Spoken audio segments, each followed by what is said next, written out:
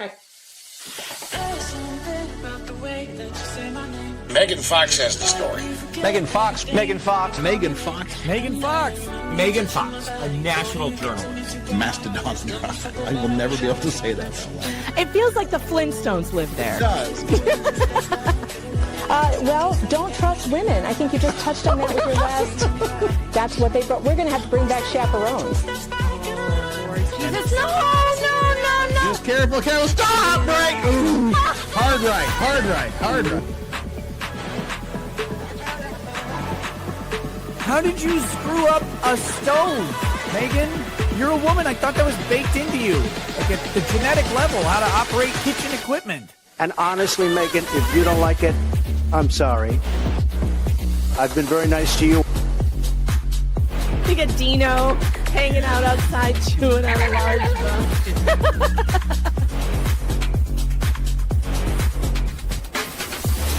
I highly recommend being targeted by the New York Times and Rolling Stone for weight loss. And I'd say, keep it coming. I need to lose 20 more. Please, keep it coming.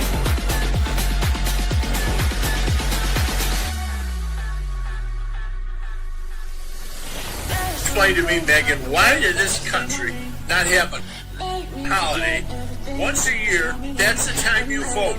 If you don't show up and vote, up your ass. You don't get another chance. You don't get, I don't care if you're in the hospital.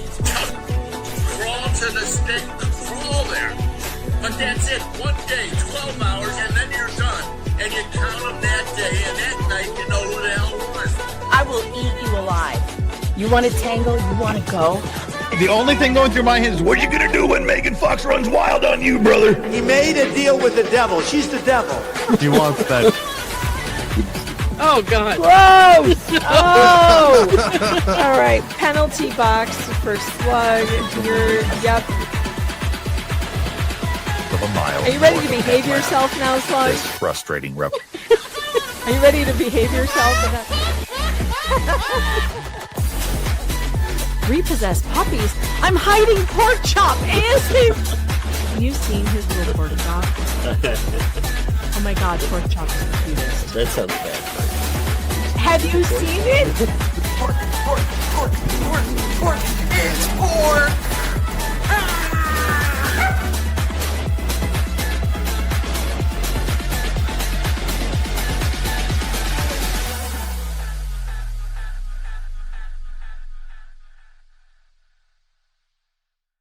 Though you may be tempted, do not contact any person or persons mentioned on this stream. Do not even think about contacting anyone who may be the topic of the daily news. If you should do that, the host will question your IQ, possibly call you names, and mock you for disobeying these basic rules of decency. All the best. All the best. Welcome back to the show, everybody. It's me, Megan Fox, your favorite medium smart journalist. I'm here with House of Flux. And you are the powers of Ryan Ralston and Jennifer Williams. We are covering the Hernandez family trial, where the state of Georgia has, actually, you know what? Jennifer, I want you to give them the recap. Can you give them the recap of what this trial is about? Because Jennifer was so involved in this whole thing. She knows it better than anybody. Like from the beginning? You just do your best to give a general overview. Just in case people are joining us for the first time. So you have a mom and a dad. They have a 3-year-old. They have a almost 3-month-old. And they live here in Georgia. Their youngest baby, their infant, they noticed a couple of weird things going on with her all within the same week. And once her little leg, they noticed her thigh is swollen. So they say, hey, let's go to the doctor and talk, see what's going on. They go to their pediatrician, who they've had a relationship with for 3 years because of their older daughter. And this doctor says, I don't know what's going on.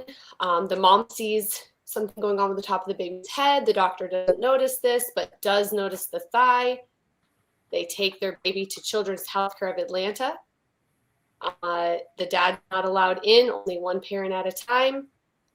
They go in, and within a couple hours, do x-rays, and they tell the mom, someone abused this baby. Was it you? or was it the dad? And from there, defects gets called. Both kids are removed. Breastfeeding baby is no longer allowed to nurse. 2 weeks later, mom gets God, that arrested. part kills me. Yeah, it's terrible. Mom gets arrested. Dad gets visits with kids. Mom's bond restriction says no visits whatsoever. The baby continues having medical problems with the aunt and uncle she's been placed with. When the aunt and uncle seek help through defects, and they're told to go to CHOA, they're told that you must have let the mom sneak over. Obviously, this baby is now being 10. So the 3-year-old is ripped from her uncle's arms, screaming, placed with a stranger in a car, and taken to a foster home. And the baby continues to have problems for the 2 years that she is in foster care, bounced around 4 or 5 different homes, not counting respite homes. And Matt and Taki go to trial. The dad, it takes 7 months, but he is also indicted through a grand jury. So both of them are indicted on the same date. So dad turns himself in. And this was right after he went on Megan Fox's show and pleaded for help and went on 11 Alive and did an interview. I think it was the next day after that interview. He was indicted, and it took 2 years to get the criminal trial. So it started in May of 2025, and spoiler alert, they were found not guilty. Thank God. And we finally have the footage, which is what we are watching today. We are on day 3. We are watching the pediatrician's testimony. We are on cross right now, and we are about to hear from Steve, I believe, right? It's Steve's turn. That's where we left off. He is the attorney for Tucky. And, or maybe he started it yesterday. I'm not sure. I've got it. Don't worry. I am editing the bingo right now because I didn't do that before. We need Catherine. Catherine gives good face. Because her face is so fabulous. We have unpronounceable doctors' names. And we have, let's see what else we have to add from yesterday. Big words. Bad pause face. Which shouldn't be too hard in this case. Flux is seething. Oh my goodness. Just yesterday was pretty bad. It was pretty bad. With Turtle Lady. Just so bad. Oh, so bad. Yes, so bad. Okay. The bingo is updated. Let's save that. And now I will copy it and paste it into the chat so that you all can start playing. We are, of course, playing trial bingo. And bingo is always fun. Also, if you want to support the show, you can send super tips. I will put the super tip link with the bingo link. And also today, so that you guys know, and if you're on the replay as well, I did put 2 links in the description of this video. If you just click by the title and you go more, you'll see the description. And in there, I have put 2 links for you guys. One for the Hernandez family fundraiser. So if you want to give to the Hernandez family and help them with their skyrocketing legal bills, because you know they have a lot of them. And going into this, by the way, Matt worked at what was it? What was the store? A record shop? It was a record shop center, like a music store. Guitar. After like he got arrested, though, he lost that job. Oh no! So he got another job at another music store. Okay, so he's working retail. His wife is working as a waitress. These are not wealthy people, and when the state puts their boot on your neck, imagine how hard it is even for middle class, upper middle class people who still don't have $100,000 sitting around to pay for great attorneys. You've got working class people who do not have any kind of money. They're just making it. They're barely making it. And now they have thousands, probably tens of thousands of dollars in legal fees. And God bless Catherine Bernard and Steve for their work, because they're excellent lawyers. And they must have the patience of Job, because I know that they've helped 2 families who couldn't pay their bills on time. And, so anything we can do to help them out, those links are in the description for You Are the Power, which is they're helping these families. There's the April fundraiser. They're raising $12,000 that will be split between the different families that need it. And also there's a separate link for the Hernandez family fundraiser, and that's all in the description of the video. Mods, if you can, go and copy those links and periodically put them in the chat throughout the show. I would really appreciate that. Shout out to the mods, by the way, because you guys are awesome.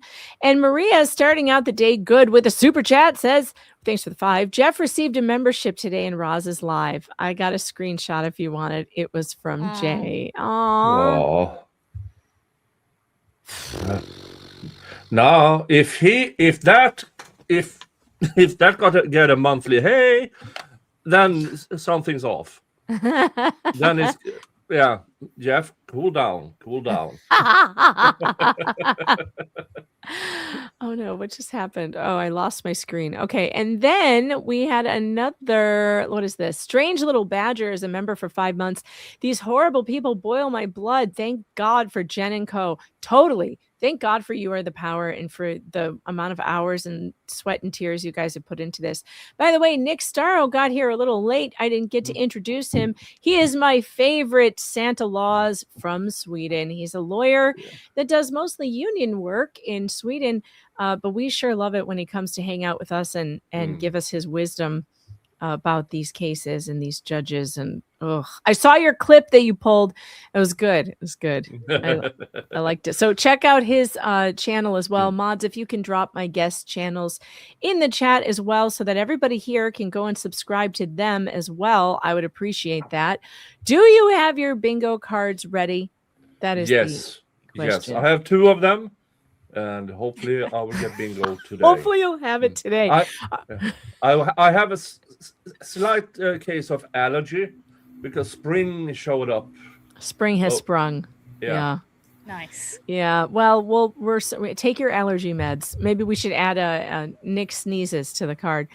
Let's see. Let's go over the possibilities for bingo today.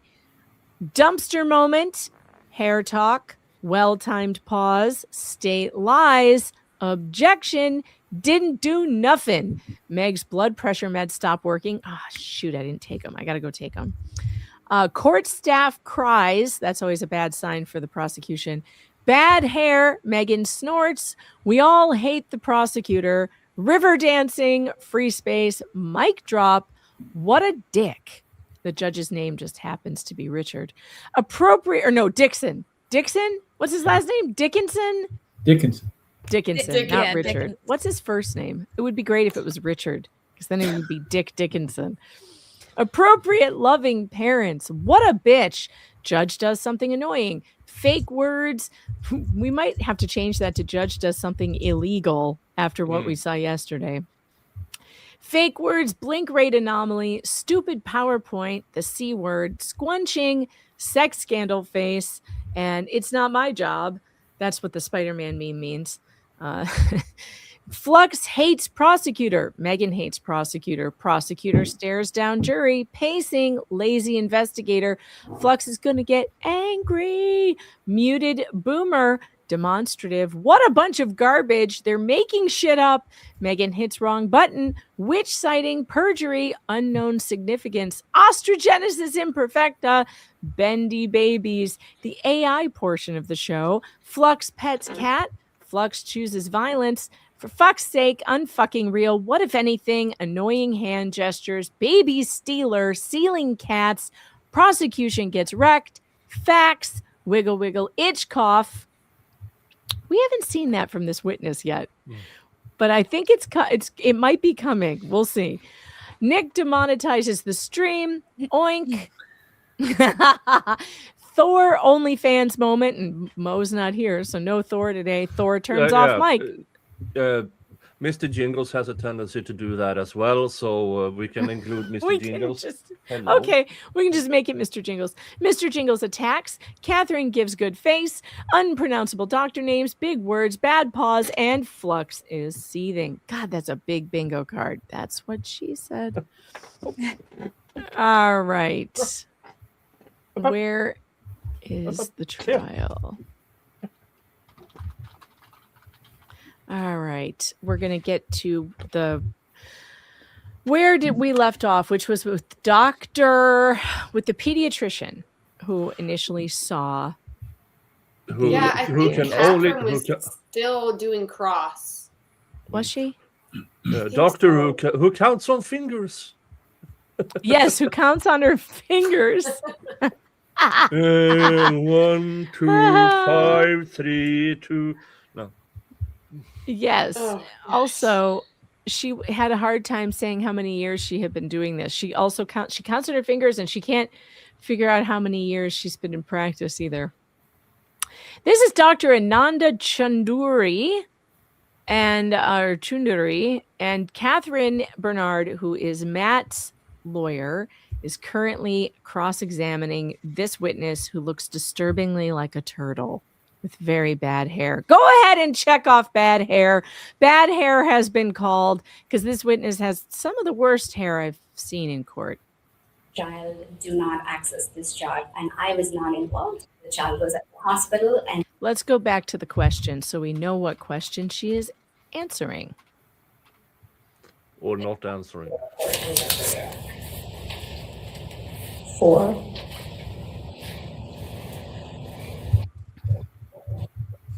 And do you ever follow through with any of those cases? All of them.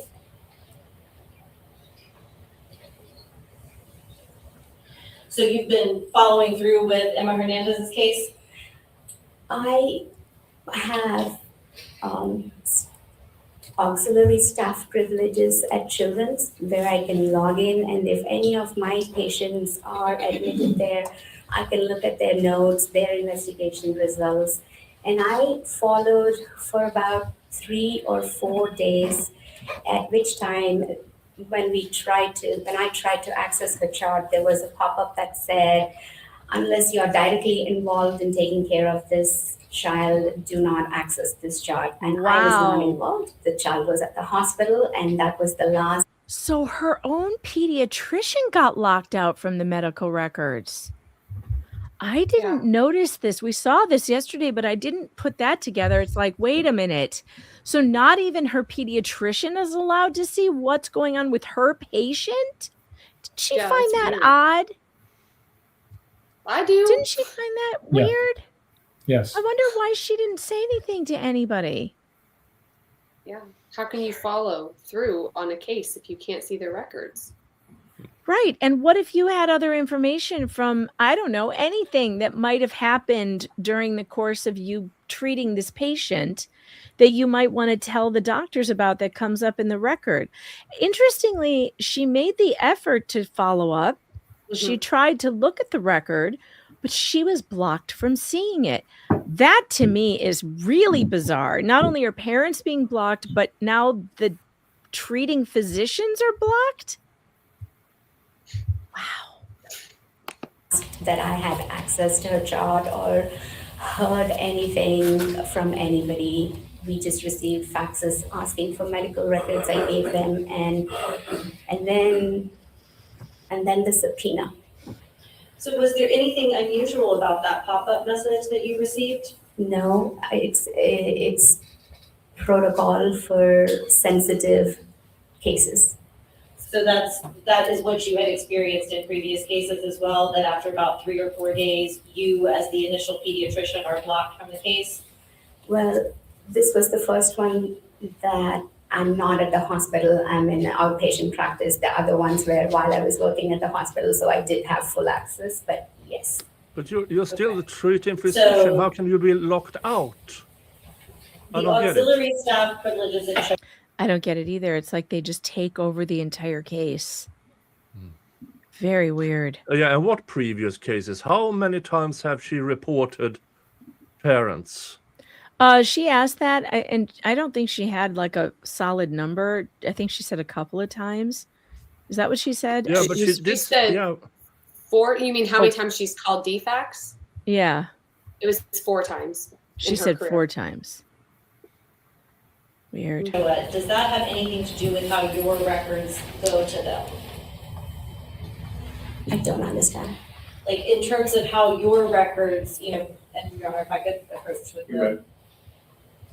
So we've got these records from CHOA, and I believe your material is a part of this. And so does your auxiliary staff privilege at CHOA have anything to do with how your records are put into the main record for Emma Hernandez?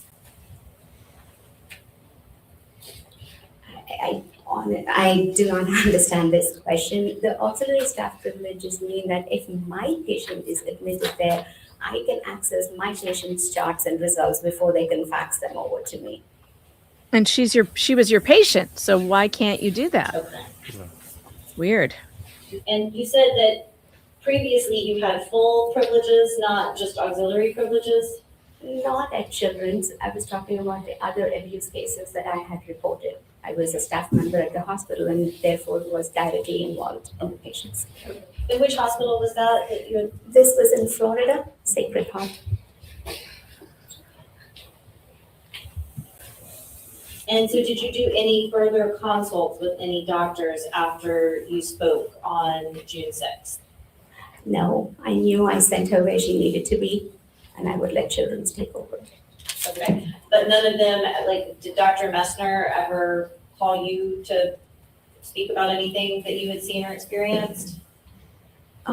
Is she the ER physician? No, he's one of the cats. No.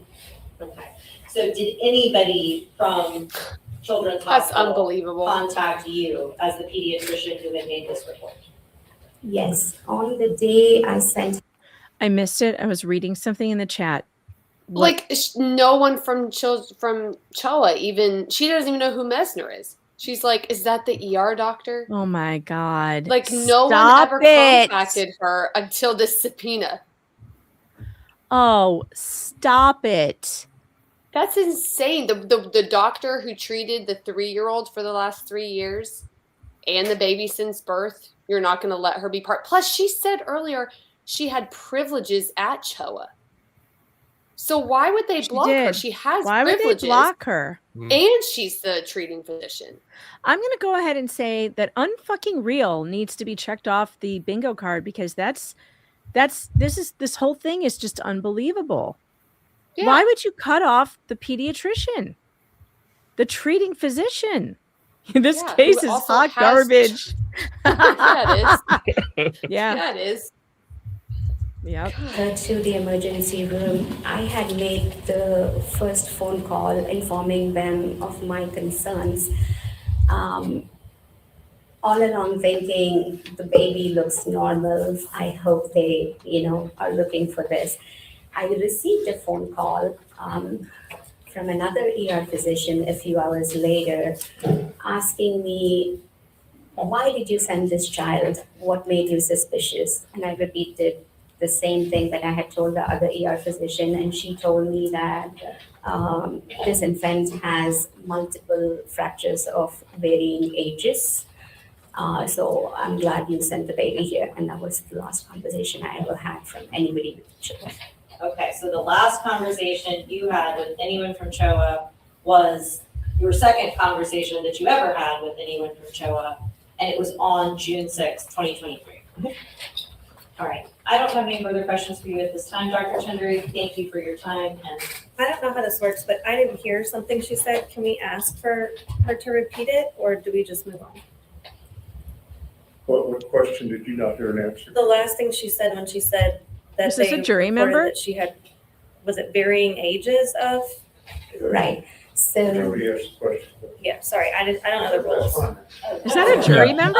and That so would have been a jury. we're talking about the second conversation. that Good you for had, her. which was the call Speak that was up. initiated I by love the that. ER doctors at CHOA to you, and then that individual gave you information, and I believe fractures of, they told you that there were fractures at different stages of healing. correct. Thank you. Did they give you any other information at that time? No. And then you never talked to any of them ever again? No. Until you got the subpoena for it this trial? Correct. All right, nothing further. Thank you very much, Dr. Chunduri. What? Good morning, Dr. Chunduri. Good morning. We've never had the pleasure of meeting before, right? I thought you walked into the room. I was Just today. Yeah. Thank you for being here. I just have a few follow-up questions. I believe you testified that Emma was diagnosed with acrocyanosis, and you're aware. I just want to say that the jury member like speaking up like that and asking for clarification is a really good sign. It means that the juror is, at least that juror is listening very intently and is paying attention to what's going on and wants to hear everything. That's a really good sign for a jury. What were your thoughts, Ryan, when you were in the courtroom, what were your thoughts on the jury? Do you have any specific remembrances of what this was like and how the jury was reacting? Yeah, the jury, you could see by around day 2 or day 3 that the jury was engaged more with our witnesses or with our attorneys than they were with the state's witnesses and the state's attorneys. They were really starting to pay attention to what Steve and Catherine were saying. And by the time we got to our witnesses, not just on cross, but by the time we got to our witnesses, we started to gain a little more confidence that the jury was going to see things our way.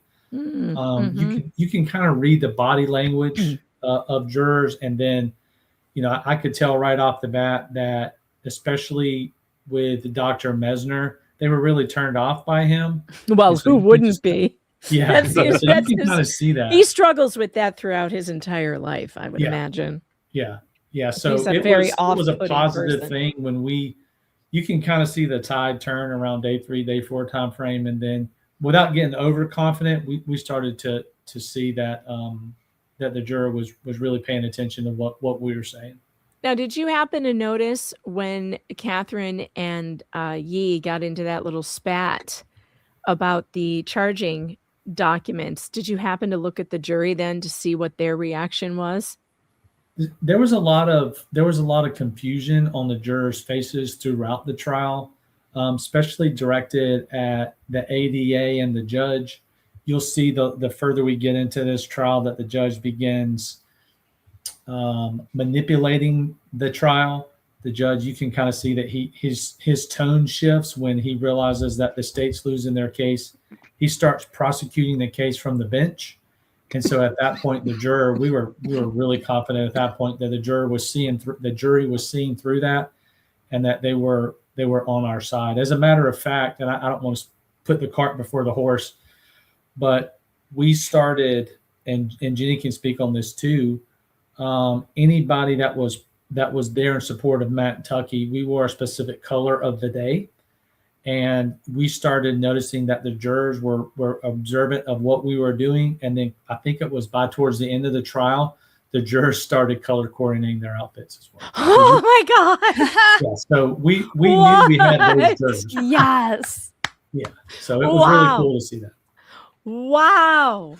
I love when the people take a stand. Yeah. Well, yeah. Well, it's interesting to me too. I bet, frankly, that the judge's behavior only worked against the state because people do not like somebody's finger on the scale, right? I mean, you do not want to see a judge putting his thumb on the scale for the prosecution. That's very upsetting, especially to the jury who have been told this whole time, you are the finders of fact. The judge is not. He's just the guy calling balls and strikes. You are the people who matter here. And so when that judge tries to stick his thumb right on that scale, as a jury member, I'm going to be pissed. Like, don't you step into my realm. This is mine, not yours. Yeah. And they did see that, Megan. And then after the trial, we pull the jurors, we go up and talk to them, just try to get their feel about what they thought, like, on the pros and the cons on both sides. And they were just, the ones that we spoke with were more confused by the judge's actions than anything. Yeah. Yeah. Oh, the jurors in the Afroman trial had the same reaction to the judge putting his finger on the scale too.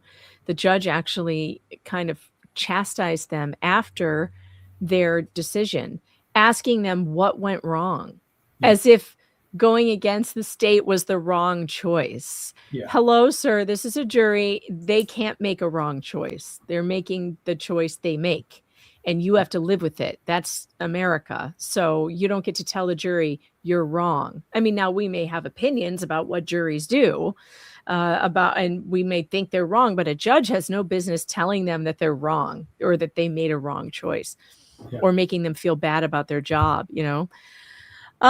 Gosh, this is I can tell my blood pressure is rising. I need to go get my pills.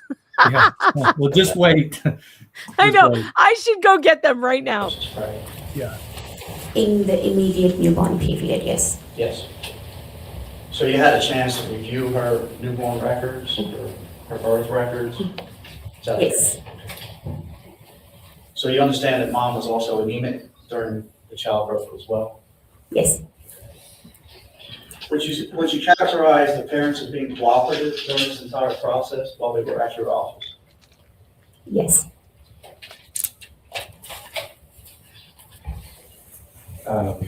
You also understand that, did you run any labs at all on the ammo at your office? Did you order any labs to be done? No.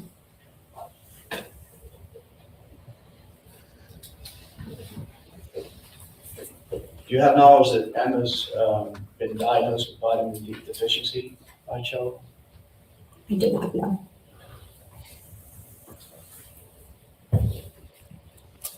You agree that vitamin D is a hormone and not a vitamin, based on your education? It's both. No. Is it? No. No. No. No. It acts like a vitamin, but it's not a vitamin. I don't Yeah. think it is a vitamin. No. Yeah, we went through It's this not. in the Tim's trial. It's not a vitamin. It acts as I mean, Clark we said, call it acts it like a vitamin. vitamin, but it is a hormone. It is a hormone, which is why Yes. it's an interesting dosage and why you have to kind of monitor it and you can't. Yeah, no, that's not right. Look at her face. This is a condition which results in a bluish or purplish. I stand by my assessment that this woman is too stupid for the job she has.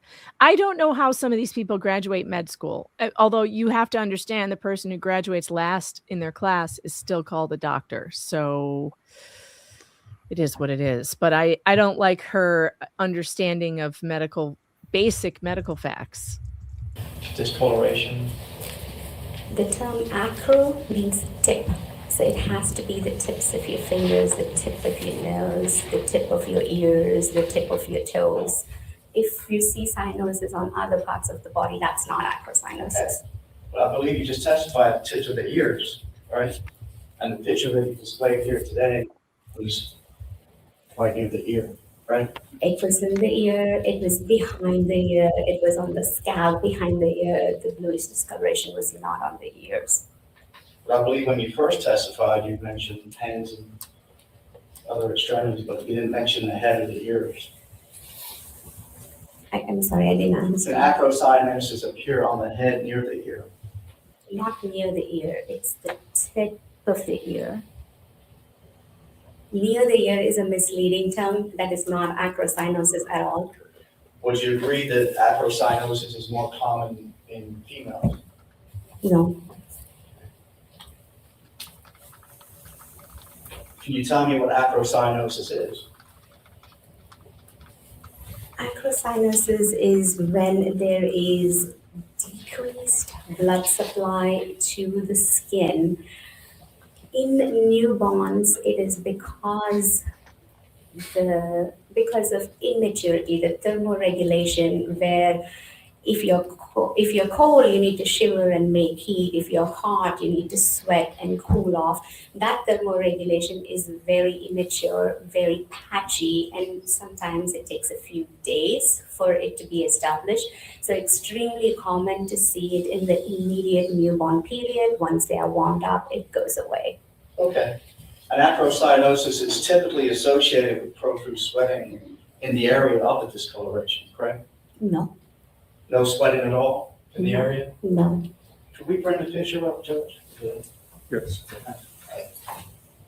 Stay together.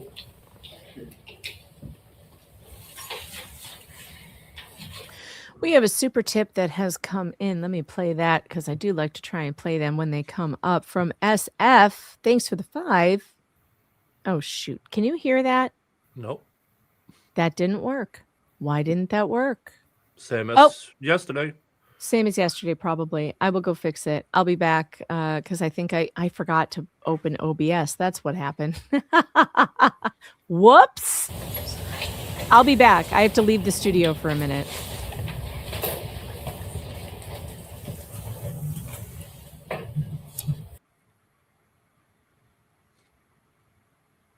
Oh no, it took the video with her. Yeah. She like left. That's all right. Okay. Megan presses the wrong button. We can put that in our bingo card.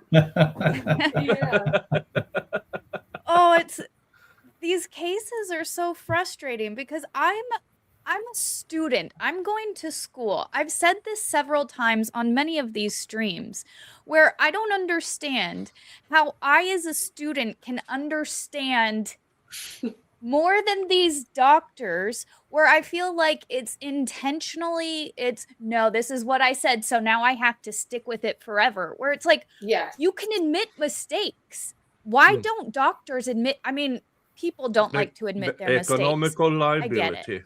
Yeah, it's But all it's about like- the liability.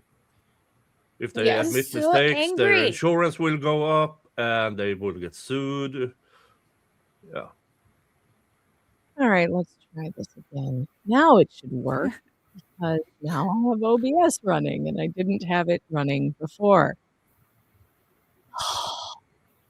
Max, if Nick Ricada joins and demonetizes the stream, does that still count? It still as counts Nick? as a Nick. Okay, yeah. And it's perfect because it's always the Knicks, It's always the Knicks. Let's try that again, SF. Thanks for the 5. Now, Megan, you know it would be harder for the state to steal kids if everyone could see the records of what is going on. True. Also, is there such a thing as insurance for new parents that cover legal costs? There's been some talk about that. It was after the Kowalski trial. So Maya Kowalski said that if she won her case, which she did, she was going to invest that money in a legal fund for parents who are going through this. And of course, what did J Hatch do? Well, they have taken that money away from her by endless appealing and now getting the trial overturned. So is there anything like that for parents? No, but there was going to be. And that's what Maya was going to do with the money. But you can thank J Hatch. You can thank Johns Hopkins, all children's, all drop kid, John's drop kids. You can thank them because they're the evil people that run that place have done everything in their power to keep that family from being made whole. Ricada, what are you doing here? Why aren't you in the stream? You have the link. What's up, Flux? I would be a lesbian with you any day of the week. Don't be gross. With the Maya Kowalski case, how can J Hatch lawyers be so despicable? Well, because they get away with it. See, now a majority of her case gone. So that is how they can be such absolute assholes. Because the state and the lawmakers allows them to. Yeah, they have no boundaries and they have immunity. So it doesn't matter what they do to you; they will never be held accountable for it. I don't agree with immunity, like at all. I don't think any profession, anyone, nobody should have immunity. That only promotes bad behavior. It promotes no consequences. Mm-hmm. Like, no, how it's absolutely right. Like, I understand in theory, it's good. Like, you want to protect the people that are trying to help. However, in practice, it's not good. It just protects the bad people. It just protects bad people. I take it back, Nick. You're not being gross. I missed the second part, which was, alongside of you, He says, publish my follow-up. Alongside her, I support her taco bar obsession. Well, wonderful. You're not being defamed. Now be quiet. If you want to come in here and hang out, come in here. You have the link. Stop distracting the chat. I'm just kidding. You can be here. I am sharing. Okay, I had to pull the cord back up. Here we go. All right, Steve. We're expecting Steve to destroy this witness. Now let's go for it, Steve. Taco twins.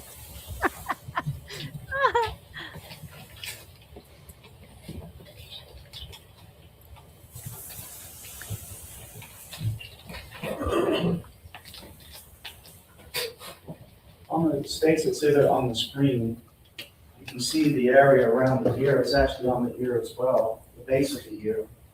Would you agree I feel that like the this markings picture are also isn't discolored like it was yesterday. Yeah, no, it's not. Okay, so yesterday it was blue. The whole picture was blue. So maybe they fixed the TV or the computer. Or are we looking at it looks are we looking at This is the screen. No, behind the I feel like defendant.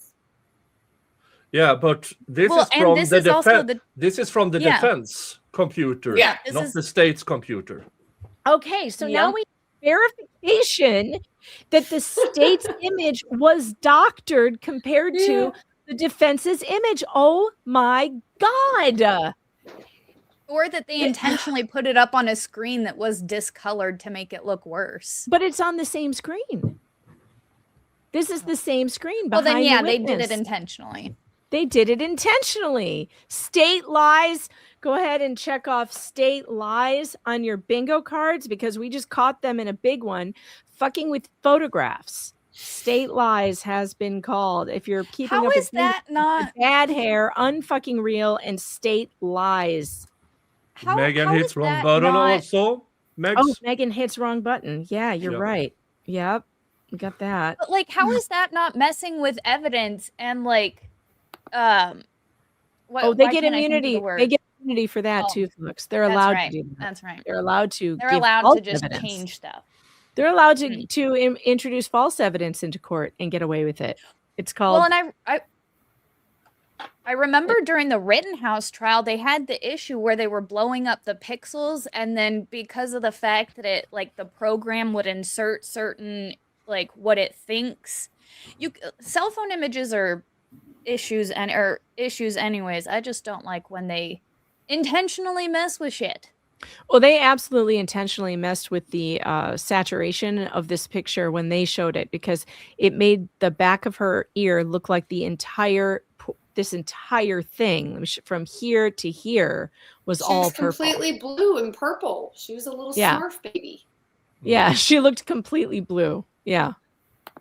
Base, that's the back part of the ear, but the most blue discoloration that you're seeing is on the scalp, under the hair. Most, but not all. And, I can't even see the tip of the ear in this picture. It's covered by the finger.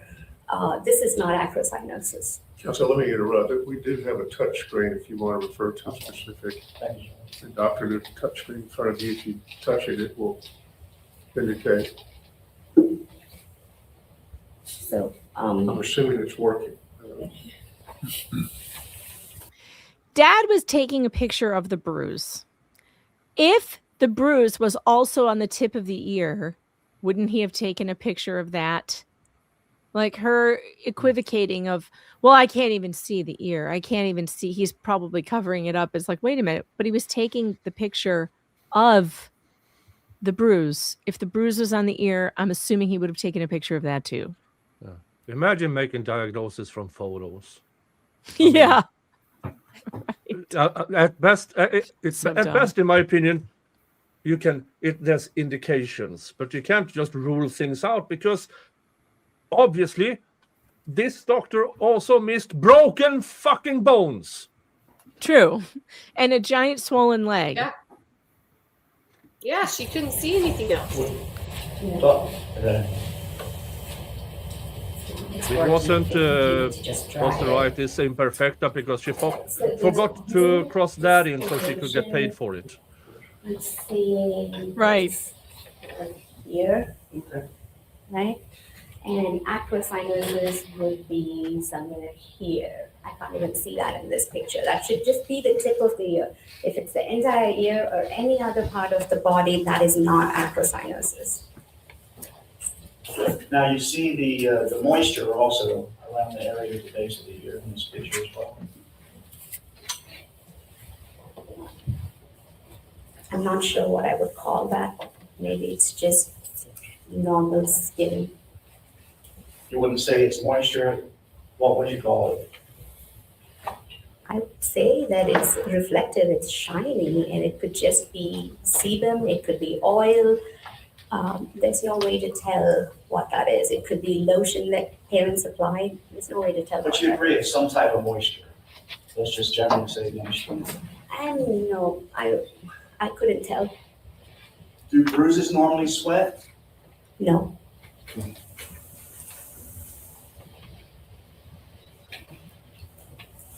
Interesting. That's a fact I And didn't bruises ever think typically about will before. Bruises appear don't for- sweat. persist for days, correct? Correct. And typically, strike that.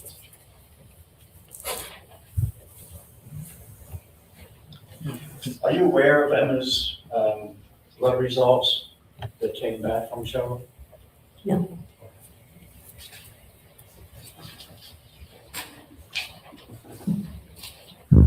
You mentioned that the sweat chloride test, though, came back negative from Showa during your testimony?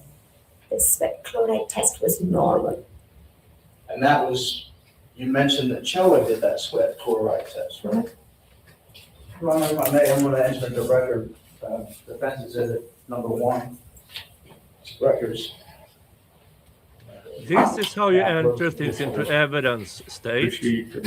You announce it. You Yeah, maybe give it a the number. prosecution should take notes while Yeah. he's doing this. Yeah, They have a problem entering their evidence. They just don't do it. yeah. No, Which ones are these? This is the one up to the.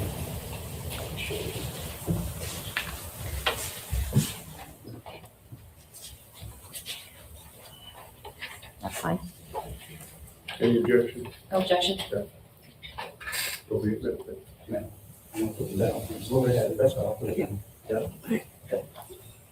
If you could turn your attention to page 109 of the record. I may change the page on one second.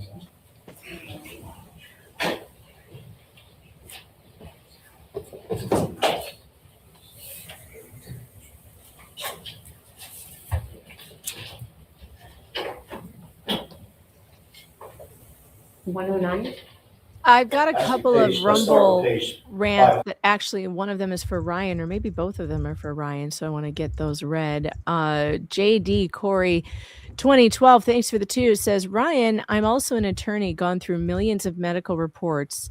I will be happy to pro bono look at any report from a child abuse specialist. If you're interested in that, Megan and Tug know me.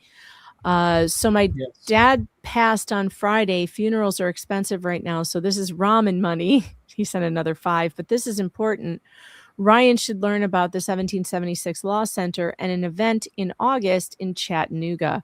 Hey, JD, send me another email so that I can forward it on to Ryan, because I know I have emails from you, but they're buried. So send me an email and I will connect to the 2 of you. Thank you so much. Yeah, that's great. And yes, JD has quite the story of medical negligence that he experienced as a child. Just awful, just terrible. So he might be a good person to talk to.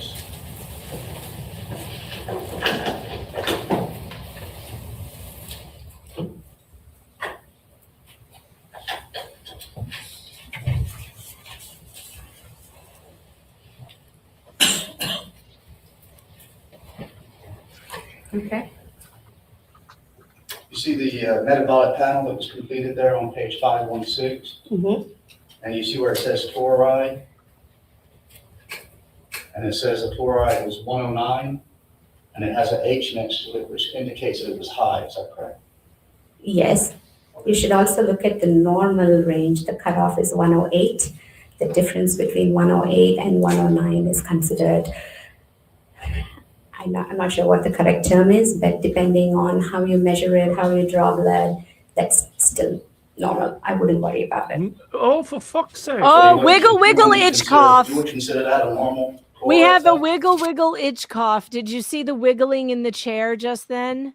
So, Jen, do you want to explain what wiggle, itch cough is? Yeah, so it's specific to one of my children. When you're asking like a direct question, and she has gotten better with this, but when she was a little bit younger, something on her would always itch, or she would have to like move position, or Yeah. and sometimes it's all three. It's very possible. It just means I don't want to answer this question, and I don't like where this conversation is going, and I want out. Yep. And you started calling it wiggle, itch cough. And we just saw that from this witness. She gave a little wiggle in her chair. I backed it up a little bit so you can see. Also, we might be able to call off blink rate anomaly. Watch her eyes. She blinks about 6 times during the answering of this question. I'm not sure what the correct term is, but depending on how you measure it, 3, how you draw blood, 4, that's still normal. 5, I wouldn't worry about it. 6, So you wouldn't, and she's you wouldn't wiggling. consider that a normal chloride test? I'm calling it wiggle, itch cough, and blink rate anomaly. So the cutoff is 108. This is 109. So it is above. But she still, it's still normal. No, that's why it's a cutoff. But point, remember, because- she doesn't know the difference between abnormal and normal. We did learn that yesterday. We've established that. Same. She doesn't get it. Yep. So she forgot to cross that in on the Medicaid frauds application. Medicaid fraud. I mean, Medicaid report. Yeah. Yes. Oh boy, that was aggressive. Holy crap. Hold on. I got to go back. We have to watch her again. This is a really interesting reaction she's having. Yes. You should also look at the normal range. The cutoff is 108. The difference between 108 and 109 is considered, I'm not sure what the correct term is, but depending on how you measure it, how you draw blood, that's still normal. I wouldn't worry about it. So why is 108 and not 109 the cutoff then? Yeah, right. Exactly. Why is it? Why like? Yeah. Why have cutoffs if? But cutoff points is often, you have this Venn diagram, and cutoff points is usually, okay, where do we put it into the abnormality? It's when it starts to get not normal. Okay, here's the cutoff. Now, sure, there can be interpretation, but it's still a cutoff point because the rest of the medical field says, check shit out. Yep. Yeah. Yep. But they don't want to do that. They just want to keep saying everything is normal. Is that a normal chloride test? Yes. Have you seen this test before? No. She doesn't want to look at him anymore. What is she looking at? You know, you're not looking at a document. You're not reading notes, or is she? Did they give her something? Yeah, Steve gave her a chart to reference. Okay, some I was trail going to say records. she's either just avoiding looking at him or she's looking at a chart. Okay. For the sweat chloride test from children. I believe they were faxed to us. That was normal. Did you bring that here with you today? Any of those records? No. Blink rate anomaly again. She just closed her eyes for several seconds. She was like, that's really weird. She's getting uncomfortable. There's something about Steve's questioning that she doesn't like even more than Did you Catherine. do a Z-score on Emma while she was in your care? No. What is a Z-score? Ah, she doesn't know. I guess we shouldn't be surprised. Did you measure her head circumference? Did you measure Yes. her BMI? Not her BMI. We measured head circumference. BMI measurements are usually done for children 2 years and older. And we do a head circumference for younger children. Well, a complete Z-score would include BMI, weight, head circumference, and height, correct, typically? the growth parameters that are recommended by the American Academy of Pediatrics for children less than 2 years of age are weight, height, and a head circumference. You agree that Emma is also of Asian descent, correct? I believe her mother is Asian. Okay. That would make her Would that Asian. affect the sweat chloride test as well? No. What, isn't it Really? harder to detect cystic fibrosis in Asian children versus Caucasian children? Well, Asia is really, really big. I mean, there's difference between West Would you agree Asia, that which the is mean score value Iran, for Asians? and Japan. I mean, so what part of Asia? But I understand what it means, but needs a bit more clarification because there's an illness called Viking head, which only exists in Scandinavia and Japan, and they don't know why. That's interesting. Yeah, Only in Scandinavia and Japan. That's so specific. yeah, and nobody knows why. Is typically lower than that for Caucasians on a sweat test? I do not know that information. Aren't you a pediatrician?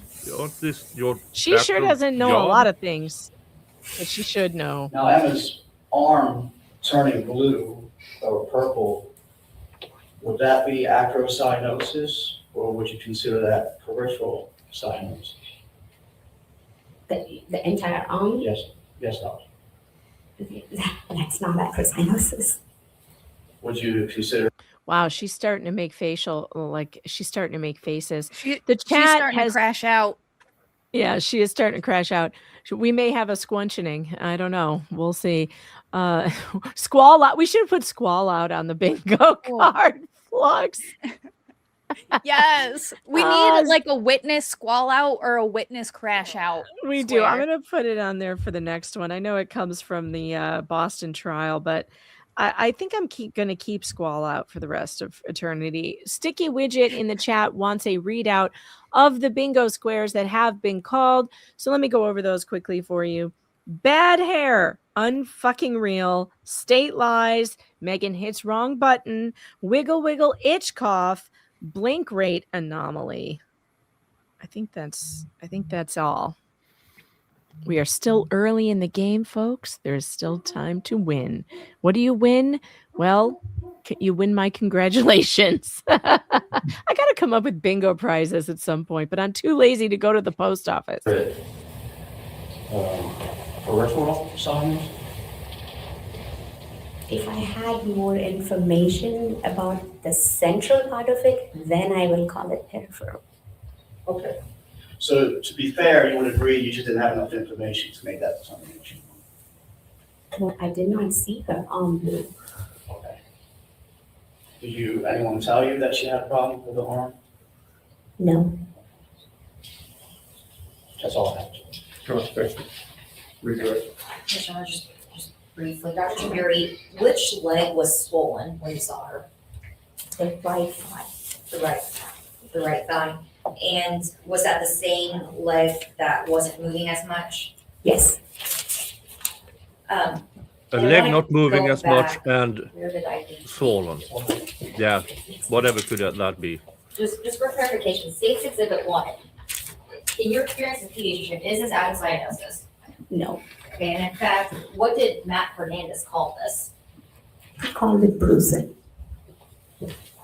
He's not a fucking doctor. Now, just going back, before you made any contact with the Children's Healthcare of Atlanta doctors, were you suspicious of non-accidental trauma? Yes. Any bruising in a non-mobile child is highly suspicious of non-accidental trauma. Nothing further. Thank you. Oh my goodness, SF, this is the best idea ever. Megan, have them select something from Jay and then he can send them out. That would be exactly what he deserves. I should start telling people that, yeah, Jay will send you something from the store if you win my bingo.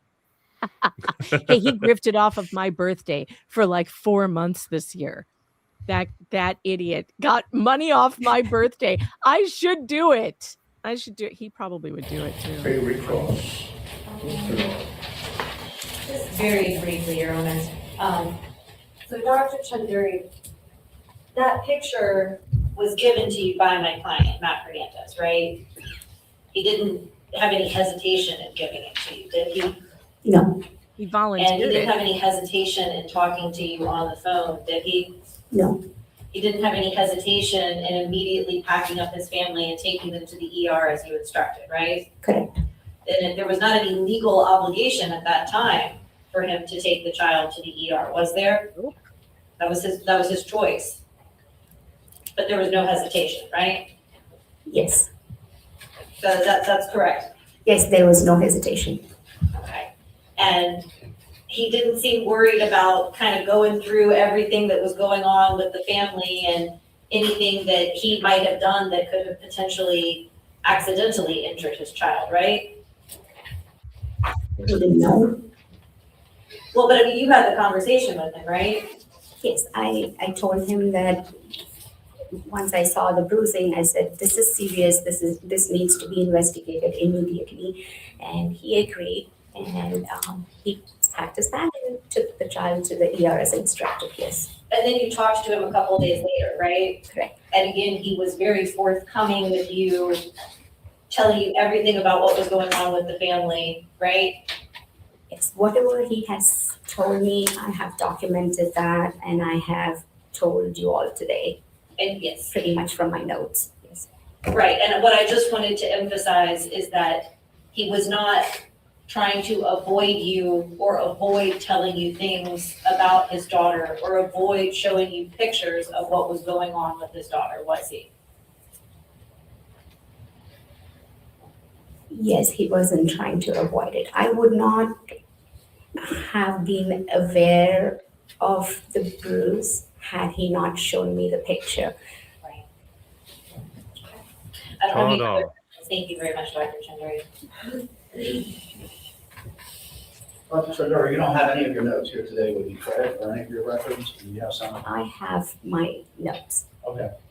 Now, you mentioned that the Hernandezes came in, they were concerned about the head. They were also concerned about the leg, right? The foot and the leg. Thank you. All right, anything else? Hi, Your Honor. All right, any reason why this witness can't be excused? Yeah, Your Honor. All right. Man, thank you for being here. You want to? All right, we're done with her. She's done. Your Honor, I'm done with this And one. not soon enough. Oh. All right, so now we have, let's go back. The next witness, well, I'm kind of happy we're done with her. I was hoping we wouldn't have to sit through like 2 days of her. Dr. Rachel Krieger. Oh, I can tell I'm going to hate her. Problem glasses should be on the bingo card. It's going on next week. Problem glasses have to go on next tomorrow. Are we doing this tomorrow? No, I have that medical thing tomorrow. So yeah, next What? week. Dr. Krieger, It's Friday tomorrow. Ah! Oh no. This is the face of every woman in a gender studies class who makes your life a misery. I don't want to be so incredibly rude. However, are we sure this is a biological woman? Why has Woody Allen grown out his hair? Again, He does look like Woody Allen. It's true. Sorry, Ryan. We're very juvenile here. I don't know if I No. warned you. Do not take us too seriously. Yeah. And by the way, look at this. I can more or less mock anybody I want with this face and this body type. Sorry, yeah. Jennifer knows. I can even make fun out of Appalachians because this is 1,000 years of Scandinavian inbreeding. Jennifer knows she has put up with a lot of our juvenile behavior on this program, but It's worth it. It's worth it. we deserve. We believed in mockery across the board, and this. I'm sorry, Yeah. this mockable face. I. The problem glasses alone. Oh, I love it. I love it. The only thing that would make it better is if these glasses were a crazy color, like pink or blue, or like something really bright, you know. I'm a big fan of problem glasses. I own several pairs. I'm going to give her Dame Edna glasses. You know why they call them problem glasses, by the way, is because the second you see somebody in glasses like this, you know they're going to be a problem. So Well, if I are can they make similar them... to my glasses? I feel like they're similar. Do I have problem glasses? I'm No, like, they're not no. so You know, different. you do not. You're not a problem. But I do have several pairs of problem glasses myself. But these became all the rage. You know, this is just. These Oh, would be like. gosh. There we go. That would be what would make it worse if they were hot pink, or something like that. I mean, maybe maybe she's not crazy. I don't know. Maybe we'll find out she isn't a problem, and then my theory will go to shit. But I do have a theory about problem glasses. When I see them, I think, uh-oh, she's going to be a problem. Problematic. That's your hypothesis, because I think you're not gonna be shocked by the result. I never am. I have the same theory about women with hyphenated names. I have yet to meet one, yet to see one that's not problematic. Jennifer keeps adding and going. Okay, which one is actually you, Jen? There's 2 Jens now in the studio. I'm sorry, Megan. There, is that you? Okay, I'll kick your other one from the studio. So there we go. All right. Now I won't be confused. It's okay if you're having tech problems. I totally get it. No worries at all. All right, here we go. What's her name? Dr. Rachel Krieger. Oof. I'm a pediatrician who works in the emergency department. And can you tell us a little bit about your educational background and medical training? Sure. I did my undergrad at Georgetown. I have 2 master's degrees in medical Her science voice and doesn't clinical fit her research. face. It does not. She has a real No. little girl voice. I will say this about her hair, though. This woman has a fabulous head of hair. Unfortunately, she's not treating it the way that she should be, but these curls are really something. But curls are really hard. So I give you a pass. I give curly girls a pass because they're very difficult to work with. You have to find the right products. But her main problem is a volume problem. She's not clipping her roots when her hair dries. So it's drying flat down to her head, which is making it look like what's his name? What's that guy's name? Carrot Top. Tony. No. No, Weird Al? no. Well, Weird Al has great hair. Actually, he does his hair really well. It's Gene Wilder. Yeah. Yes. Gene Wilder his hair was always out of control. If she would, when she gets out of the shower, I'm going to give her a tip. When she gets out of the shower and she puts her product in, she should put it in upside down, first of all. And then when she flips back upright, she needs to take little clips and just like clip those root pieces all over the top of her head, clip them up until it dries. Then you take the clips out and you'll have really nice volume on the top. That's what we're missing here. But she has really, really good curls, like good curls. Meg, I made pick. You what? Yeah, share pick. Oh, you shared a picture. Okay. Yeah. Wait. What is this? Hold on. I have to take this one down first. It won't let me share your picture. Those are Dame Edna glasses. I love it. I love it. Sorry, Jennifer, I didn't see you in there. All right. There we go. Oh my goodness. That's funny. All right. Here we go. Wait, Jen, do I have the right one? Oh yeah, there we go. From Boston University. And then I went to med school at Midwestern Oh University. yeah, check off Hair and Talk. did my residency training in pediatrics at Emory/Children's Healthcare Midland.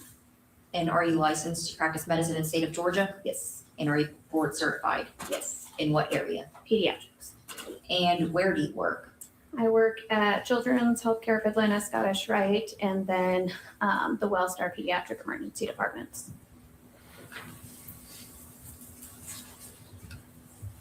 And were you working, where were you working on June 6, 2023 at approximately 1:13 p.m.? That would have been Scottish Rite. In the emergency department? And do you remember a child by the name of Emma Hernandez arriving at the emergency department around then? Yep. And can you walk us through when she arrived at the emergency department, what happened? So they would have gone to the triage desk out front, been triaged based on acuity, and then depending on whether there was a room available or not, put in the waiting room or brought the actual room in the emergency department. And then once they are in a room in the emergency department, they're seen based on how long they've been there in order of acuity. She would have been the next up to be seen, and either myself or whichever physician would have signed up for her, or the nurse would have seen her first. Okay. And did you see Emma Hernandez that day? Yes. And when you went to the room to see her, what happened? So first we always ask, why are you in the emergency department? Get the story, background, any relevant medical history. And then we do our exam. Sometimes we do the exam concurrently while we take the history, and sometimes it's afterwards. And so in this case, did you ask, why are they here? Yes. And what did they, I guess, first of all, who did you talk to? The mother. Okay. And did she tell you why they were here? Yes, it was for some leg swelling, and then she also mentioned there had been on and off facial bruising and bruising behind the ear that was resolved by the time they got to the emergency department. And did she give you any other history? No, full term, no birth complications is the history we got.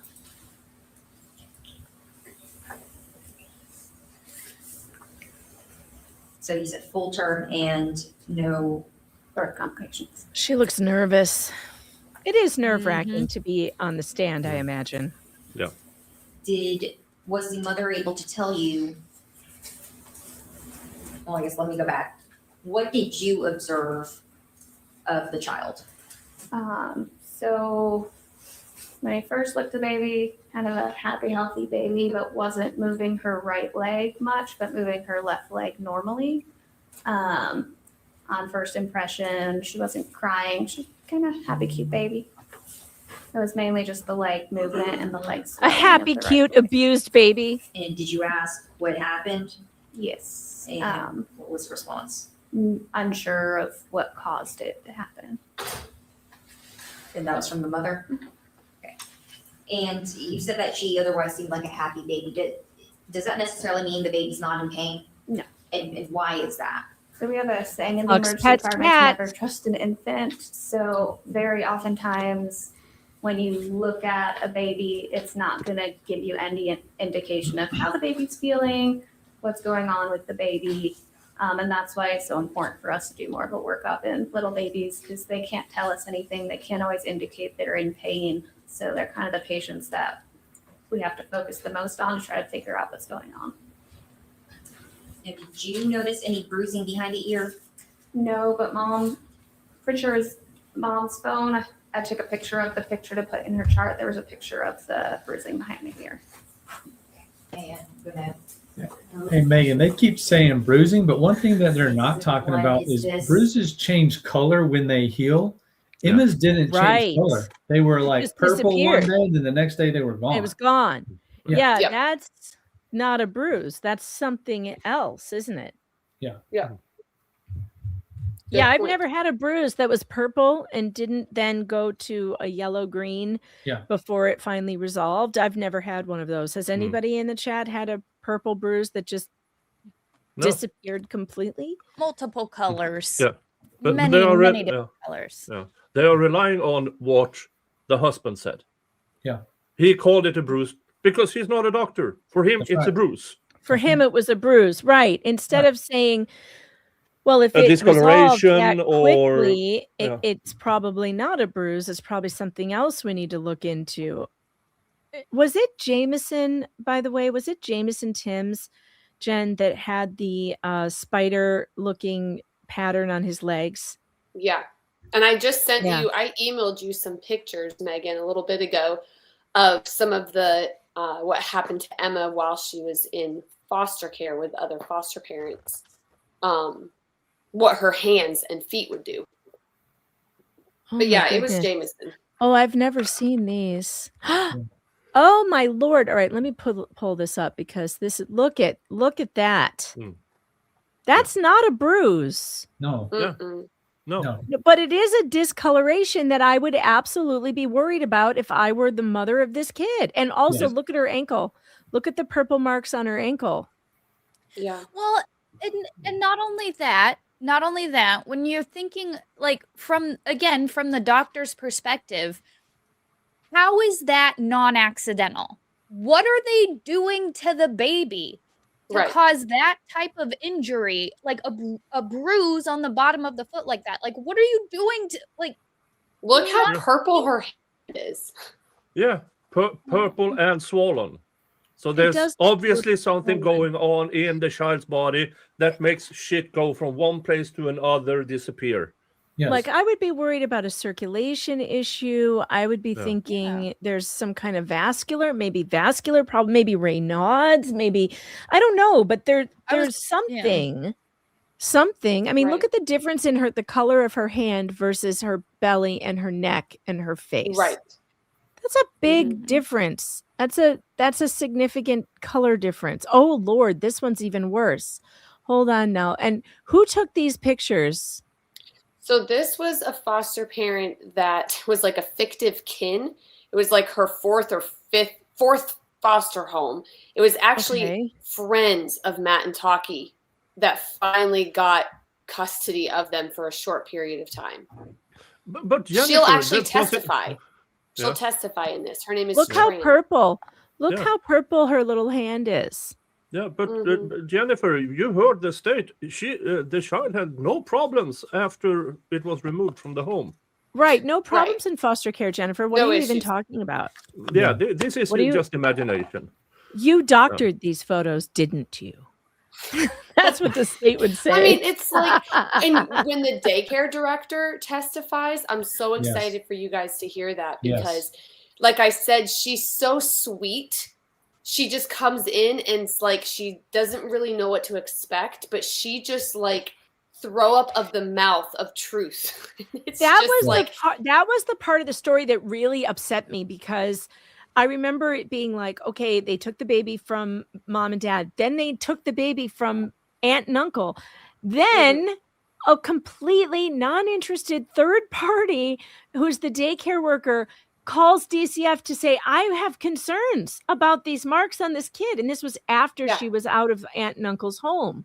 And yet the state just wanted to completely pretend like that never happened. That in juvenile court, angry. She testified. The judge didn't care at all. Heather Dunn did not care that she testified this baby threw up every day. In fact, that very day that we were at court, the foster parent was whispering to somebody else, and we overheard that Emma was at the emergency room that morning for throwing up. Yep. Oh my. That morning. God. Yep. But Ashley Smith, the DFACS worker, would get on the stand and say, oh, the children are thriving. They are thriving in there. That's why they're put into an adoptive home. Wrong. So it's just like they never wanted to tell the truth. But here's the truth. In the photos, you can see it. The photo that the mom showed you. So after observing, I guess let me go back. Did you ask who had access to the child? Yes. Okay. Baby wasn't in daycare, so it was just mom and dad. And after you made these observations, what did you do next? So based on the leg swelling and the bruising behind the ear, ordered something called a skeletal survey, which is what we order when there's some concern for non-accidental trauma, in order to assess for any fractures anywhere in the body.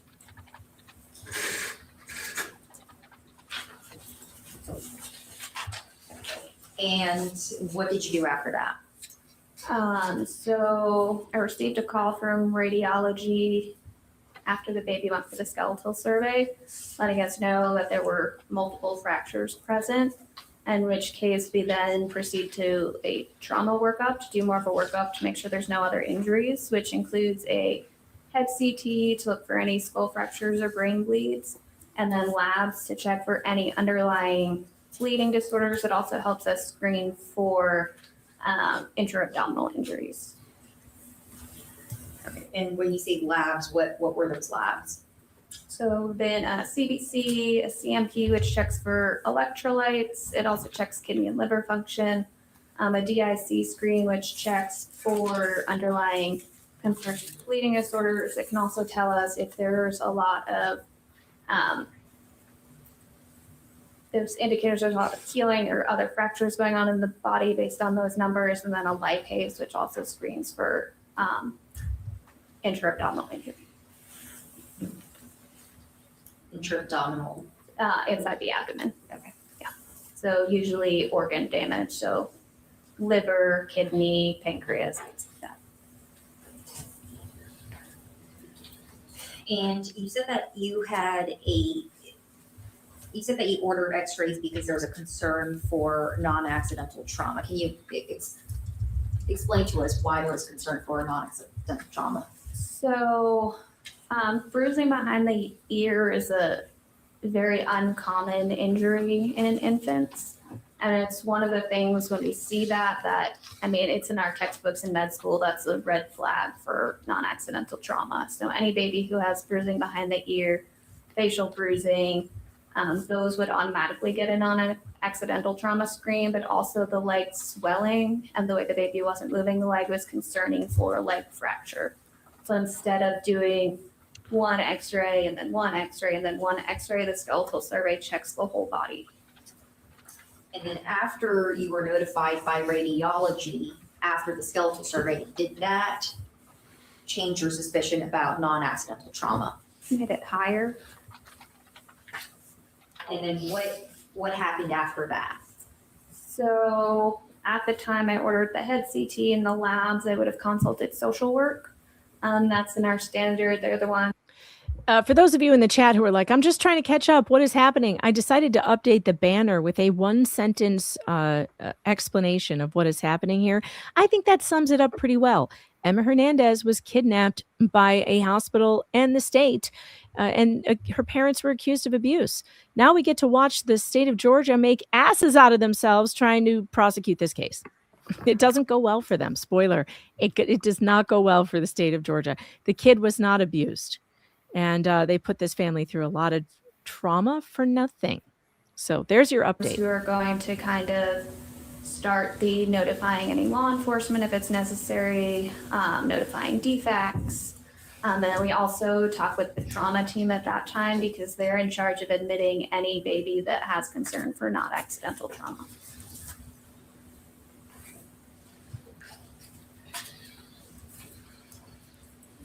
So even after receiving the skeletal survey results, you said that your suspicion for non-accidental trauma was higher. Can you explain that to us? Yeah, so I mean, based on the exam, it wasn't surprising that there was a leg fracture, but there were also rib fractures noted, which is an exceedingly uncommon injury in babies, and then another thing that is a huge red flag for non-accidental trauma.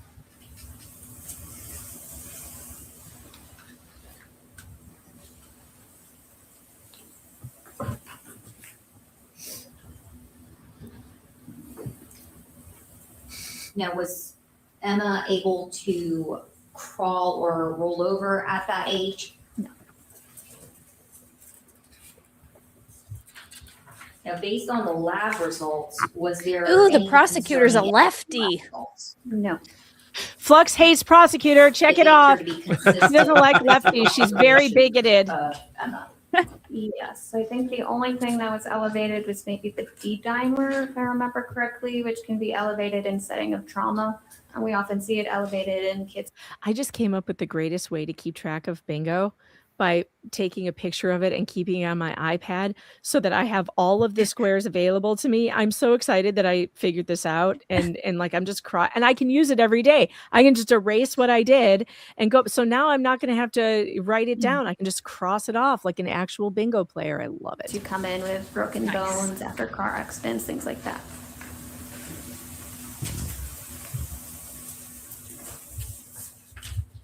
But why was that elevated when the bones were already in a healing state?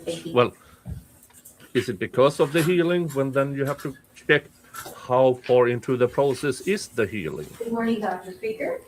Yeah, I do not know. That sounds like a question for Dr. Bones. Hopefully Dr. Bones Yes, will it be will coming be. up.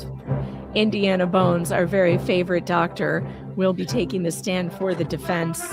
I hear that Dr. Indiana Bones has JKD Buck's meme framed and on his wall. Yeah. Indiana Jones in the Temple of the Cahoon. That's so awesome. I know. You need to, if JKD is here, he needs to make one for this season. We need a new season. We need a new Revenge of the Cahoons, possibly. We need a new poster for Dr. Bones. Right. So you saw Emma Hernandez on the afternoon of June 6, 2023, right? Okay. And do Sticky. you remember? I'm a was she lesbian. with her Wait. mom and dad, or just her mom? I remember the mother, and I'm sorry, I don't remember if both parents were there. Do you remember if you guys had a policy in the emergency department at that time about only one parent being able to come in? We did during COVID. It was changed right around that time somewhere. I don't remember if it was before or after.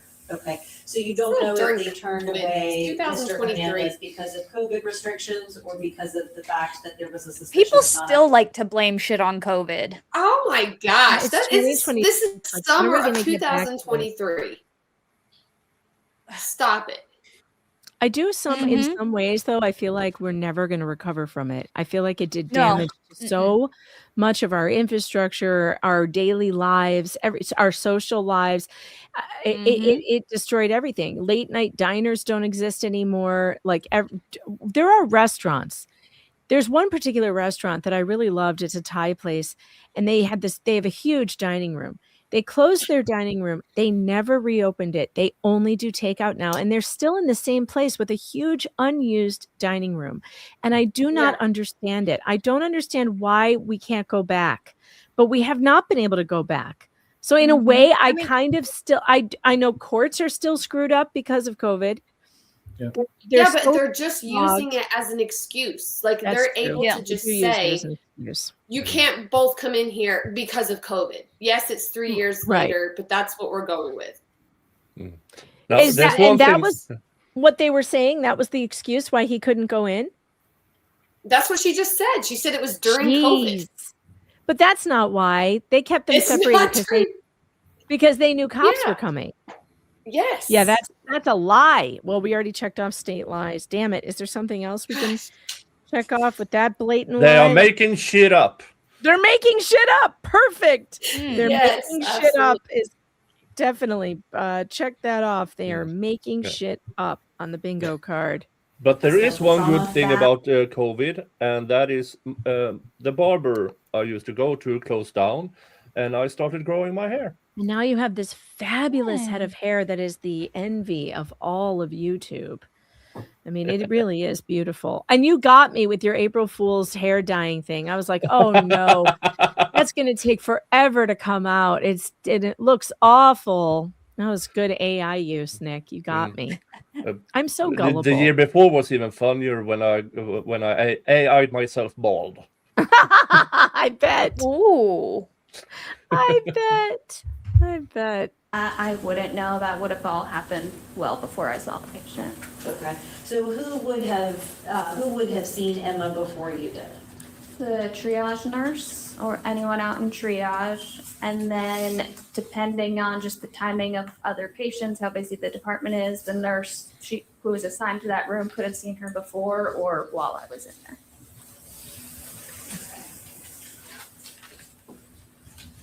And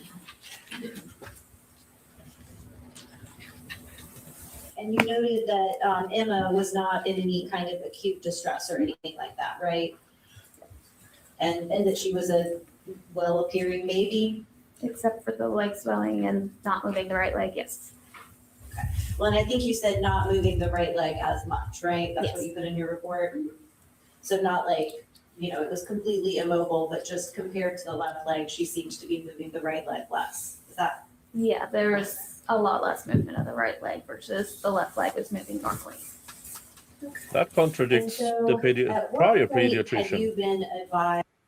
Well, that other pediatrician she didn't see anything. Her skills of observation are lacking, let's just say, because she didn't notice anything. So at least this doctor did notice that there was the same thing that the parents noticed. which was one leg is swollen and she doesn't seem to be moving it like the other one. Sticky wants to know, what is Dr. Bones' real name? We don't talk about Dr. Bones' real name because, as we learned in the Maya Kowalski trial with Dr. Joe Corcoran, when doctors come forward in these cases and they tell the truth and they make a hospital look stupid, they will have professional blowback and be blacklisted and have terrible things happen to them, like Dr. Joe Corcoran has.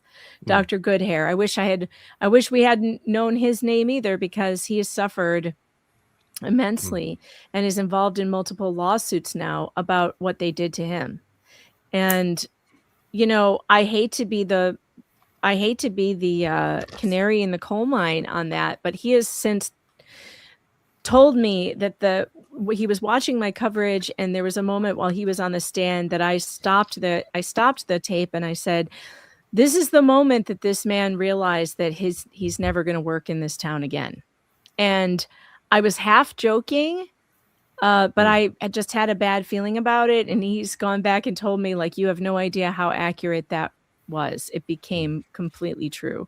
He spent his entire life in the medical field. He's done amazing things. He was an obstetrician, delivered so many babies, ran a hospital system, improved their methods, improved safety. And he has now been retaliated against in awful ways, where he's had to move his retirement back, try to come up with ways of making money now at the end of his career, which is just not okay. And so I'm really glad that you guys decided to allow him to be anonymous, because this kind of thing can really hurt. And I'm sure that he is known in his circles and stuff. And so it doesn't really help, but that's why we don't talk about his real name, chat, because it's just become too dangerous for doctors to be truthful. I don't know if you have anything else to add to that, Ryan. I know you've watched some of these doctors who testified on the defense have problems. I know the Indian doctor that we've seen that we liked very much, she may have had some retaliation too. Yeah. I don't think people understand how powerful an entity a children's hospital is, how much money flows in and out of those hospitals. They can, the attorneys that they retain can keep families and doctors and anyone who goes against them tied up in litigation for decades. Yeah. And so, we've seen it. And so when we do have doctors that work with us, out of respect for their wishes, a lot of times we don't make their names public, simply for that reason, that we don't want unnecessarily blowback in the medical community against them for having the courage to stand up and do the right thing. Yeah. And during the Kowalski case, I did a check on how much JHatch donates to politicians and which politicians. And we're talking about tens of millions. Oh, it's a lot. Yeah. Yeah, it's a lot. It's very political. It's very connected. So when you go to, as a doctor, and when you, especially as you rise in the ranks like Dr. Corcoran did, and if you're at the top of your specialty in any of you get invited to these conferences, right? And you sometimes speak at these conferences, and these conferences are national, and they all gather in one place at one time, and you become known in the community. And so when one of you steps off the reservation, you then get blacklisted from that community, because they see you as the enemy. They see anyone, and it's really too bad, because JHatch failed its safety inspections to the point where it is well known and documented and reported in the media that the heart surgeons at the Children's Hospital were killing patients because they were not washing their hands. This is basic stuff.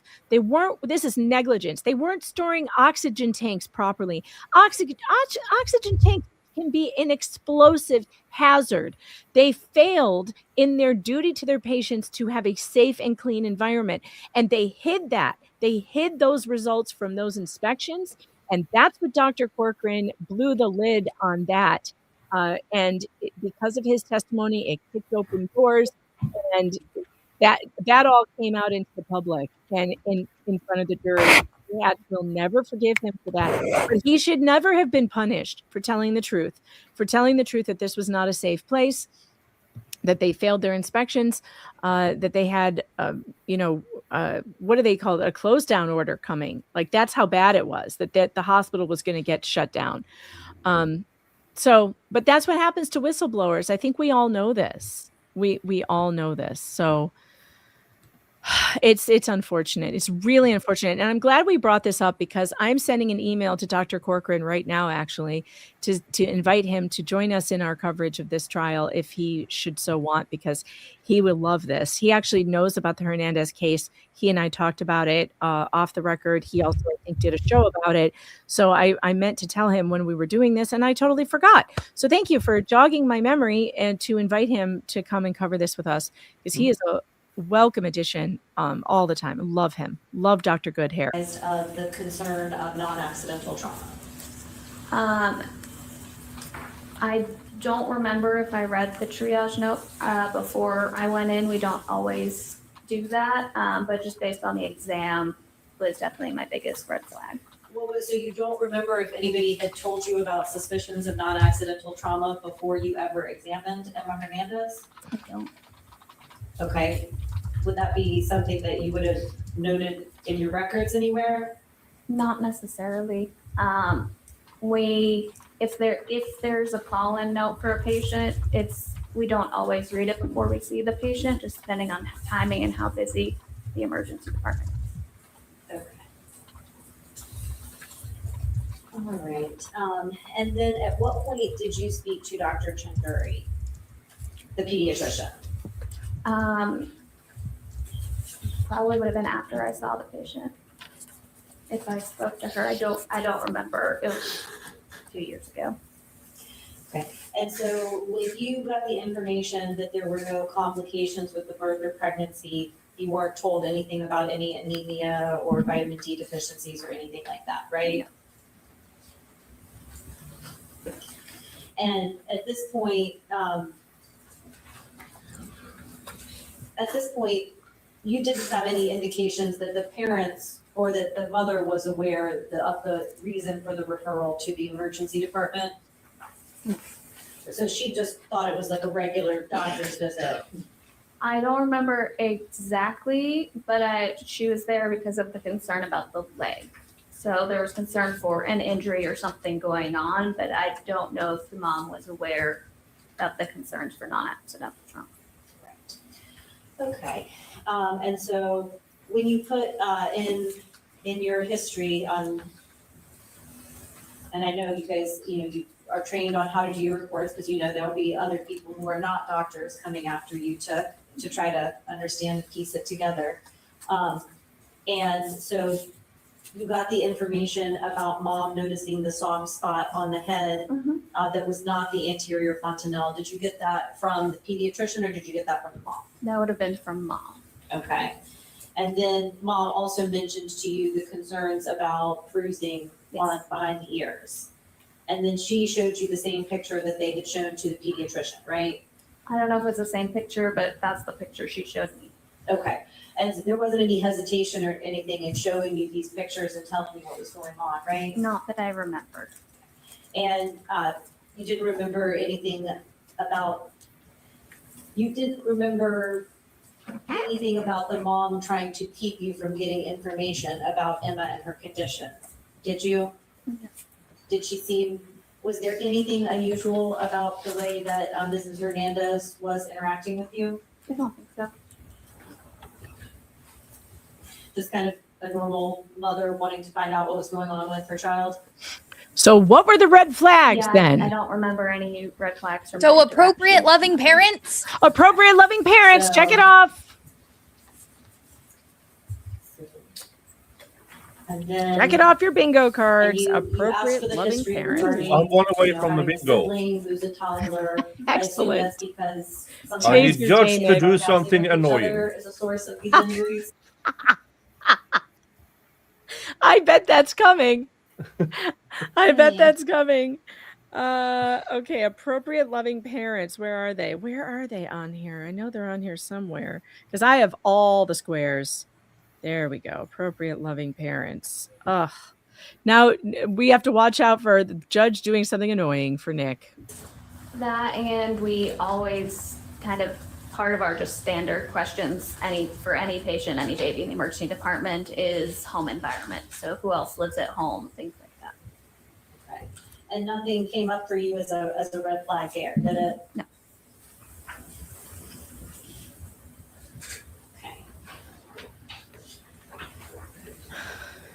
You did not find any facial swelling or any problems with the Emma Hernandez's head, right? Okay. And you did indicate the joint swelling and problems with moving the right leg. Okay. And you also, under the hematological section, did you ask the mom about propensity for bruising, or how did you get any information about propensity for bruising? That would have been asking the mother and probably asking family history of bleeding or clotting disorders. Okay.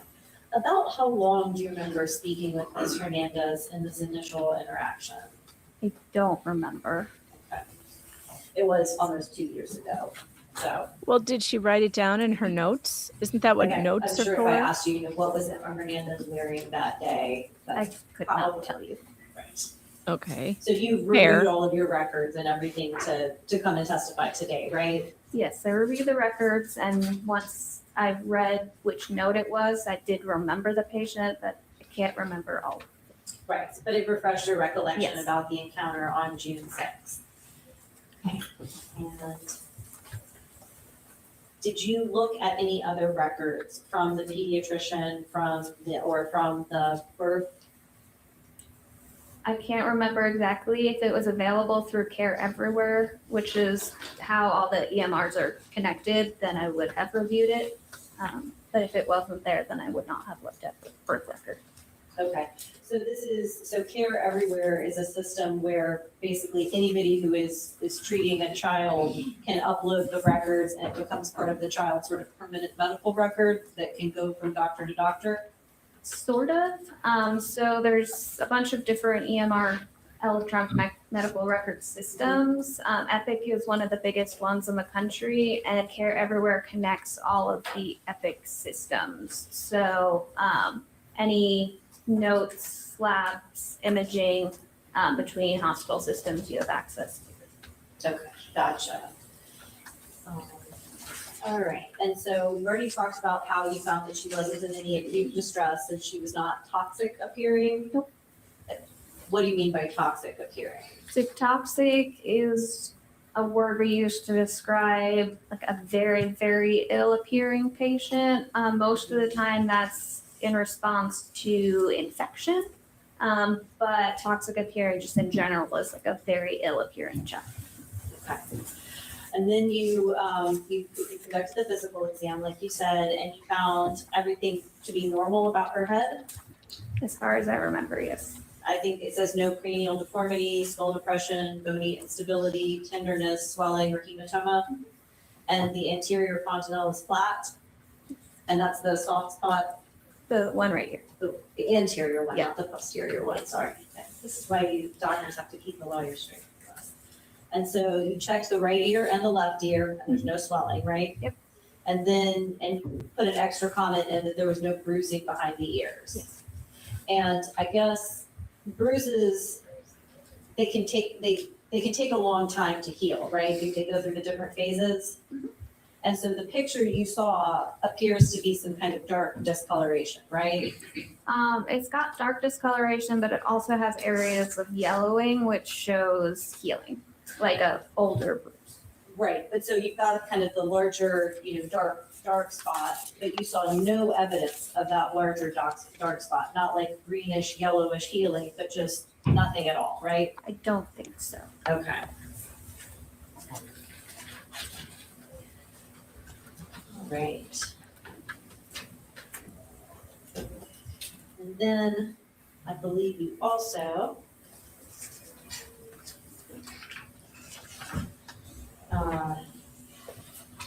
and you did not initially order a head CT, right?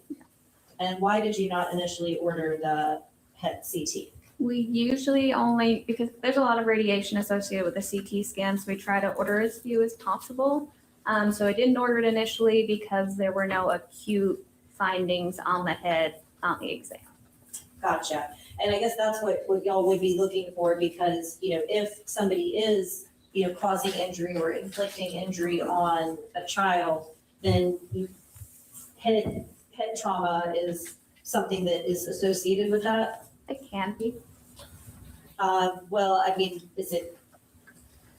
do you see a lot of situations in which there is trauma to the rest of the body, but not that? Okay.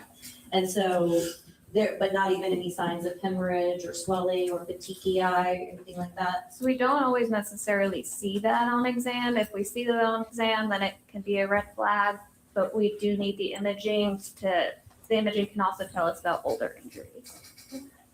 So you sent her off for the skeletal survey, and then did you review the radiographs when they came back? Yes. Okay. And then were there any radiologists who also reviewed them? Yes, skeletal surveys have to be reviewed by 2 different radiologists to confirm the findings. Okay.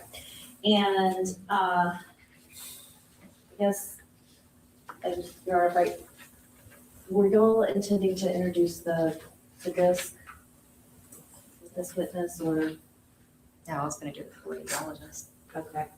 I guess, tell me, how do you view the skeletal scans? Do you pull them up on a computer? Do they have like the physical scans? No, we don't have those physical copies anymore. They're all pulled up on a computer so that we can change the brightness and zoom in on anything that we might need to see better.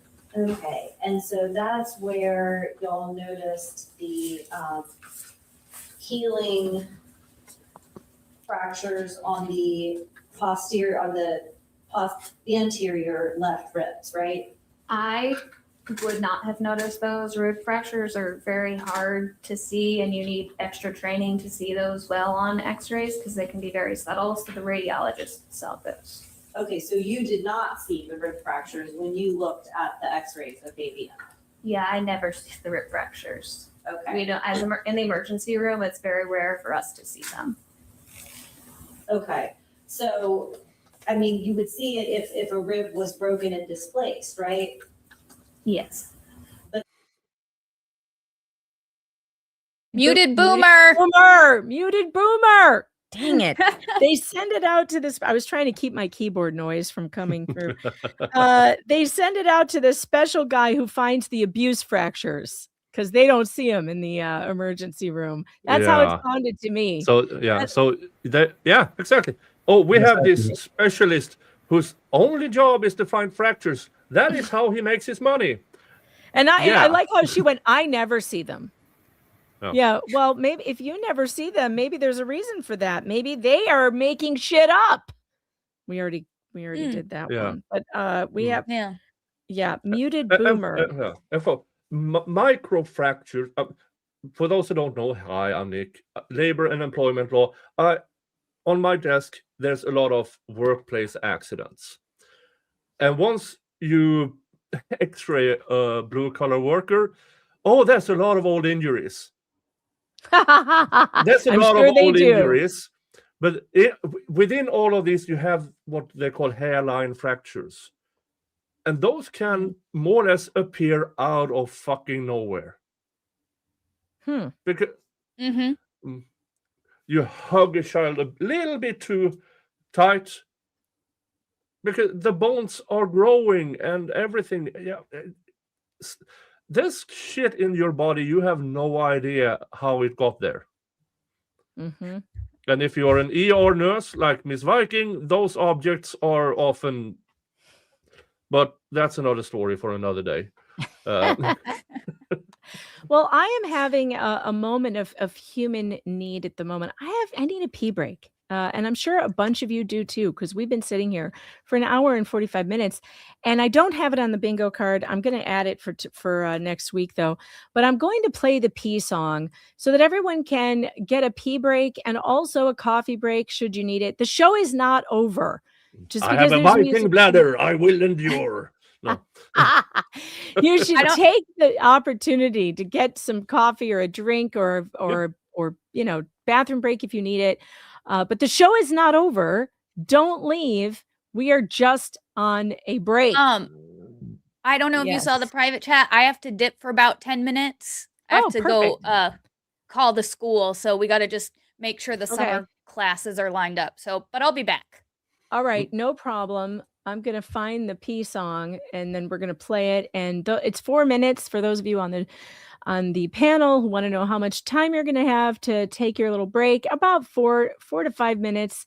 And then we will be back. We will come back and we will continue watching the Hernandez trial. We will continue watching the state of Georgia make an ass out of itself while they try to railroad an innocent family. I'm vamping right now. I'm trying to find the video. Can you tell? I'm just vamping. A little bit. Yeah. I'm time wasting because I am having a hard time finding the P song. Here it is. There it is. All right, folks. We will be right back.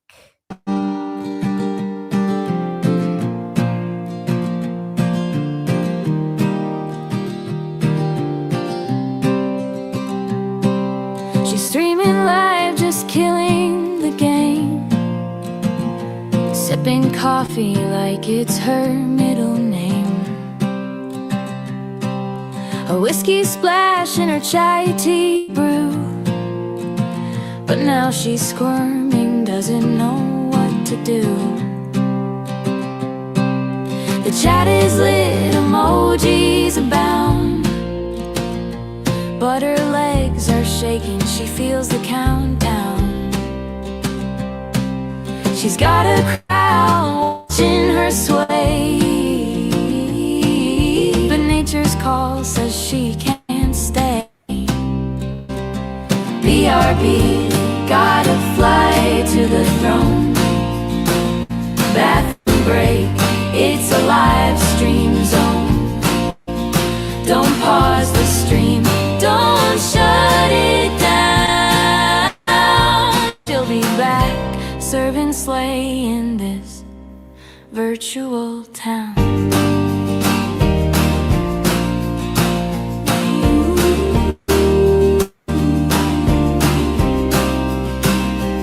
She's a queen with a mug in hand. One espresso shot and she's taking a stand. But the coffee train has come full stop. It's an awkward dance, she's got a hop.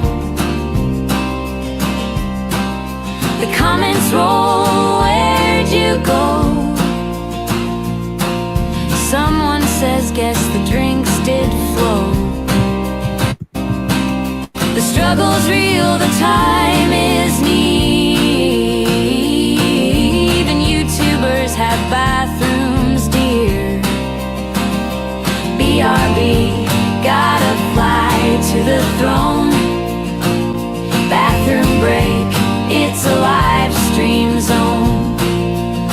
Don't pause the stream, don't shut it down. She'll be back, serving slay in this virtual town.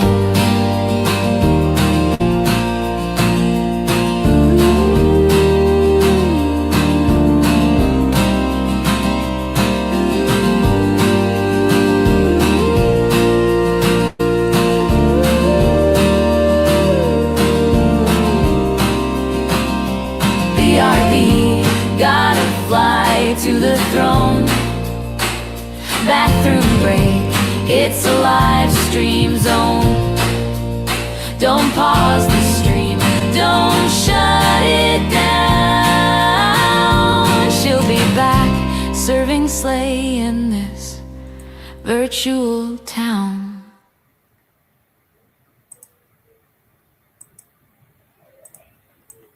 Excellent work, everyone. You didn't leave. We didn't lose a single person that time.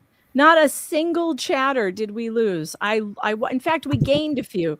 I'm so proud of you. You're just the smartest audience in the whole damn world. I always laugh at Ricada because whenever he would play his P song, everyone would leave. He doesn't play it anymore because people keep leaving. It doesn't help that he has trolls in the chat going, "Show's over. See you later." I wanted him to come by today. I've given him a invitation, but you know how it is. We'll see if he shows up. All right. So, I cut up some charcuteries and sauce béarnaise. Nice. Is that just a giant plate of steak? Pork. What is it? Pork. That's what you snack on. Just a giant plate of pork. Yeah. All right, that's going on the bingo card. Nick snacks on giant plate of meat. Nick meat plate. That's what I'm adding meat plate to the bingo card. This is just pork. I have I'm slow cooking beef in the oven right now. It's on like in freedom units around 120 degrees. No, 140 degrees. For 8 hours, and it becomes so good. So good. Yeah, so good. I am and then I add a splash of sauce béarnaise so I can dip it. That is a giant plate of pork for a snack. I am dying right now. That's the funniest thing I've ever seen. I love it. It's so manly. You know, this is exactly what I would expect a Viking to snack on. Just hunks of pork. Yeah. Rowan says, "Who is this Megan Fox with normal thumbs yakking at me? I thought I joined a relaxing waterfall ambiance stream." Well, that was just the pee break. Now you're here and you have to deal with me yakking at you. But hey, here's the good news. Mostly the yakking is being done by lawyers in this courtroom in Georgia, where they've kidnapped a baby from loving, appropriate parents. And the baby has an underlying, oh no, I'm choking. An underlying bone disorder, not abuse. And we're going to watch the state of Georgia make asses out of themselves while they try this absolutely stupid case with no evidence at all. Right now on the stand is Dr. Rachel Krieger. She is the emergency room doctor. And so far, other than having tips for her hair routine, because she has really good curls, but she's letting them flat dry to her head, which is a mistake. Other than that, I don't really have much to say about her. So far, she has not become a problem yet, even though she has problem glasses for me anyway. Yeah. I mean, she draws as this entire case, people drawing the wrong conclusions and stay with those conclusions despite what later tests say. Yeah, which seems like an ego problem. Now, her being the emergency room doctor, though, is kind of interesting. So far, she has not offended me. In the Kowalski case, the ER doctor was the same. The ER doctor also did not offend me. The ER doctor kind of just did her job, and it was the other ones that took over that really started to do bad things to the Kowalski family. So we'll see. We'll see what happens. This was not a situation in which Ryan, I'm going to mute your keyboard noise. So unmute when you want to talk. It was just like the very ends kind of had a You're healing okay. palace built up, right? That We you do would it have too. to ask the radiologist. Okay, so I don't want to go beyond, your scope of expertise on this. But I just wanted to clarify, so you didn't even notice any rib fractures when you looked at the skeletal survey? Oh, I forgot to add, since we came back from a break, there are 200 of you here on YouTube. There are several of you over on Rumble. How many are over on Rumble? We may have lost some Rumble people. There's only a handful over on Rumble, but that's okay. We still love you, Rumble. And we are, I want to make sure everybody has hit that like button. Over on Rumble, there's only 6 likes. Come on, guys. You can do better than that. And on YouTube, I haven't checked what the like ratio is, but it's not high enough. Surely it's not high enough, whatever it is. Make sure you hit that like button because if you're like me, I always forget to hit like on the streams that I'm watching. So go ahead and hit it because it helps the algorithm. And also, make sure that you subscribe to the channel if you're not subscribed. Also subscribe to my guests as well, Nick Starro, House of Flux, who's on a break. She'll be back. And go to youarethepower.net. Sign up to help, by the way. If you love what they do and you appreciate that they help these families, there are opportunities for you to volunteer in every state in this nation. And I want to encourage those of you who are out there who really care about these families and who have been invested in these cases to get a hold of them at youarethepower.net and sign up for their volunteer opportunities. You can do volunteer work from your home. You can write letters, you can make phone calls. You don't even have to leave your house in some cases. So, and depending on what your level of expertise is, you might be called on to help vet some cases. I know that there's vetting that's involved and lots of things that go on over there that they could use some help. And if you don't have the dollars to support them in their efforts, you can certainly support them with your time because that's valuable too. Right, Ryan? Sorry, I've muted you. I need to. No, yeah, you did. It's absolutely true. And Jenny can tell you specifically on the Hernandez case, we spent over 400 hours vetting this case. So there's a lot of time, a lot of effort that goes in there. And so we have a factual innocent standard. So we do not support or we do not help the guilty. So when we go public with a cause, we can say with 100% accuracy that these families or anyone that we're representing is factually innocent. And so that's our standard. That's what we maintain. And it's just something that we pride ourselves in, and it serves us well because as you can see, we do our work and it's unfortunate the state doesn't do theirs and we have to undo the state's mess on behalf of our clients. Absolutely. And I want to tell you too, that standard that you have is one of the reasons why I support your organization so dramatically. Like you are my favorite. And I think that's why you're so successful also, because you have high standards for every case that you take on.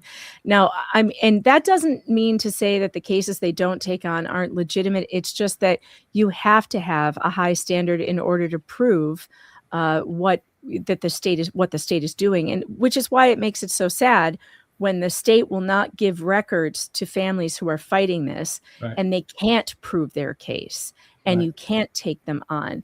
I would really like to see an answer to that happen this year. I would really love to see some legislation that makes it illegal for hospitals to withhold medical records from parents who are fighting the state for custody of their children. I think it should never be allowed. They are entitled, if they're entitled to a second medical opinion, they have to have those records. Otherwise, they can't get one. Yeah. So well, Jenny can tell you, Megan, I went out to CHOA and hand-served subpoenas that they simply ignored. I heard she was telling us that yesterday after you left. That's incredible. I brought it up yesterday. The fact that you even have to go and hire a lawyer and get a subpoena to get your medical records that belong to you and your child, even if the state's investigating you for abuse, you have a right, a constitutional right to put on a defense, which means you have a right to all of the information against you. And that includes every single piece of the medical information and the medical records. So how they can legally withhold that from parents going through this nightmare is a disaster. And if there's anything I can do to help, Ryan, to push this, whatever it is you need pushed through to change that, I'm on board. I want to help. By the way, on May 15th, there is going to be a panel open to the public for You Are the Power. I've been invited to come and speak at it and take part in the panel, and it's like a Q&A or something. And I will be putting that out there on my channel for you guys to tune into, but it should be really informative. So if you're interested in You Are the Power and what they do and how you can help, it would be a really great opportunity for you to see what it is they do and kind of behind the scenes, how they vet cases. I know there's going to be a lot of talk about mistakes that are made in trying to advocate for families that can backfire and harm them, and why You Are the Power does what they do the way they do it. And I think it's going to be a really valuable discussion. So I'm looking forward to that. So that's coming up soon. But I just love you guys. I think you do excellent work. Just so good. Yeah, but I wouldn't expect it as them, to be honest. So you've never seen a displaced rib? I have seen a displaced rib, but not without any physical exam findings. The rib fractures we see in cases where you don't see like a deformity or anything on the body are very hard for anyone who doesn't have radiology training to see. Okay. Well, and so there wasn't any deformity on the body? Not where the ribs were, no.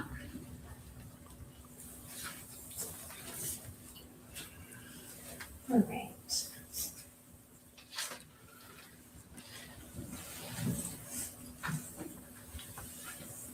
you also indicated in your exam that you did some palpation on the leg, the right leg that had some swelling on it, Hernandez, right? Yep. And she did not appear to be in any pain?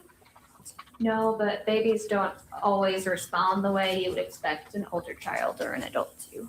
Okay, but you went ahead and put in your report, does not appear tender to palpation? Yep. Because sometimes it would be tender to palpation. Sometimes, yes. Even for a 3-month-old infant, right? Less commonly, but yes. Okay.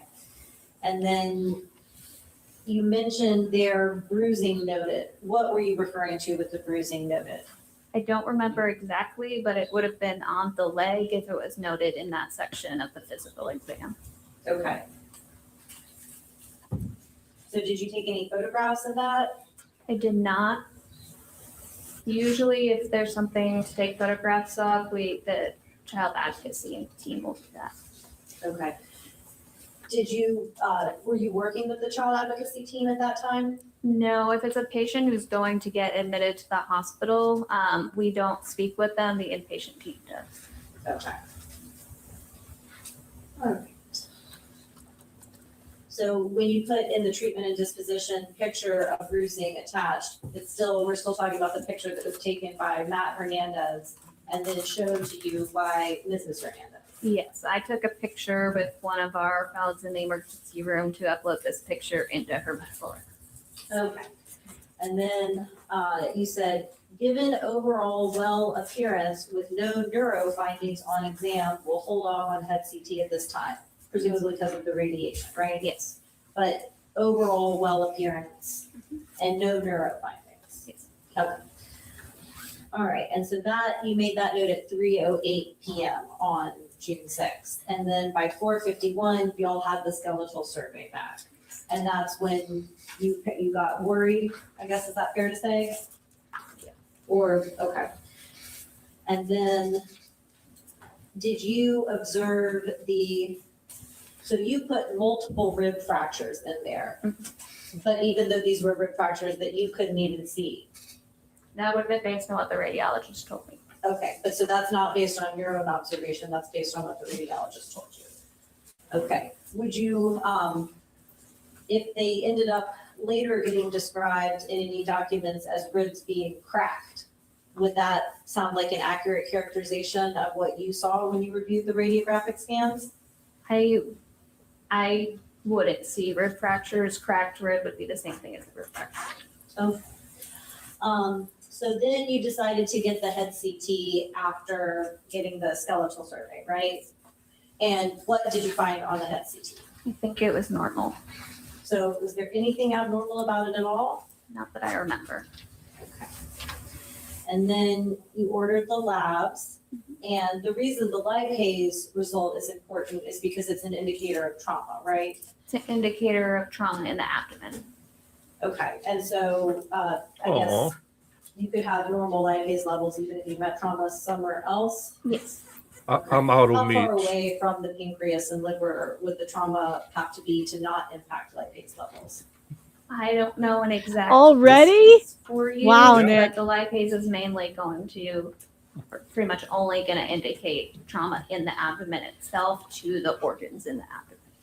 Wait. I need to understand this. The lipase levels indicate trauma. So only to the abdomen is what she just said. Okay, what do you know about lipase and what it means? I mean, I know very little because with Jameson, it was also elevated. Yeah, And I remember this. That's why I wanted to stop, because I remember he had elevated levels too. What does that mean? I feel like this was something that I looked up. Yeah, Verena Brown had stated, or maybe his were low, and Brown was like, oh, well, we wouldn't worry about that. We would only worry if they were elevated. Can you remember, Ryan? Jenny, I think with the elevated lipase level, and please do not hold me to this because I'm definitely not medically trained, is that it would be indicative of abdominal related trauma or internal Interesting trauma at the abdomen. Okay, so But I guess you're Grok saying 'cause of the rib is telling fractures. me Grok is telling me that elevated lipase levels in infants typically suggest irritation, inflammation, injury, or blockage involving the pancreas. Though the interpretation requires caution due to age-specific factors, variable normal ranges, and non-pancreatic causes. Lipase is a digestive enzyme mainly from the pancreas that helps break down fats. Small amounts normally circulate in the blood, but damage to pancreatic cells can release more into the bloodstream. So that would be why they would see it in an abdominal injury if your pancreas was affected, I would guess. So normal lipase levels vary by lab and age. In general, pediatric references for children, including infants, are often around 0 to 160 UL or lower in some labs, 8 to 50 in early infancy, depending on the assay. All right.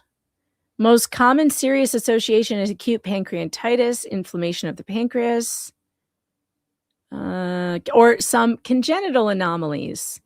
Infections, traumas, or medications can cause it. Metabolic issues and genetic factors like cystic fibrosis, which they are talking about. Cystic fibrosis also. Elevated lipase can appear in CF infants and also infants with metabolic issues. And metabolic issues could cover a big, wide swath of things.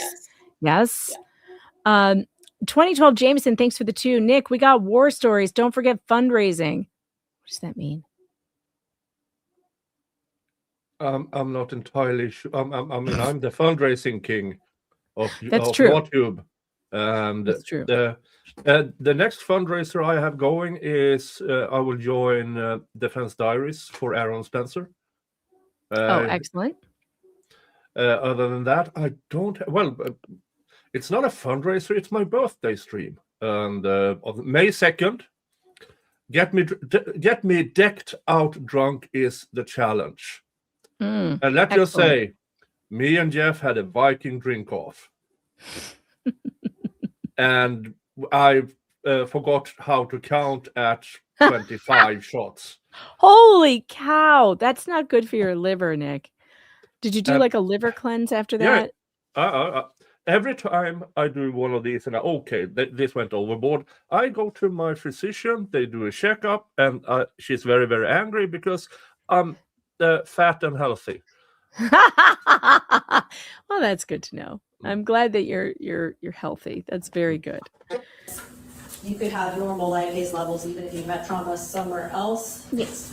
Okay. How far away from the pancreas and liver would the trauma have to be to not impact lipase levels?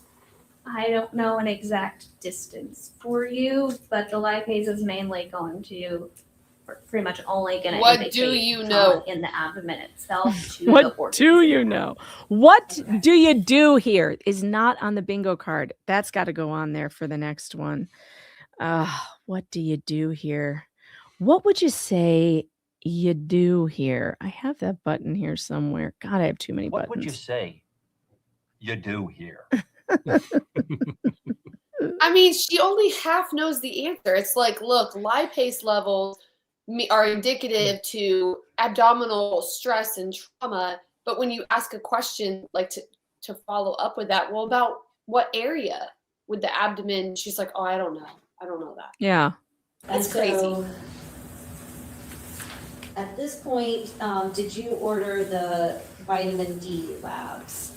I don't think so. I don't remember. Can you check your notes? And so, I think when you testified earlier when speaking with the state that there was nothing concerning about Emma's lab results, right? But in fact, she had numerous lab results that were outside of the normal range. Isn't that right? So the normal ranges are based on a bell curve. So 5% of the population is going to naturally fall outside those ranges. So if it's close That's to the not range, an answer. we You still usually have to check. consider that normal. Okay. At least from an emergency room. Wait, is she again saying We have another one. to be outside? Abnormal is normal? What the hell? Abnormal's Okay, the I'm new adding normal in Georgia. abnormal is normal is going on the bingo card for next week because this seems it's going to be a theme. What the heck? Abnormal is the new normal. This is the why people do parameters, not trust medical. the parameters people. doesn't count. And Yeah, the cutoffs don't count if they don't want them to, but they do count when they want them Guidelines to. don't count. Hmm. Reference range I don't doesn't understand count. this. What is the Spider-Man emoji again? It's not my job. It's everybody else's fault. That's the Spider-Man emoji. Everybody pointing Which at we everybody will else. probably get to at some point in this trial. Dr. Messner is the king of it's not my job. So I'm expecting him.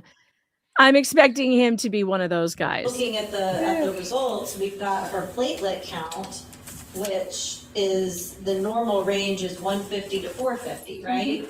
But then hers is 712. Yep. That's not 451. Whoa. Whoa. I mean, Hold that's on. twice the amount. That's not just barely outside of the parameters. That's not outside of the parameter. That's not just outside. That's double. That should be a big giant red flag. Did you hear how she answered though? Yep. No, we didn't. Yeah. What? Range is 150 to 450, right? But then hers is 712. Yep. That's Yep. Okay, she has now officially become a problem. The problem glasses theory has never failed me. Not once. Not once. Ma'am, do you understand what you have just said to this court? Yep. Yep. I mean, that's not 451. So Yeah, explain your way out of this. Is not an important indicator to us for any kind of trauma or emergency situation. Platelets can be elevated from many, many different things. But did you look into any of those many, many different things, or did you just point your finger at the parents and say abusers? How many of these different things that could have caused that elevated platelet count, how many of those did they do? Right. Did they do a bunch of them, Jen? Did they deep dive into all these many, many things that this could have been? No, did you not even hear when Catherine asked her, did you order or did you perform the vitamin D? She's like, She doesn't even know. Like, she's like, it doesn't matter to me. I wasn't looking for medical issues for this baby. And That's Sarcasm, crazy. thank you so much. Thank you so much for putting the donation links in the chat. For those of you who maybe just got here, You Are the Power is sponsoring a couple of different fundraisers. We've got the Hernandez Family Legal Fund. So if you want to help them pay off their legal bills, or you can support directly to You Are the Power that is going for April. They're raising $12,000 so that they can help spread it between the different families that need that, all the families they're helping right now, to help them pay for their legal costs. And Nick, consider helping them do a fundraiser on one of your streams for both of those. That would be great. I'm going to do more of that also. I should do a fundraising stream one of these days, and we will concentrate on that. When is April over? I think we have another week of April next week. Yeah. Yeah. Next Thursday it ends. So we got. All right. So we're going to push for that next week as well. And I'll come up with some fun things for us to do. Maybe I'll do my own Wheel of Regrets, and we'll see what we can do next week. And I know that Nick will get in on it at some point. He's good at that. Inflammation, they can be elevated from dehydration, they can be elevated from infection. Did you check those things? Yeah, did you check dehydration? Did you check infection? Where are your tests for? I hope to God Catherine is going to ask her those follow-up questions. I hope to. And Ryan, don't forget to tell me when we're going through this, if you remember, was there like reactions from people in the gallery or from the jury? Feel free to jump in at any moment. Sure. When you remember those things. Or much of anything in the emergency department unless it's extremely low, in which it would be concerning for healing. Okay. Well, you said it can be elevated for dehydration, and what else can cause elevated platelet levels? Infection, inflammation. It's a very, very non-specific marker. What? Okay, well, that doesn't so seem that non-specific. Dehydration and infection and inflammation, all the important things to consider about this health status of a child. It would be if there were any other indicators of any Oh, going shut on. your face. Shut your pie hole right now. Like I swelling, hate this like answer. discoloration. Yeah, like swelling and discoloration of the skin and unexplained bruising and unexplained fractures. Could those possibly be other indicators that there might be a problem? Yeah. This woman. This is the standard of care we get now, folks. You're on your own. My advice is to grow some herbs and learn how to use them to heal yourself, because these people are not going to do it. They do not care. I don't know what she was thinking of that day, but it wasn't this baby. It was whatever else was on her mind. Maybe it was her next Minecraft build. I don't know. But this person did not have her eye on the prize for Emma Hernandez. Look at one single lab value and say that's what caused it when we have a physical exam. And We didn't ask you to do that. We asked you to look at the lab result and then be curious about it and not dismiss it. You don't, of course, you don't diagnose based on one lab result, but if something is elevated that could indicate several things, then you dig into those several things. You rule out everything else before you start accusing willy-nilly people about abuse. Okay, I'm losing it. I don't think my blood pressure meds are working. I'm screaming and yelling now. So, yeah. Blood pressure meds not working. Well, Check it off. You obviously want to look at the whole picture, but I'm sure you can see the concern when you say there's nothing concerning about the lab results, but then there's actually an extremely elevated platelet level. So it's elevated. I wouldn't call it extremely elevated. I would. It's double. Almost double the highest number. Right? It was the high end was 450. Yes. We're almost doubling the highest cutoff. So come on now. 50, is that milliliters? Doctors know that. I do not know the units. She doesn't know that either. What do you We know? don't really look at the units. We look at the numbers. Okay, 'cause she's also got slightly elevated RDW, which is red cell distribution width, right? Yep. So is any of this concerning for? This doctor, guess what, chat? You get to check off didn't do nothing, because she didn't do nothing. Literally, And she doesn't didn't do know nothing. She doesn't know nothing, and she didn't do nothing. This is great. This is a good bingo day. Did anybody nobody got bingo yet? I can't believe No, I'm it. still. I've judged does something annoying or stupid PowerPoint. Yeah, I don't know. Or if prosecutions get wrecked. Oh, prosecution gets wrecked. I would love to see that. That'd be great. Bleeding or clotting disorders or connective tissue disorders? Not that I know of. Okay. Have you ever looked into any of those issues or dealt with it in your practice? Yes. Okay. Yep. Connective What tissue are the- disorders? Yes. And you don't believe that the red blood cell width is relevant to that or the platelet count? No. Not from an emergency room perspective. I don't honestly know which specialties Did you hear how in medicine she is, even use the RDW, but it's not. what do you call it? Her answer, she starts answering no, and then she adds from an emergency room perspective. No, but from a diagnostic perspective. Yeah. She's continuously minimizing high lab, elevated labs. Like the doctors here continuously minimize that, and they will throughout the trial. I do not like the this was a similar pattern in the Tim's case with minimizing results, minimizing low vitamin D, which I am starting to believe is one of the greatest threats to most human beings is low vitamin D. And I don't think our doctors are taking it seriously. I don't think that they are. Well, she's not. This doctor isn't. I've never had a doctor say to me, let's check your vitamin D levels. Never. Like, I'm not even sure my regular blood panels do that. I've had to ask specifically for my daughters to be checked. And sure enough, it was low. So this is something that should be done normally for everyone, because vitamin D is essential, and we are insulated from the sun in many, many ways now that human beings were not in the past, insulated from being outside, from being, exposed to natural vitamin D, especially if you live in a place where it's winter for a very long time like we do.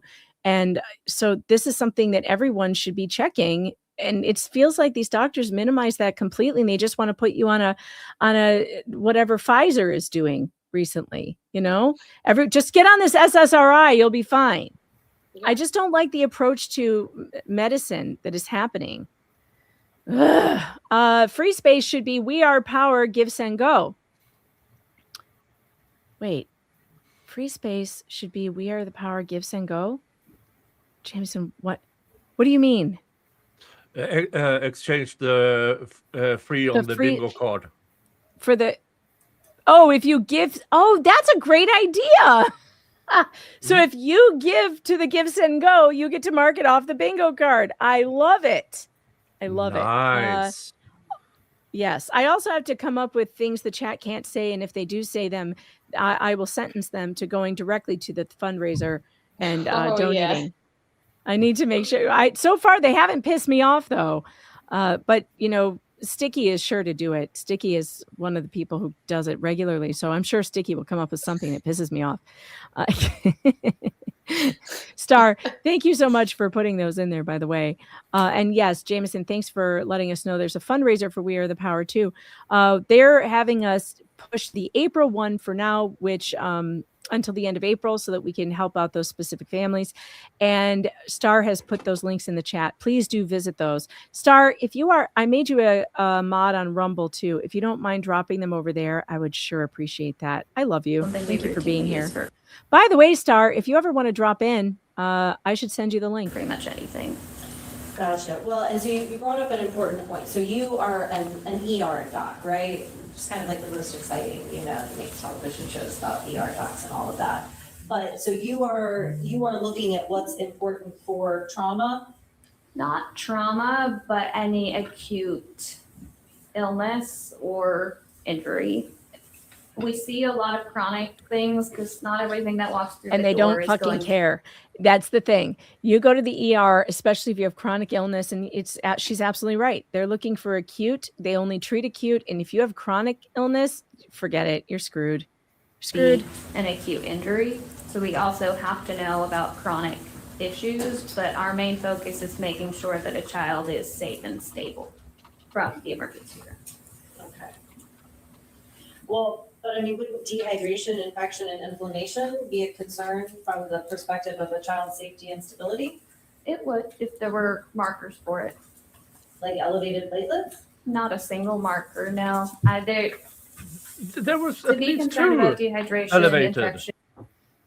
At least two elevated. One extremely elevated and one slightly elevated. At least two. And then we had, and don't forget the vitamin D deficiency. So that's 3. We had elevated lipase, vitamin D deficiency, and now high platelet. So that's 3. Those are 3 indicators of some other underlying issue that could not possibly be abuse.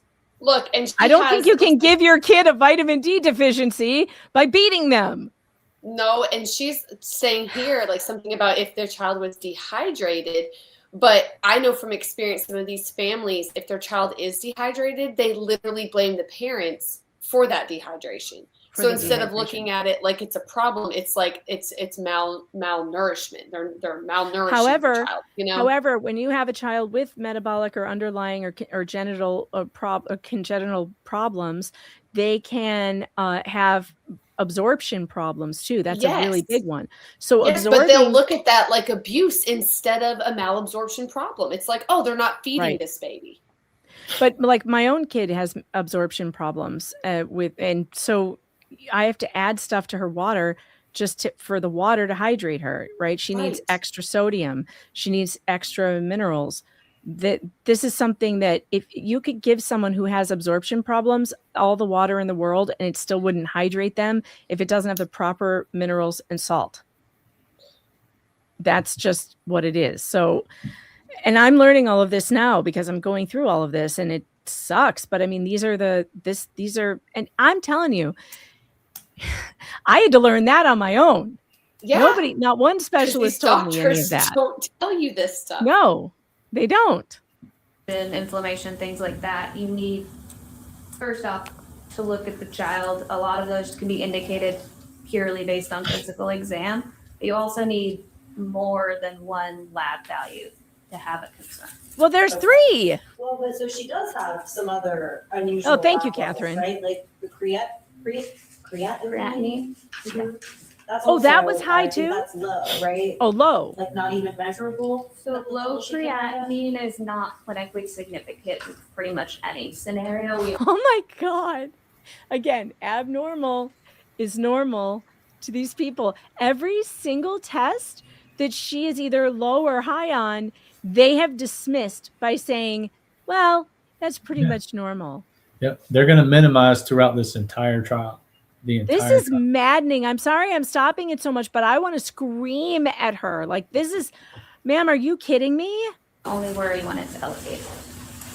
Okay.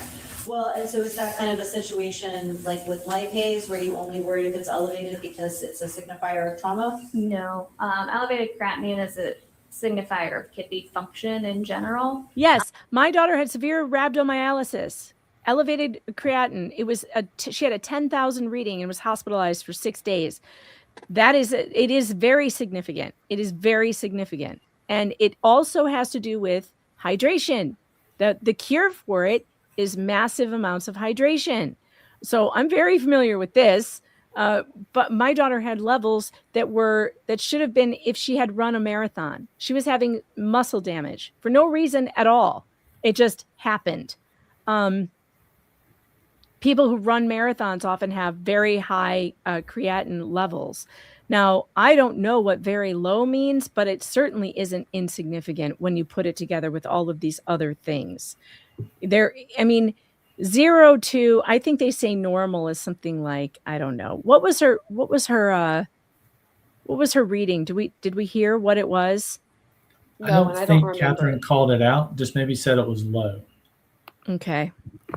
Yeah, this baby needs an entire metabolic workup with someone who will look at the whole picture and actually put things together, because this is stupid. Low creatinine and To my knowledge, which I'm not a medical doctor or anything even remotely close. You're not a doctorologist? I'm not a doctorologist. I'm at best an amateur gynecologist. And, no. But if certain things are elevated, then other things that might be within the parameters might be indicators as well, even though they are within the normal sphere.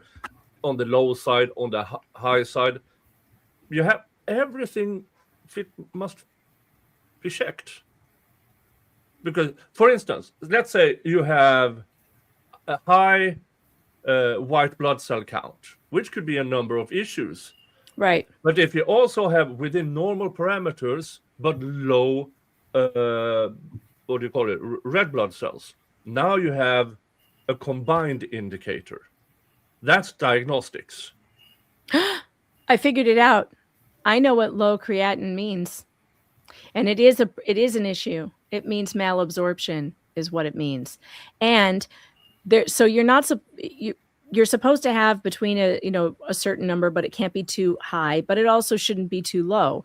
And if you have low creatinine, or however you say it, it means that less of it's being produced or it's being diluted, and it can be a marker of reduced muscle mass, which can indicate malabsorption of nutrition. Right.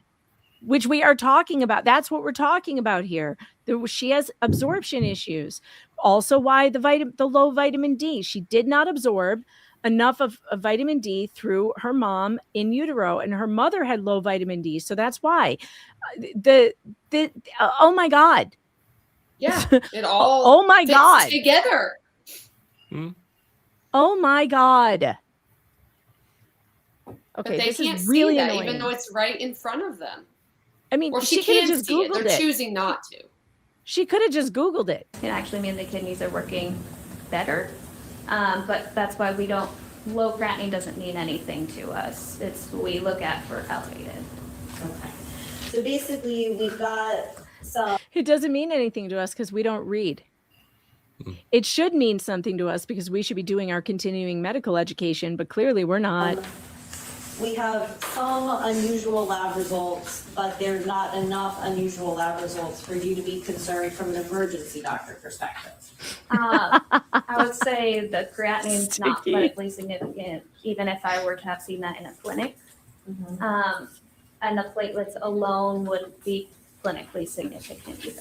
Oh God, that Yeah, but clinically see how significant. she said that alone. Yeah, but it's not alone. That's the problem here. It's not alone. Bingo winners can email justjhip@gmail.com with prizes for prizes. Make sure you email him. Tell him you won bingo on my channel and he owes you a prize. That's fantastic. Who won? Did anybody win bingo yet? Because I think we should have you email Jay and see if he'll send you a prize. Tell him I sent you. What else would need to be present for you to be concerned about the elevated platelet level? There would have to be other markers of inflammation. So oftentimes that has to affect the white blood cells, the hemoglobin, inflammatory markers. Oftentimes we see elevated liver numbers or fibrinogen, things like that. Okay, so an elevated fibrinogen level would be another concern? If it was significantly elevated. Oh, and there she goes again, conditioning her answer. That could be, but that's more of a marker for trauma from what we're getting it for. So when did you learn about the elevated fibrinogen levels that Emma Hernandez had? I don't know if that came back while it was in the emergency department or once she's been admitted. Okay, but you did learn about it at some point that she also had elevated fibrinogen levels? When I reviewed the note, yes, I don't remember when exactly I learned You about it. didn't care once you got the And then when result. we're talking about other markers of inflammation, aren't bruises and markings on the flesh often inflammation? No. They're not? Not the inflammation you would see in the blood work. So inflammation you see in the What? blood work is systemic inflammation. Hold the hell on. This lady. Hold the hell on. Are you... Hold the front door. My daughter just had ACL surgery. She had tons of swelling and bruising in that knee. It was so inflamed, so much inflammation, she had to get steroid shots in that knee. Now, the indication of the inflammation was the swelling and the inability to move it. So that's why she was given the steroid shots. How can this woman say that bruising, and I don't know why she left out swelling, is not a sign of inflammation? Excuse me, what now? Does anyone else understand this? Because she's so focused on trauma that the swelling has to be trauma. Her entire world is a tunnel vision. But you can get inflammation without having a traumatic injury. Yeah. Yes. Yeah. You absolutely can. Yeah, of course, but not according in this case because she already determined it was trauma. So now she ignores it. Oh my God. But she's pretending like inflammation without trauma doesn't exist. She just said that. I've got to go back and hear that because this is outrageous. No. Aren't bruises, and then when we're talking about other markers of inflammation, aren't bruises and markings on the flesh often inflammation? No. They're not? Not the inflammation you would see in the blood work. So inflammation you see in the blood work is systemic inflammation, not focal bruising. Okay. Well, but I mean, the entire system that blood is pumping through and the connective tissue that's connecting it all, are those not all relevant to the inflammation levels in an individual patient? Kind of getting outside my scope of practice, but in general, no. Okay. Okay. And so I just asked Grok the exact same question. Can bruisings and markings on the flesh be indications of inflammation? Here's the answer I got. Yes. Bruisings and certain markings on the skin can sometimes indicate inflammation, though they are more often due to trauma or other causes. But The connection depends on context, location, pattern, presence of other symptoms, and age, which is especially relevant for infants. How bruising can relate to inflammation, direct link in soft tissue injury. Inflammation conditions causing bruising can be vasculitis, chronic inflammatory disease, acute pancreatitis. There's all kinds of inflammation that doesn't come from trauma, especially in infants. The actual... There has to be a bingo for this. There must be. You got to add a bingo card for like the minimization of lab results, because I mean, somebody would absolutely win the game. Yeah, I'm adding that. Minimizing results, minimizing problems. Wow, this and is normalizing abnormalities. Yes. Yeah, getting it right. Yeah, I already put abnormal. Abnormal is normal is going on for next week as well. Okay, what a bunch of garbage. Check that off your bingo card. What a bunch of garbage. I'm not a doctorologist. I don't even play one on YouTube, but I know that everything she is saying is full of shit. This is garbage. Dumpster fire. Dumpster moment. I'm letting you check that off too. This is a dumpster moment where anybody who's ever had inflammation, like arthritis, which is not caused by trauma. Yeah. How about arthritis? We're all battling arthritis. How about fucking carpal tunnel? My wrists are hurting me right now. That's inflammation. Also talk about. Did you see the private chat, Megan? No, I need to go look. I just want to make sure you see it. Oh yeah. Okay. All right. We'll probably end by then anyway. And you've got to get off by 3:45, Ryan, which is ish. All right. And we'll probably be done by 4 anyway. I need to call it at 4. For complaints of inflammation in the scalp and the leg, right? Or if we end this, Swelling. whatever comes first. That was described to me like bruising, that type of swelling is not the same as what you would think of in medicine as like inflammation, where you think more swollen of joints, inflammation in the body. Okay. Well, so I guess Except for can you define Raynaud's. inflammation. Raynaud's causes purple bruising, and it isn't Not bruising. Really, It's inflammation. is just a very broad medical term. It's not what you're going to use to describe like hematomas, blood collections, bruising, things like that. It's more. I can't give you an exact definition. It's a very broad. Done, maggot. I'm putting it Well, I on think for that's- next week. That's kind of exactly the point that I'm trying to get at with you, is that inflammation is a broad term that covers a lot of different parts of the body, right? Yes. And so I guess you were not aware of any of the genetic variants that Emma has, right? We never get genetics back in the emergency department, so no. Well, and at that point, the only genetic testing that had been done on her was the cystic fibrosis test done at birth, and she only carried one mutation, not the 2 that would be necessary for cystic fibrosis, right? But you didn't know about any of that? Yeah, we don't see the newborn screens in the emergency And she didn't get any other genetic testing? Yeah. So she doesn't count anything about Did genetics you- or anything in. I guess, when did you stop caring for Emma Hernandez as a doctor? I'm sure.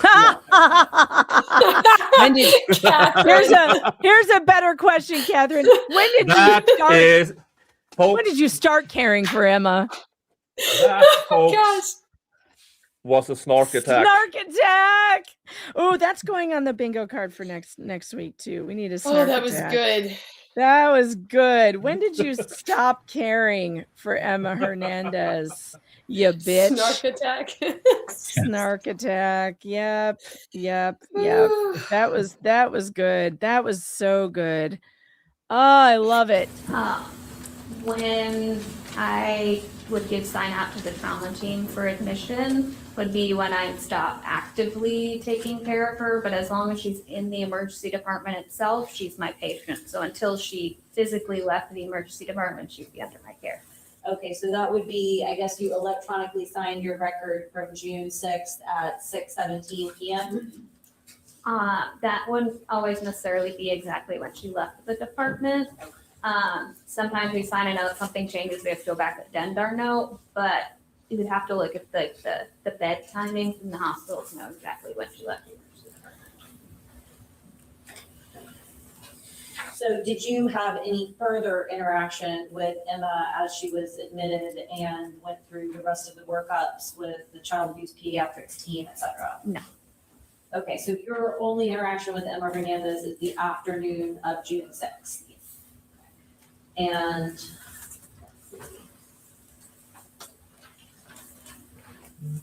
then you put some skeletal survey reports in your report, and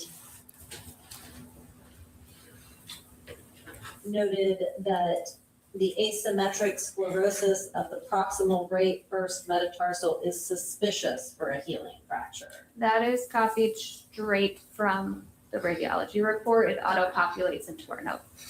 Gotcha. So you didn't add anything onto that. So we can talk to the radiologist about why they put that it was suspicious for instead of it was this. Yeah.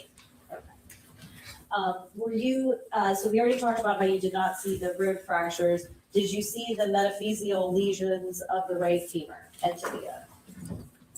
I don't remember exactly.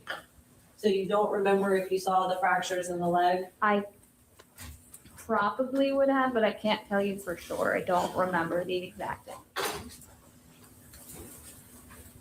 But I mean, we're not talking about like a leg in two pieces that, you know, the child can't use or anything. We're talking about tiny little metaphyseal lesions on the ends of the long bones. So to make sure I'm not misrepresenting anything. And then nothing on the skull.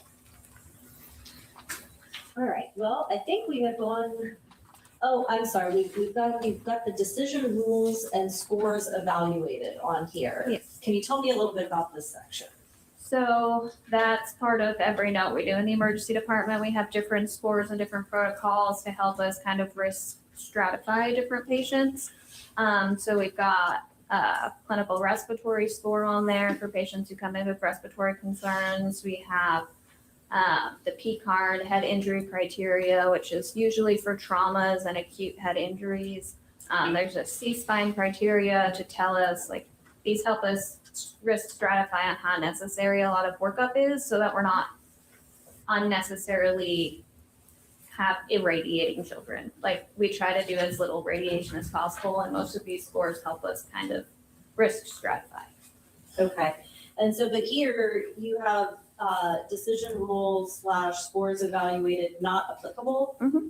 So, and then shared decision making, yes, historian mother, and then social determinants of health that impact treatment or disposition, problems related to other psychosocial circumstances. What's that in reference to? So anytime there's a concern for a non-accidental trauma or there's social work involved, that's one of the markers we put in our note. Okay, but so this section is for stratifying risk and basically making an assessment of like the risk of what's going on with the kid. That's the scores section, not the other ones. Okay. But so was there anything other than the suspicion of non-accidental trauma that goes into your forming a psychosocial score to assess the risk faced by Emma Hernandez? In her case specific. I love this comment. They claim it was abuse, but don't remember what they did. That tells so much about them. People remember when babies come in hurt. Yeah. Yeah, you don't remember what you did. You remember when you did it, what tests you did. This is lazy. It is lazy. And I think I have lazy investigator on the bingo card. You can go ahead and check that off because that's what this is. Lazy investigation. They had absolutely no good reason to not investigate this stuff. Speaking of lazy investigators, Nick Rekieta. What is that? What is that? There's an echo. Fix my echo. Hold on, I'll fix it. Every time. Yeah, Nick well, has been because on my like show twice, and 3 times. I'm not sure he remembers the first time. I remember the first time. I always remember Hey, the first Nick. time, Nick. Come on.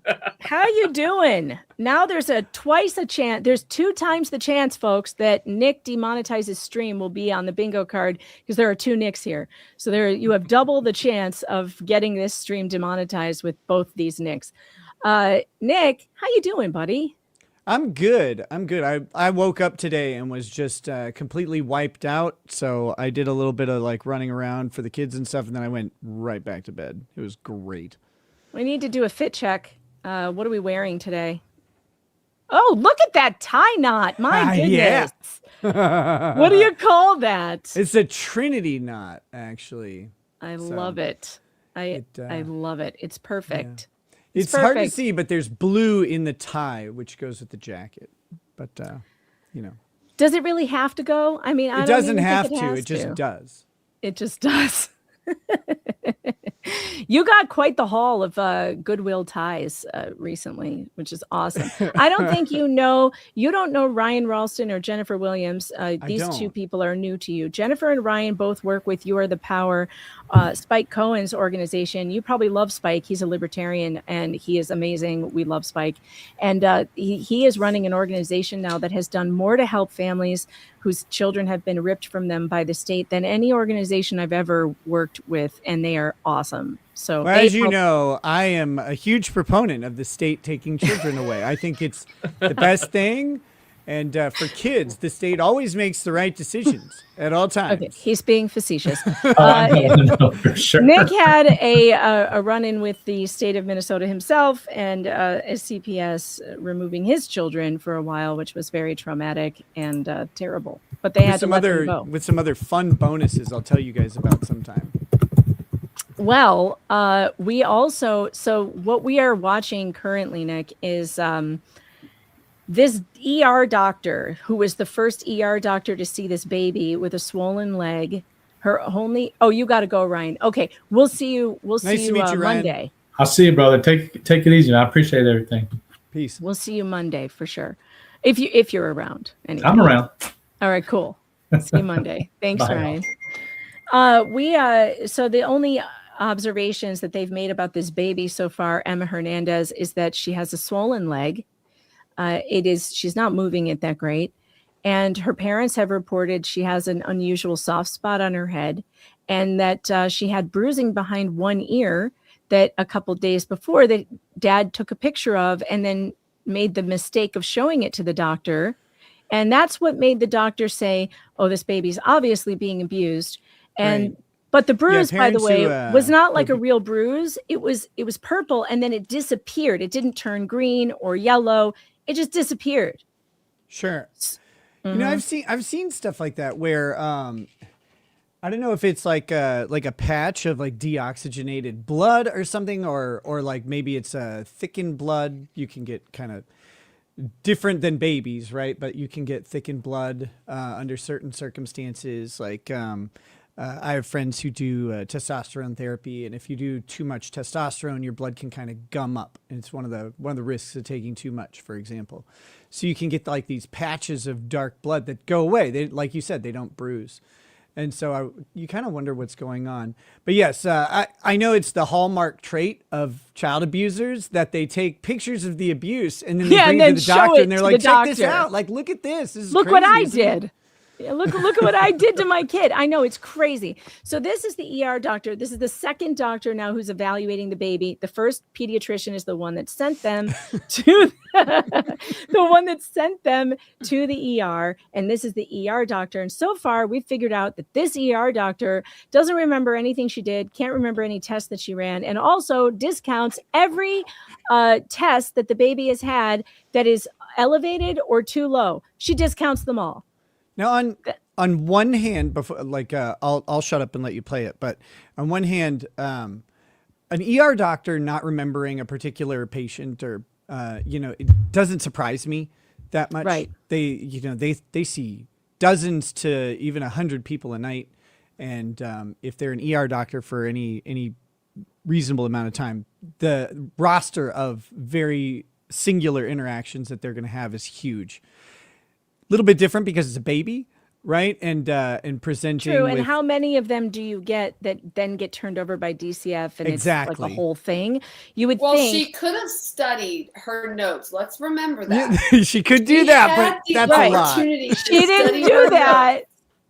She didn't. How often have you studied notes, Jennifer, in your entire career? Listen, wait. before I would go to court to testify on a case, I think I would read a couple of things. But I mean, I think that even proves that the state did such a crappy job with this because they didn't even go over things with their witnesses.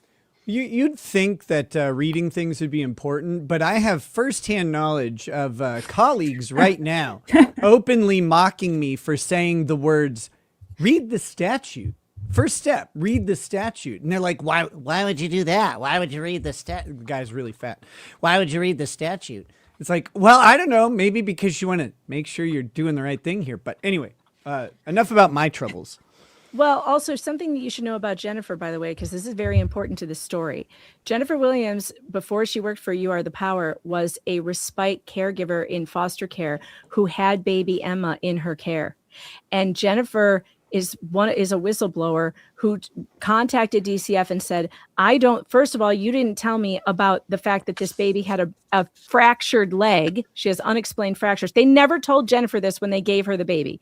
So she's lifting her legs. She's lifting her legs to change her diaper. Then she finds out from the other foster care mom that the baby has fractures. And she asked DCF, why didn't you tell me that this baby is injured? Not only that, she saved the emails. We've read them on the stream. They're amazing. She says to them, I have specific experience with another baby that I knew who had osteogenesis imperfecta, and the sclera of the eyes was bluish. This baby has bluish sclera, and she also holds herself in an odd way. Her joints do. I think she has underlying medical disorders. Please tell DCF to get this checked out. Do you think they did that? No. You know what they did? They kicked Jennifer out of the respite program. Oh, thank God. She's you a call danger. it respite? Get rid of the troublemaker. Just real quick, it's called respite is how they say it here in Minnesota. But Yeah, I'm we not say saying respite too. I just let Megan say It is respite. I know. I'm not You're trying to be right. rude. I didn't know if it was a dialectic thing. It might be. I don't know. I'm from Chicago. We say things weird. Oh there. yeah, you guys are walking around with that 38 average IQ. You're good. No, it's fine. Okay. Look, medium smart is higher than 38. All right, Megan, 60, I'm gonna hop 65. off. All right, Jen. I'll see you on Monday. I know you gotta Yes. run. Nice to meet you, Jen. Thanks, guys. You too. All right. Here we go. It was an appointment with the feelings coach, not the academic coach. So we had to talk about my feelings in school. And Are I you was like, serious? I just want to make sure that my summer classes were good. And she's like, and how do you feel about that? And I was like, I got some places Well, I wanna go." feel like I want to get off this phone call so I can get back Yeah. to streaming. Yep. Well, we're glad you're back. Also, Flux 'cause this knew bitch that got Flux problematic. knew that I joined the stream, and she's like, I gotta get I back gotta in go. there. I gotta go. Yep. I don't think so, but a lot of the factors we put into there are safety, home environment. Oh, this is cross, by the way. concerns, drug use in the family, drug use at home. I mean, broadly, other categories in that system are like human trafficking, any incarcerated relatives, anything that would be considered a like social risk. Right, because I noted you got discussed with the Abby, the social worker, and then Amber Borders, the trauma surgery assistant, right? And so you're talking with them about, possible psychosocial risks, and there are literally no other psychosocial risks for Emma Hernandez other than y'all's suspicion of non-accidental trauma? Not that I remember. Right, I don't have any further questions. Thank you, Dr. Krieger. Now, Taki, the wife, her attorney will be crossing, and his name is Steve. And we like Steve. And we also love Catherine Bernard, who was just doing that cross. I want to be like her when I grow up. I just have a few follow-up questions. Now, I believe when you were talking about. I don't the know if lab Nick is results, you said- frozen or just completely still, but the man is a pond with reflections he's on. complete- No, I'm like that.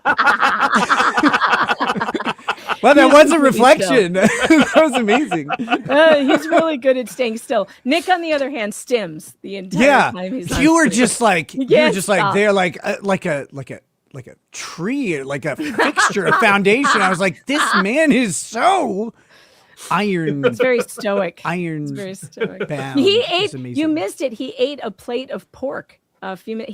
He horked it down in about 30 seconds, and it was like piled high. Just a plate of pork. Well, when you steal all your food from the English, you have to eat it quickly. So No, Nick we knows. don't. Well, you did back in the day. They can I'm take talking their about- time because everyone's dead. Or- The lab results, they were normal? Not clinically significant. For the Everything's not emergency room. clinically significant to her. Would you agree Everything. with that? Yes. Yeah, but she conditions it always with for the emergency room. Just Right. But didn't Because she the moment testify she that? Oh, go ahead. Yeah, So we because got- the moment they ask general medic that actually demands diagnostics, then she conditions the answer with, well, not in the ER. And so for reference, we have the baby has low vitamin D. These are the lab results. Low vitamin D, low creatine. Creatine. Low, no, not creatine. Creatine. I can't say it. It has another. It's the thing that causes rhabdomyolysis. It's not creatine. It's the other one. Okay, creatinine, right? Yes, that one. Yes. Okay. So she has a very low count there. She has a very high platelet count. So normal is something to 450. Hers is 750. And this woman and the last doctor were all like, no, not significant. Doesn't mean anything. Abnormal is normal. Yeah. That's all of them. Nothing was out of the ordinary. Yeah, but this one, yeah, but I don't count that. But Yeah, we this don't one, count I that. don't count that. I don't count that either. Yeah.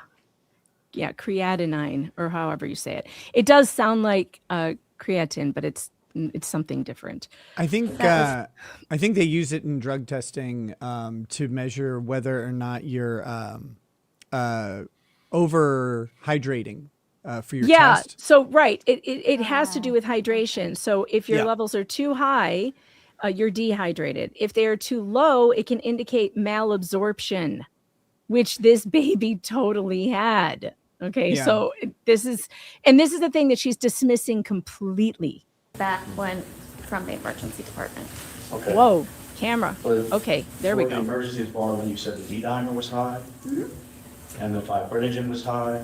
The D-dimer was elevated. I think the fibrinogen was just above the normal level, so that would have been not clinically significant. Just above the normal level is still over the fucking normal level. And it's a baby in the ER. It's not like it's a kid at a clinic for routine checkup and you're like, how are they doing? Oh, they're great. And like, oh, well, levels are slightly elevated. We'll want to keep an eye on it. It's a baby in the ER. Anything outside of the norm should be cataloged and investigated Yes. until you've got a cause. Like, Yeah, and they did, but you have to, and especially if you're considering abuse, you have to rule out everything else. So you should have to legally go down every rabbit hole before you accuse people of a crime, which did not happen here. I know I said I would finish up at 4, but Nick just got here and I'm going to keep going. So if you guys want to stick around, we're going to keep going. RDW and the platelets also being high. All right, so we're going to, it says due to a technical malfunction, the final minute of Dr. Krieger's testimony was not recorded or something. I couldn't read it behind. Oh man, Yeah. I bet that minute held the entire case together. Oh, And it that says- 1 minute would have changed our minds. Yeah, This is the- 100%. The Yeah. final Also, minute hang was 'em. not captured. The filmmaker regrets the error. That's okay. We forgive you. You'll regret the error when we pull your fingernails out with pliers. No. I need to get. It's 10 p.m. here, and Okay. I would like to have a little more sleep today than yesterday, which about 2.5 hours. So I need to. Understandable. I'm writing an off I fuck motion, and off I fuck. Thank you, Nick. We'll see you on Monday. Later, brother. And also, I'll he's see doing you, this- as many of you as possible, tomorrow, Friday, slightly buzzed show. I'm going to try and Right. make part of it for sure. Yep. All right. See ya. All right, see ya. Oh, wait. Oh. Yes. Cunt. There, I ruined monetization. The C word has been dropped. And C also word Nick and Nick demonetizes the stream. may have demonetized. I don't think I'm going to call it because we're past 2 hours. I don't think it will demonetize the stream. I don't know that they even wait 2 hours anymore. Like, I think they got rid of those words unless you direct them. Like, if you use a racial slur directed at a person who is that race, and they may even have to be present. Like, you trust me, you can go pretty far. Yeah, we know. We've seen your show. All monetized. Bye, See ya. Nick. See you, All brother. right, chat. I will give you the C word. I'm not giving you Nick demonetizes the stream because we still have another Nick left. So there's still We'll get time. there. We'll get We'll there. get- Still have time. Hey, would anybody like to know about the last time I went to the gay 90s? No, I'm just kidding. What people may not know about me is not only am I the worst lawyer on the planet and a complete jerk of a YouTuber and have a direct personal experience with CPS temporarily taking my kids away, I was also a foster parent for over a decade. We had placements. And not only that, but my in-laws have been foster parents for somewhere between 20 and 30 years with several placements involving all ages of children, babies up to teenagers. And so I have 5 children who've all had different medical issues. I've seen a lot of medical issues from the non-abuse side. I've seen them from the abuse side with babies coming to my in-laws and stuff like that. What So, what was your experience as a foster parent? Did you ever experience kind of what doubts about what the foster system was telling you about these kids? The foster system is a complete joke. It's a complete joke from both sides of it. There's no way around it. I was a foster parent in Dakota County, Minnesota, which is one of the larger counties. It's the southern part of the Twin Cities. It's where I graduated high school, where Lady Raggets and I moved after college. We lived in a suburb with about 50 to 60,000 people in it, surrounded by similarly sized suburbs. There's a lot of people in it. In the time that we were foster parents, which was 12 or 13 months, I think, we in that county, we had 0 placements. They needed parents all the time. We had 0 placements. We did a ton of training. We went to all sorts of training. We went through all sorts of classes, etc. We completed the required classes right away, and then we kept doing more and more because we were also looking. I don't know if we had our first baby yet, but we were either looking to have our first baby or she was pregnant. I can't remember the timeline exactly, but so we found the classes to be valuable either way. And so we did a bunch of it, and we would not get a placement. And then we did end up getting a placement for a couple months when we moved out to Dakota County, or out to Candy-Ojai County, where we live now. And we only had 1 placement that entire time, but that was partially because our second baby was on the way, and Lady Rackets had some complications. She was put on bed rest. And so our placement involved 2 boys, 4 and 2 years old, and she wasn't able to pick them up. So they had to go to another family at that point because of that. But, we were there and we were licensed for, plenty of time after that. We were always willing to take another placement. They never did. They always talked about how they needed people. And we just never got the phone call. It's like our phone number's open. And we were proactive. Like, we were involved. We would go to the meetings and stuff. We would go to, direction meetings and stuff like that to try and get input into the system. Because we'd seen the bad sides of the system, our whole Lady Rackets' whole life. Her parents have been foster parents. She has 4 adopted siblings through the foster system. to keep that in reference. So tons of experience in, Tons of in all experience, this. yeah. And I still hate them. It's really terrible what they did to Jennifer, because Jennifer had been 13 years. She had been doing foster care for that system. And after she blew the whistle on this case, that was it.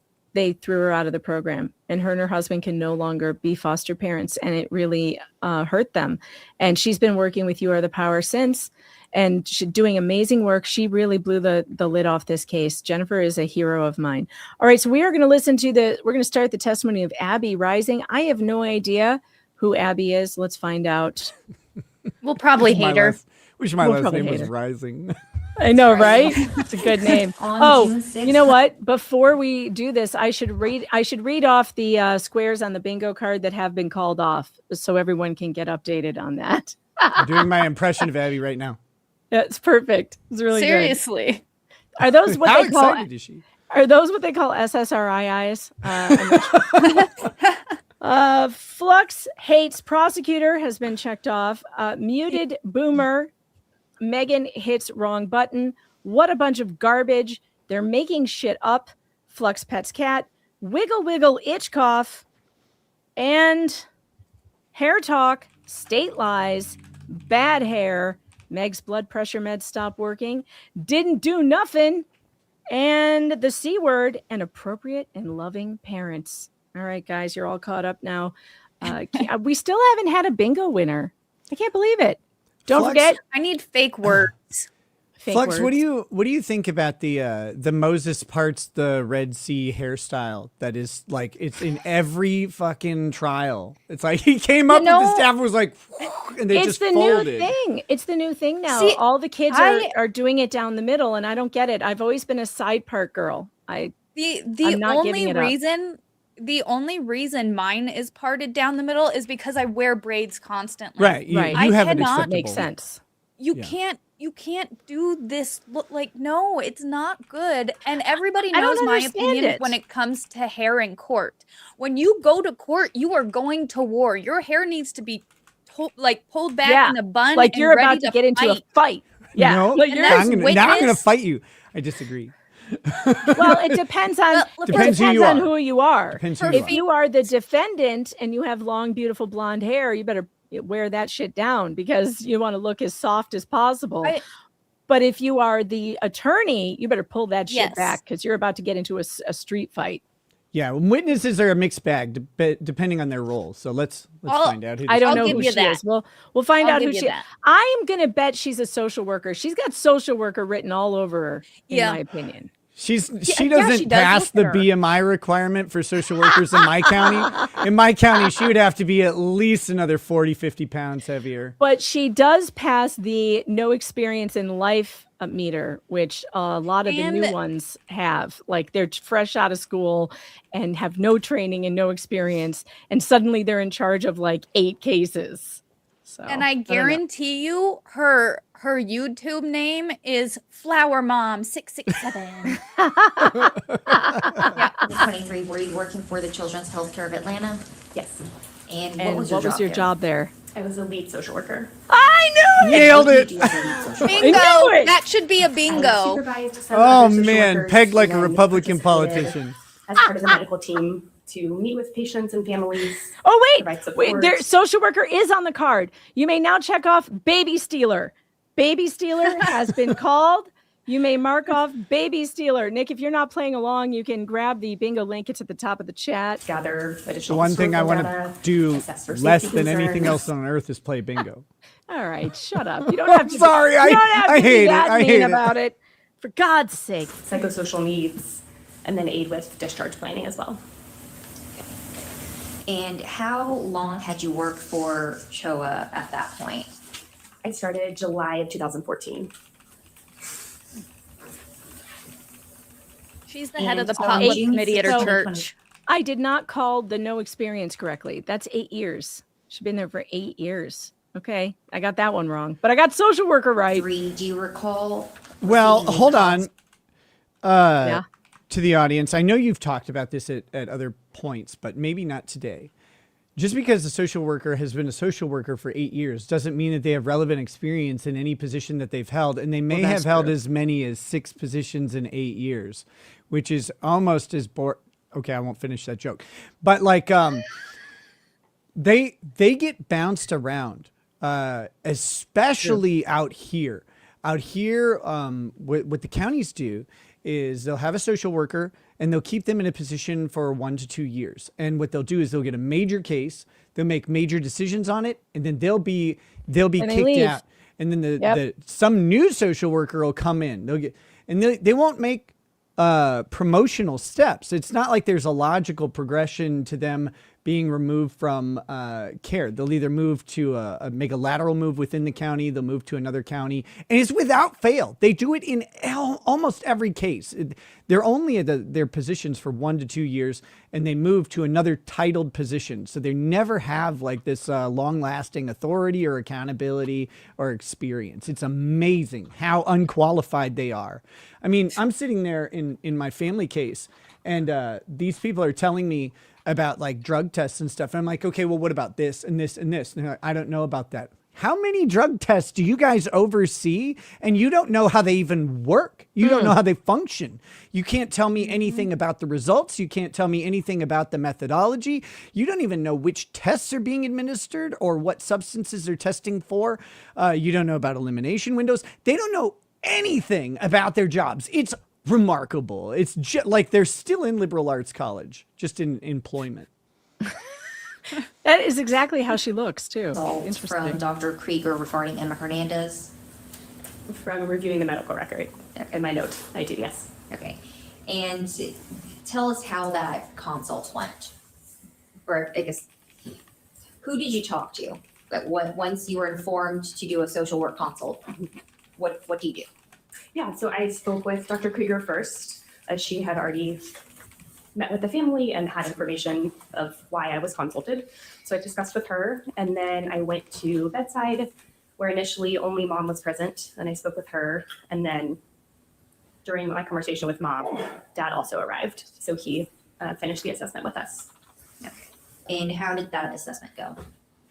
Yeah, so Dr. Krieger had consulted me for concerns of non-accidental trauma due to the child having multiple fractures and reports of bruising, all of which the doctor did not have a clear explanation. So that was the reason for the consult. So I went to bedside, discussed with mom, who said that they had noticed a bruise, she thought about 1 to 2 weeks ago, behind the baby's ear. She wasn't quite sure where it had come from. She guessed maybe from the baby laying on her side. She noticed it in the morning. Dad was at work, told dad in the evening when he got home from work. Dad had taken a photo.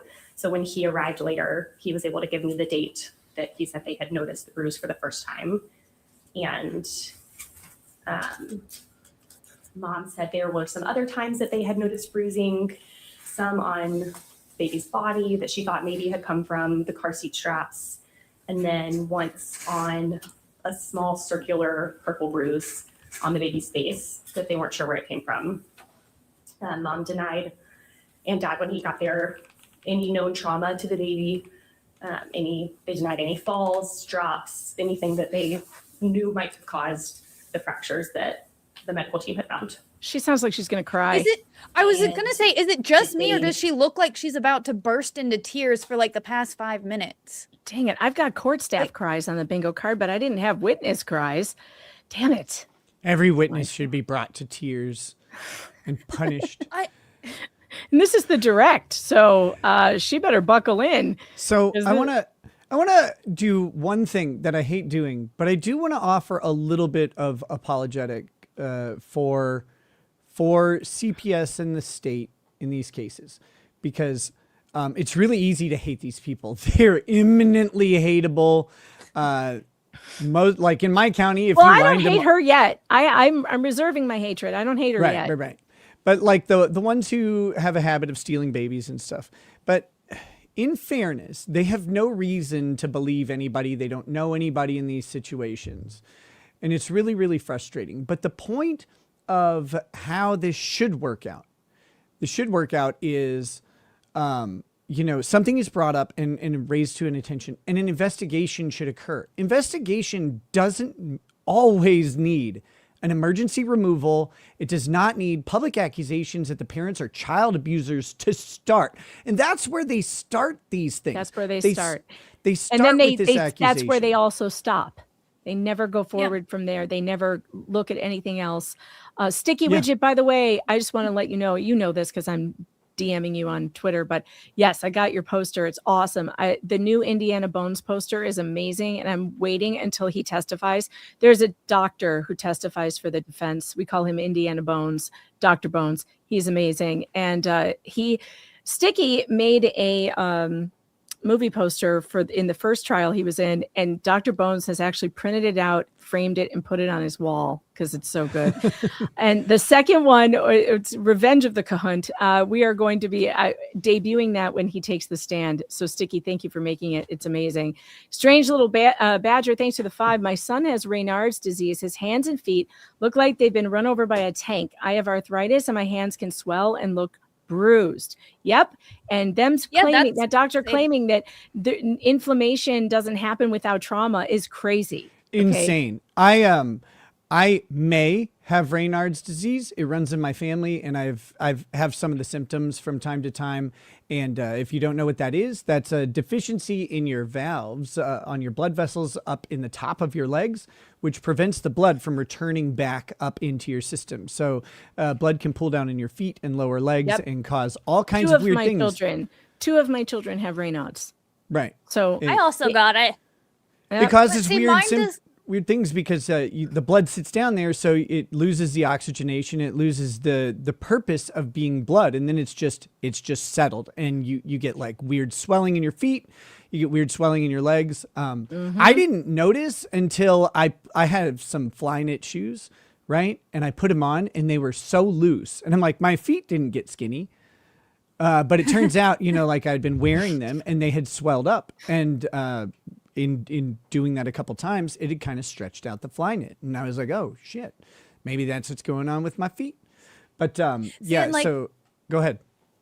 Oh, I was gonna say, like, for me, because I have Raynaud's, and mine does like the opposite, where it pulls all the blood out of my feet. Like completely drains the blood out of my feet. Because, I mean, granted, this was an army doctor, so maybe I should probably look into it again. You have something. Let me spin the wheel of diagnosis. Well, because he was like, you can't diagnose Raynaud's. You have to basically eliminate knock every other thing out. And then you're just left with Raynaud's. And he's like, it's just your veins being over dramatic and they close. But I'm like, I don't know specifically about what you're talking about, but I could see it working that way though, because it's the same thing. Like the valves or the little sphincters that allow the blood transfer between your lower and upper body close off. And so same thing.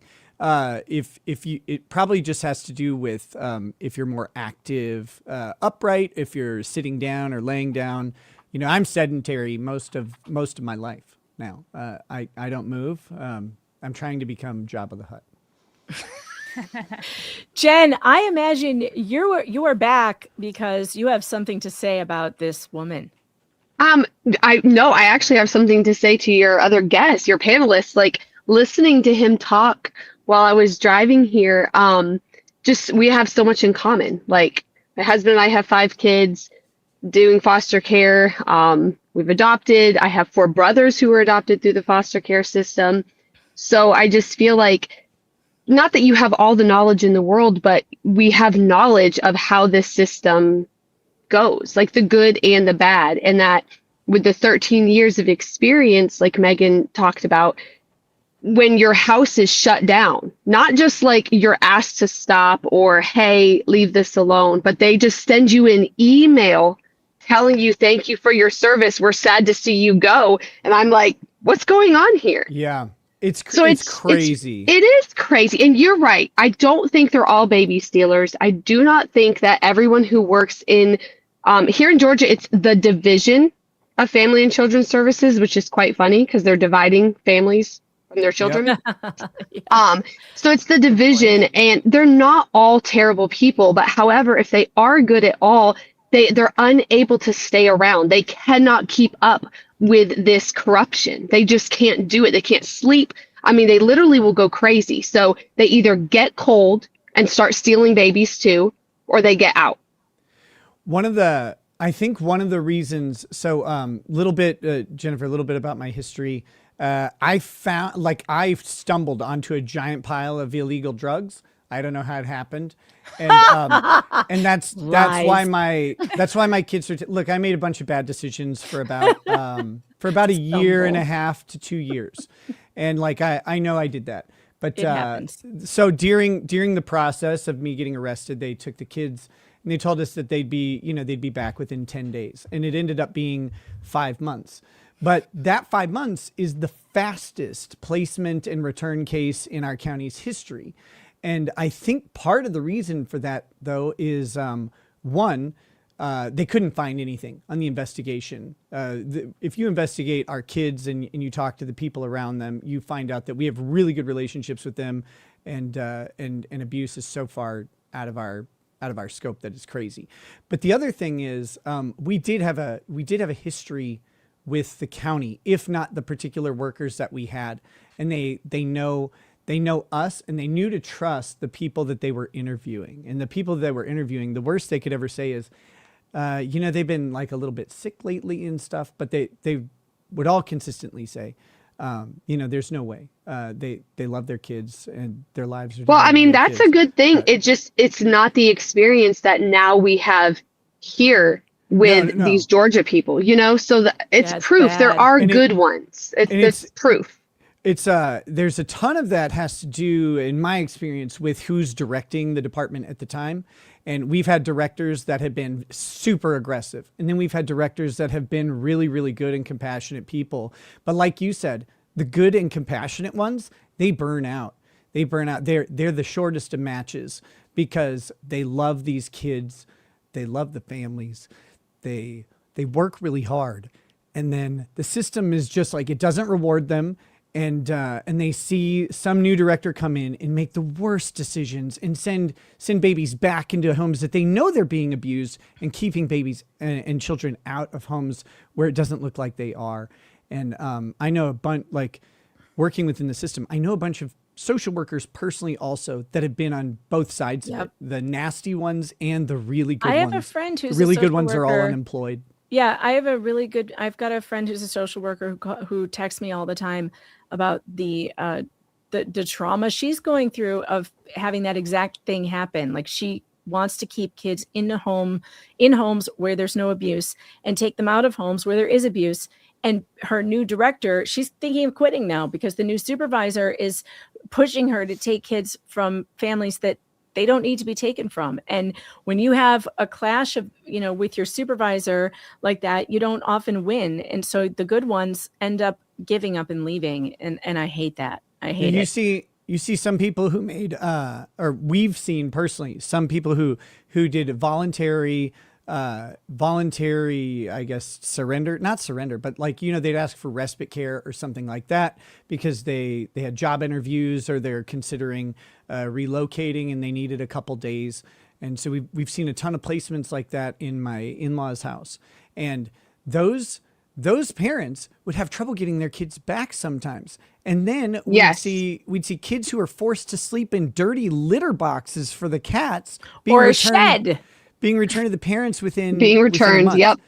And one of the craziest cases I know of happened down in Houston, and they're personal friends of mine, or like acquaintances, I guess. I don't hang out with them, but they're personal acquaintances of mine. They're good people, but they had an older sibling, and the baby had crawled under the bed, and the older sibling was like 5 or 6, right? Knew that the baby crawled under the couch, knew that the baby shouldn't be under the couch, and tried to pull the baby out by the leg.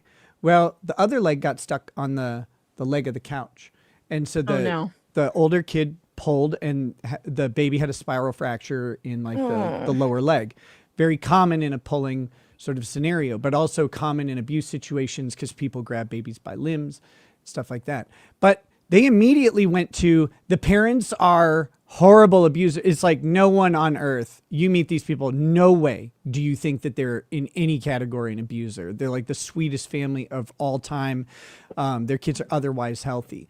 But it's like that perspective and attitude is so damaging to the whole system. And those are the people we need to get rid of. These administrators who are being put in charge of administrating children and families. Get out. Put compassionate people in there. Hire a church. I don't know. I know there has to be a different way. All right, we'll keep going. Who would have had access to Emma? Yeah, they said that the two parents were the sole caregivers for the baby. Mom stayed home to care for her while dad worked. And then dad obviously was home when he was not at work. And they had a 3-year-old daughter at the time as well. Did they ever have any babysitters? They deny having babysitters. You said that the dad was able to provide you with a date for the photo. What was the date? Can I confirm in my note? Yes. May 25th, 2023. And did they indicate to you that they had sought any sort of medical attention for all these bruising incidents that they mentioned to you?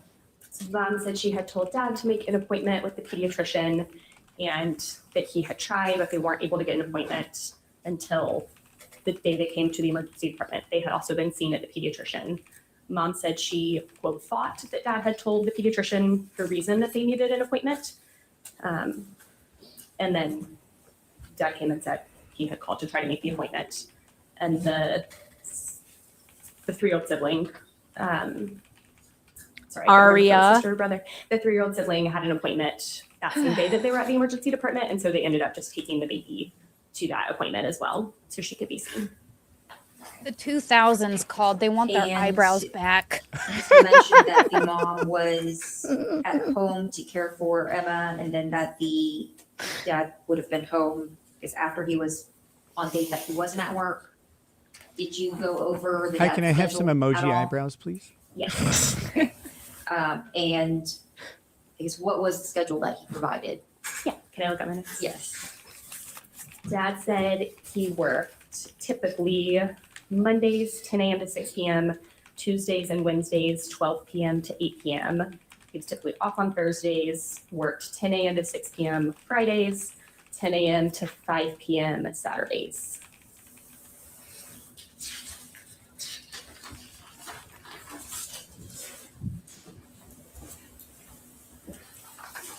And what did you do after speaking to the parents? Yeah, I went back to Dr. Krieger and discussed with her, and we agreed that reports needed to be made to law enforcement and DFACS. Within children's healthcare, the social workers are the conduit for making reports when there are safety concerns. So I called Forsyth County Sheriff and made a report over the phone to them, and then made the DFACS report online. Before any lab work or genetic testing Wait a came minute. back. I was Like, just about to say. this hold is on. within So in the she- medical records. It's within 2 hours. So she nothing and came that- back. And that ER doctor we just heard from, who didn't know anything, who discounted all the lab work, these two made the decision to call the cops. But when in the cross-examination, when they asked that ER doctor what was the red flag, it didn't seem like she had anything. She had no red flags, just the fractures themselves. But she didn't see the fractures. She said she didn't see the fractures. So yeah, when did she see the fractures? Who came up? She's not the one who diagnosed any fractures. She said, I never see those. Yeah, and wait until you see when they bring in the x-ray images, you and all of your viewers your minds are going to be blown at the size of this itty bitty fracture in this baby's leg. Now her leg still got swollen. We know that. That's why the parents brought her. But she makes this phone call. They decide, because there's 5 social workers that live in CHOA. That's where they stay. They're liaisons for DFACS. So she's one of them. And that's before they didn't even do the vitamin D test at this time. No genetic testing. That takes nothing. weeks to get back. Nothing. To me, this is exactly what they did in the Tim's case too. Same. Yes. Same thing. Be made. Why is that? because we had a 12-week-old baby with multiple injuries and no history of how those might have been caused, which is highly concerning. How much history can a 5-month-old baby have? 5 months, actually. 5 months is the maximum amount. Yeah, I mean, what do you mean? Because there was no history of how this could have happened. It's literally starting right now, ma'am. The history begins now. Like, if you don't start the history, guess what? There won't ever be one. So do we have I don't know anything about this case. Do we know like what's up with the proposed reason for the injury? Low vitamin D. They never have one. I feel She like had they a vitamin never D have one. deficiency Oh, at that's birth. right. And osteo and whatever. her mother had low vitamin D during the pregnancy. Iron deficiency, and also Iron you'll find out yeah. Emma came back with genetic variants. Defects refused to let them test their baby. Refused it. So the mother, during a visit, which we knew about, swabbed Emma secretly, filmed it.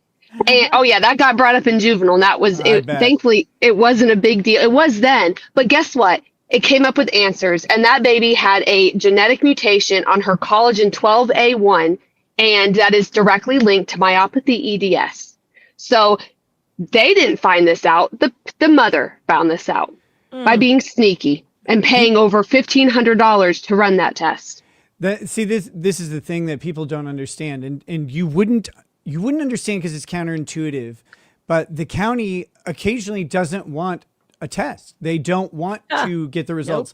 I know this personally because one of my children tested positive for a very large amount of cocaine, which is kind of weird, right? Like, because she was Very weird. She was 8 at the time, and so the first thing I said was a bunch of profanity at the social worker, and then I said, I want that retested now. And my wife says the same thing. I have this recorded, but we're standing there. So we want this retested now. Something is wrong. That's an impossible thing to have happened. And she said the county is not interested in pursuing a retest at this time. And what people may not get is like, you don't have custody of your children. So you can't take her for a retest. You can't. And if you do, or if you try to arrange a third party to take it, you could face serious consequences. Like now you're re-traumatizing the child. You're doing all this stuff. They will throw any accusation at you if you go against what they said. And it's crazy sauce because all you want to do as a parent is like, what happened? How could this be? To us, and verify the county's results, which we all know by lots of news articles, counties all over this country get drug testing wrong. They mix it up in the lab. They even had, there was one viral case of a lab worker who was falsifying drug tests. And all of these cases got thrown out. You can't you cannot just trust the state's drug tests. Remember how I said we were supposed to get our kids back in 10 days? Yeah. This was day 9. Of course, day 9, this test shows up, and we wanted to fight it. But the best part was they never accused us of anything. And they used something, they used an emergency process, and they used something called reliable hearsay, where the CPS worker was able to just read the document, not testify anything about how it might happen or what those results might mean. They didn't need an expert, and we were not allowed to fight it because and first of all, for that hearing, they gave me less than 24 hours. So I didn't even have, and it was a Friday or something like that. I didn't even have time or wouldn't have been a Friday. It was, but like I had less than 24 hours to try and get an expert to fight it. No way are you going to get that. We didn't have any discovery on it. We still don't. They never provided discovery on the test at all. All you want to do as a parent is find out what happened, because I don't know about you guys, but when I find out my kids are injured or something, I want to know exactly what happened. I want to know why. Right.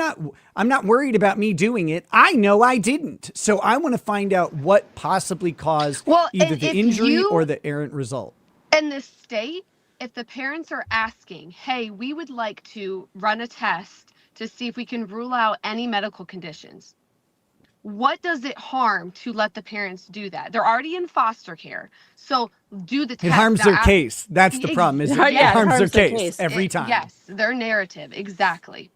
Yeah, it's nuts. It's absolutely nuts. And I personally believe, Nick, that that's why your case was the fastest in the county, because I know if they believed their own testing results, they never would have given your kids back as fast as they did. Oh, yeah. They didn't believe their own testing results, and what they didn't want was for you to make fools out of them by having that retested. That's why they denied you, and that's why they just gave up the ghost, because I get a little bit of criticism on how I handled some of the stuff because I kept my mouth shut for the most part, but there were some things I was vocal on, and that one I will defend till the end of time. I've admitted to everything I've done, even the embarrassing stuff or whatever, like that's fine.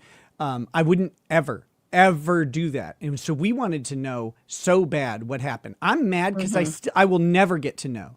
I still have pictures of the cop with the glove on his hand touching my daughter's head after touching cocaine from my safe, and then she got tested an hour later. I have tons of medical papers about how that can force cocaine particles into a hair and make it look like it came out through the hair follicle. I have all of this stuff, but it's only speculation because they didn't give me anything. you weren't allowed to test it. Yeah. But the convenient timing, the refusal to let us do any further testing, it's always developing the record. Always hurts the state. They don't want to do it.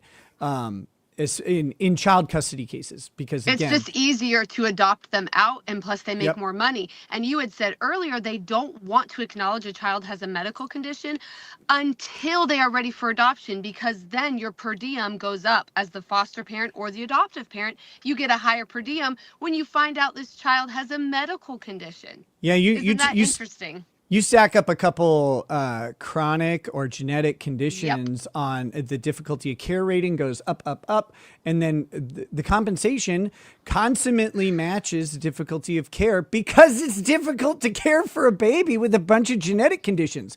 But they're hesitant to acknowledge them. They're quick to blame, and it's like, you have this system in place for this reason. And again, if they would just, all they have to do is modify their approach very, very simply to say, we're going to approach these things with an inquisitive mind that is focused on the child rather than we must protect the child and lock them up from the dangerous parents. When you notice, like, they have other kids, they have all this stuff and no history of any of these things. Right. It's different when you got like four kids and everyone's been beaten and hurt and like they have multiple placements. Obviously, those require a different approach, but most newcomers to the system don't have anything like that. And in the Hernandez case, they had an older child whose pediatrician admitted there was never any concern with her. My favorite move that DCF pulls and these hospitals and child abuse pediatricians pull, my favorite move is when they accuse the parent or mom of Munchausen and of making up these medical conditions. They take the kid and then they treat that kid anyway. This happened in the Kowalski case. It happened in the Cynthia Absug case, where they claim mom's hurting the kid, but then they take the kid away and they continue to treat that kid. Because the symptoms persist somehow. They did it like to it's a Emma magic. Yep. They did it to Emma Hernandez too, claiming that her parents abused her. And yet, while she was in foster care, she had multiple hospitalizations and treatments with the vitamin D and everything else. Like, how do you explain that? Other than, you're just a bunch of fucking liars. All right, let's listen to her more of her. Further, thank you. Oh, that was it? That was all the state had for her? I feel like the state isn't so great. Good morning is rising. At their questions. They want to limit. I love Catherine. Well, also limiting direct limits cross, and that's a critical strategy element that I think a lot of times. I know that I do when we're watching these cases, we get kind of into them and we're like, that's it, blah, blah, blah. But the state may have a strategy to limit her exposure on cross. If you have a judge who's good about cross-examination and saying, no, it's limited to the scope of direct, then asking just a few questions can really, really gum up the works on the opposing party's examination. So I think this DA is just daft. to be honest. But I do understand what you're saying. But this Well, woman she isn't just- very good. Maybe I'm giving her too much credit. Yeah, she's not very good, Nick. And she's. You should have seen her opening statements. It was brutal. Oh gosh. I'm always happier when the DAs are bad than when the public defenders are bad. Yeah, well, you're gonna like Catherine Bernard, who is one of the defense attorneys who's up right now. She's a powerhouse. Love her. So you have been working for CHOA since July of 2014, right? That's when I started. Okay. And so are you not with CHOA anymore? Correct. Okay, where are you now? A company called NMDP. Okay. So when did you stop working for CHOA? January of 2024. And just moving on to a different stage in your career, or what was the reason for that? Yeah, changes in my personal life that I needed more flexibility. So you were at CHOA then for a decade, it sounds like, for 10 years. Almost. Yes. And so, and your role at CHOA is you're a social worker. Correct. So you were very specifically involved in cases involving allegations of child abuse. Would that be fair to say? Very often, yes. Okay. What kind of work did you do outside of the child abuse arena? Yeah, so we would do psychosocial assessments with families to determine are there resource needs, community needs, assistance in providing whole care to their children. Do they have access to transportation, to insurance? We also just were a support system. People come to the hospital for a lot of very challenging things. That was the kind of general scope. Okay, so if you had an estimate, a ballpark of what percentage of your cases involve allegations of child abuse, what would that be? Is the total ballpark. If we're including any type of abuse or neglect, I would say for me specifically, 60%.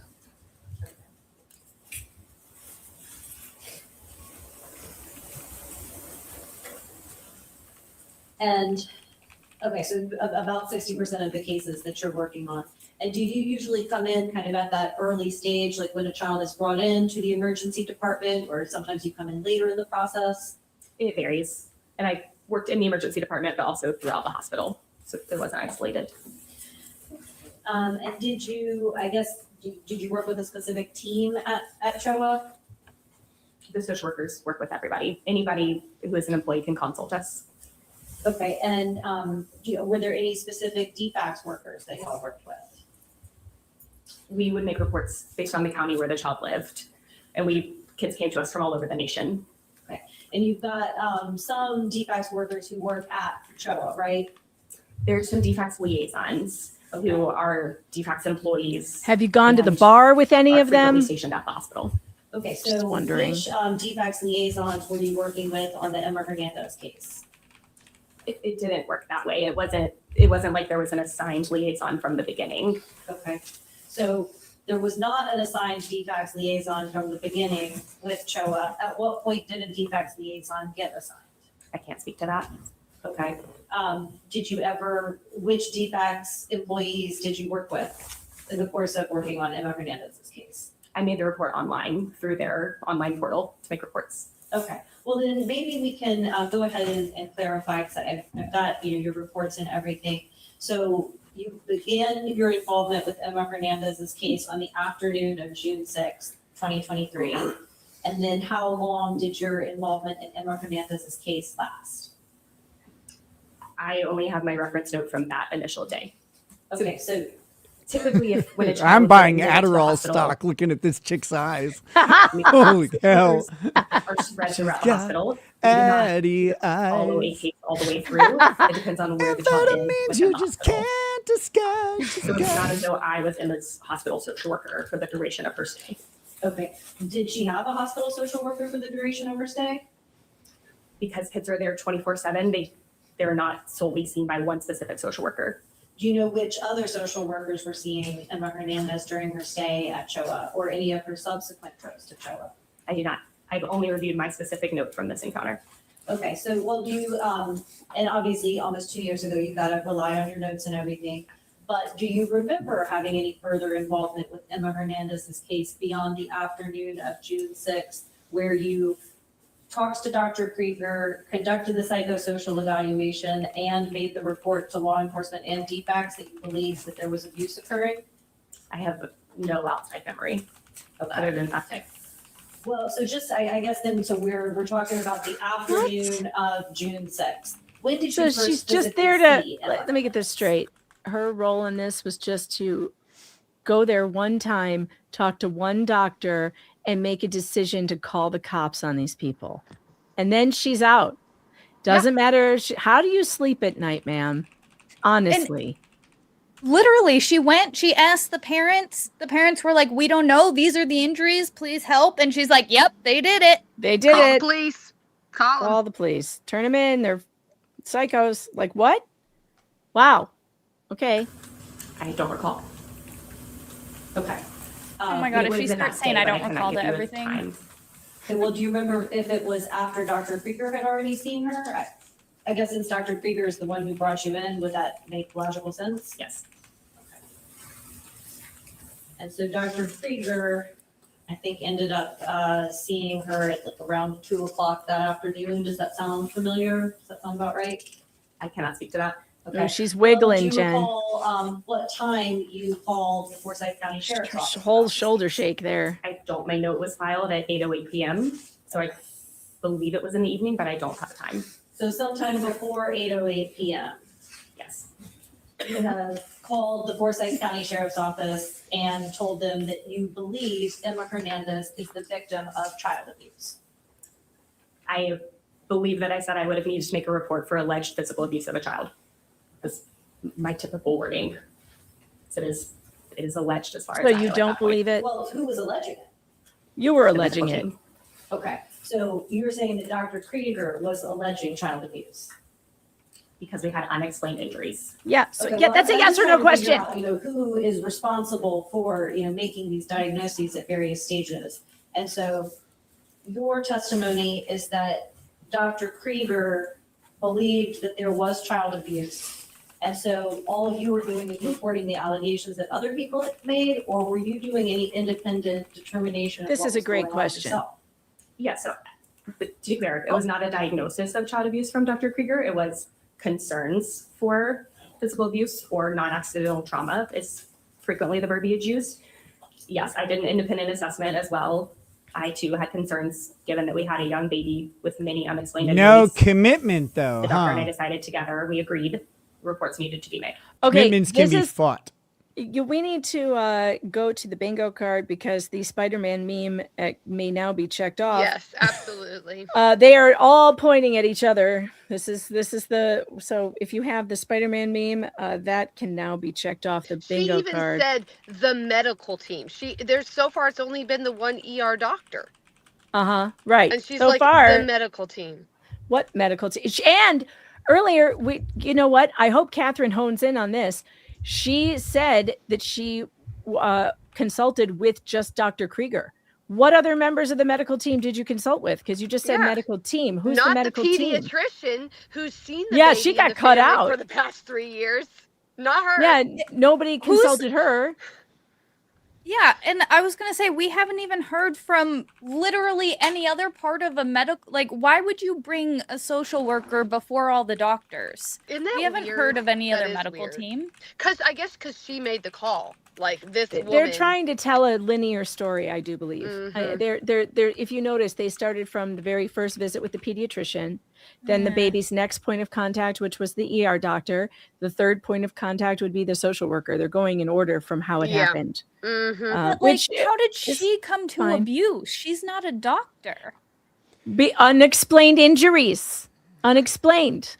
So the amazing thing about CPS social workers is despite the fact that all of them are under 45, most of them are childless and even familyless, because many of them are insufferable harpies. But despite all of this, they have some ability to assess what happened in places where they weren't. And it's amazing. Like, they all possess this skill. They can just surmise the circumstances that brought about something because they can liken an injury to some other injury. It's like, yeah, but I can liken a lot of arm fractures to other arm fractures, but some happen like while in an organized fight in like a UFC event, and others happen falling off a skateboard, and others happen, rescuing a cat from a wood chipper. Like a whole lot of things can cause a fractured elbow. True. It doesn't mean that just because you have an injury to a baby or a child, that the injury was caused in the same way as the last horrific thing you saw. And that is another problem with the CPS system, is that they are really exposed to, as a lawyer who did family law and juvenile stuff for a little while, you see really quickly like how horrible things can get. And that trauma is hard to deal with, and it's more importantly, it's hard to cast off, and it's hard to absolve yourself of responsibility for something that you're not responsible for. Because what you want to do, and these CPS workers want to do, is they want to prevent the next baby from getting beaten to death or thrown in like a dryer or something horrible. And so they've seen something bad, and then it gets applied forward to anything that looks even remotely close. Well, they also need to learn to follow through, because when you talk to these people and these abuse teams, and we'll definitely hear it later when we hear Mesner, but from the past trials, the same child abuse pediatricians from CHOA, if they are asked on the stand, have you ever gotten it wrong? Their answer is no. They have never gotten it wrong. Amazing. They have a 100% success rate, even for the families that have been fully acquitted.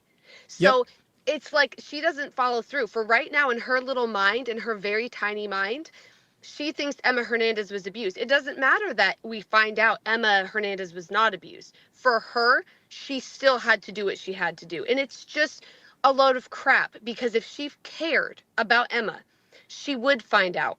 She would wait until she'd put a safety plan on the family. You can do a safety plan where they still go home. A breastfeeding baby still goes home with their mother. Imagine and we taking do a breastfeeding baby, or if they really think they need to keep eyes on them all the time, let mom stay in the hospital with the breastfeeding baby. Absolutely. Under the watch of perfectly competent doctors and nurses. Why do you have to remove a mother from a nursing baby unless there's an extreme circumstance? And I mean, it better be extreme. Yes. And the 3-year-old, this should be illegal. Taking the 3-year-old, we don't talk Nick, enough. we didn't even tell you. So they first put the baby and the 3-year-old with the sister and brother, with Tucky's sister and brother-in-law. Mm-hmm. Then the baby's feet appeared bruised, and Tony's like, oh my God, see? The feet are bruising. It's not my sister-in-law. And you know what DFAC said? You're obviously letting mom come to the house and abuse the baby. Now we have to take the baby from you and put her into a home of strangers. Out of family placement, yeah. And also, Tony had nonstop cameras around his entire house, outside, inside. He offered that to juvenile court, but interestingly enough, nobody ever wanted to see it. We can't verify that. We don't know the dates. It could be manipulated. Any number of things. Not to bring the law into a trial stream of a journalist, but another thing about this that gets overlooked: these cases are not criminal cases until they are, and so the CPS and juvenile aspect of them are done under the civil case structure, which means they have a reduced standard of proof. So all they have to do is get to 51%, more likely than not that something happened. That's a really, really, really low bar. It's an incredibly low bar, because you can say, look, this baby has an injury consistent with injuries that we've seen in multiple abuse cases. They were with the mother or the father all day. No one else is around to do this. We have no competing narrative about how this injury might have occurred. It's more likely than not that mom lost her temper or dad lost his temper or something happened. And it's a really, really low bar. And there's no jury. You wouldn't put child custody in front of a jury. That'd be crazy. So you do this in front of a judge. And those judges start to develop the same sort of patterns that social workers do, especially if they've been a child and family services on the child and family services bench for a long enough time, because they have seen really horrible stuff. Which this juvenile judge was. She had been, a stag for DFACs here before she was a judge. So, and these judges become tyrants in their own courtroom because incestuousness makes me sick. The standard is best interest of the child, which is no standard at all. Anyone who's worked in the system knows that best interest of the child is just whatever the finder of fact determines it to be in that moment. They become mini tyrants. Even, Nick, even in the face of opposition from the child, in many cases. The And children they'll can speak out and say they don't like being with one parent or the other, and the judge will say, we don't care. The best interest of the child is what we say it is, not what you say it is. There is a county in Texas where one judge handled the entire DCF bench, and they were illegally appointing 2 lawyers from the same law firm to be both the attorney for the child and the guardian ad litem. And Of course. those What judge those was two, that? Do you know that judge's name? I might know about this case. it was the one in the Sophie Was it a and Michael, female? the Michael Long case. It was a male. Is it a woman? Or was it a Or male? wait, Okay. no. I think it might have been a woman. But they were like the director. So they not only did they do that, but they also assigned the judges for those cases, assigned themselves the Sophie Long case. Look, Michael Long has some bad accusations against him for what he did. Like, he did take his daughter down to Mexico City. There's some accusations about what happened down there. I don't know anything about it. That case leading up to the point in which he brought his daughter down against court orders, I do not endorse or condone that activity. But leading up to that case is an administrative I haven't heard nightmare of this on the judge judge. side. It was Genola Jackson. I've not heard of her. She it's the level of connection between. But it looks like she got overturned by the appeals court at least once in this case. On the Michael Long case? That's what it says. Yeah, and I don't know. I stopped following it years ago, but because once he took the kid out of the country, I'm like, well, I'm out. But It says the 11th Circuit Court of Appeals later reversed part of the district court's dismissal, finding that the plaintiffs had standing to sue the judges, including Jackson. So that's good. But like what she did, and who the plaintiffs might even be the mother, I don't know. But what that judge did was flat out illegal. It was absolutely against the rules, but they were the supervising judge in the district. And what do? Like you can't. Oh, never mind. This is a different Sophie Long case, different kid, You are different awful. person. I just Sorry. This is why I don't talk found to it. non-lawyers like at all. Like, oh my god. Well, who would know that there would be another Sophie Long? Come on. But no, that case is really complicated, and without getting into the details of that case and like all of the shenanigans that happened later, all that anybody wanted to see, because it went viral, all that anybody wanted was the father to have a fair shot, and the judge broke the rules. And it's like, well, how do we know he got a fair shot or not if you're breaking the rules that are set in place? But it gets really hard to challenge these judges. And the standards that they work under are no standards at all. And ultimately, the burden of proof is 51%, which is crazy. Well, I can promise you this, and this is not a pat on the back whatsoever, but if we and the organization You Are the Power had not gotten involved, if Megan Fox, if Rebecca Lindstrom, the 2 journalist investigators who interviewed these parents and put it out there, had not happened, 100% Ari and Emma Hernandez would have been adopted out. And if they did not have good attorneys in this criminal court, they would be sitting in prison. I still don't know how they aren't in prison, because you guys haven't got to see how much this judge keeps out once the defense's witnesses come in. But it's mind-blowing that Matt and Taki were acquitted, in my opinion, because He much kept of the out good so stuff, much exculpatory evidence it's for them. insane. And can you imagine a judge saying, well, there's exculpatory evidence, you can't introduce it? It's like, wait, I'm sorry. Yes. What do you Yeah, mean? no, and apparently this judge does it over and over and over again. He also says that the best interests of the children is not relevant or priority in his courtroom. That's insane. I want to show Nick. I want to show him the clip from the other day when the judge, during opening statements, when the prosecutor objects to the defense attorney mentioning the charging documents, and the judge agrees with the prosecutor. I gotta find that. Oh, it's so ridiculous. Yeah, sorry, this case is brought under these documents, but they're not really relevant to it at all. Oh, I'm And sorry. you've How? never seen a lawyer make a face like this. Her face, Catherine's face, is so perfect. It is exactly what you would want to do. She's just like, It's so good. I gotta find it. Here, we'll keep playing this while I find it. I'll play it for you when I get it. Okay, so the doctor had concerns, and then you also had concerns, so I guess together y'all are the ones who are alleging child abuse to the Forsyth County Sheriff's Office? Correct. Okay. And if your report was made at 7:20 on the evening of June 6th, would that sound right to you? That would make sense. Okay.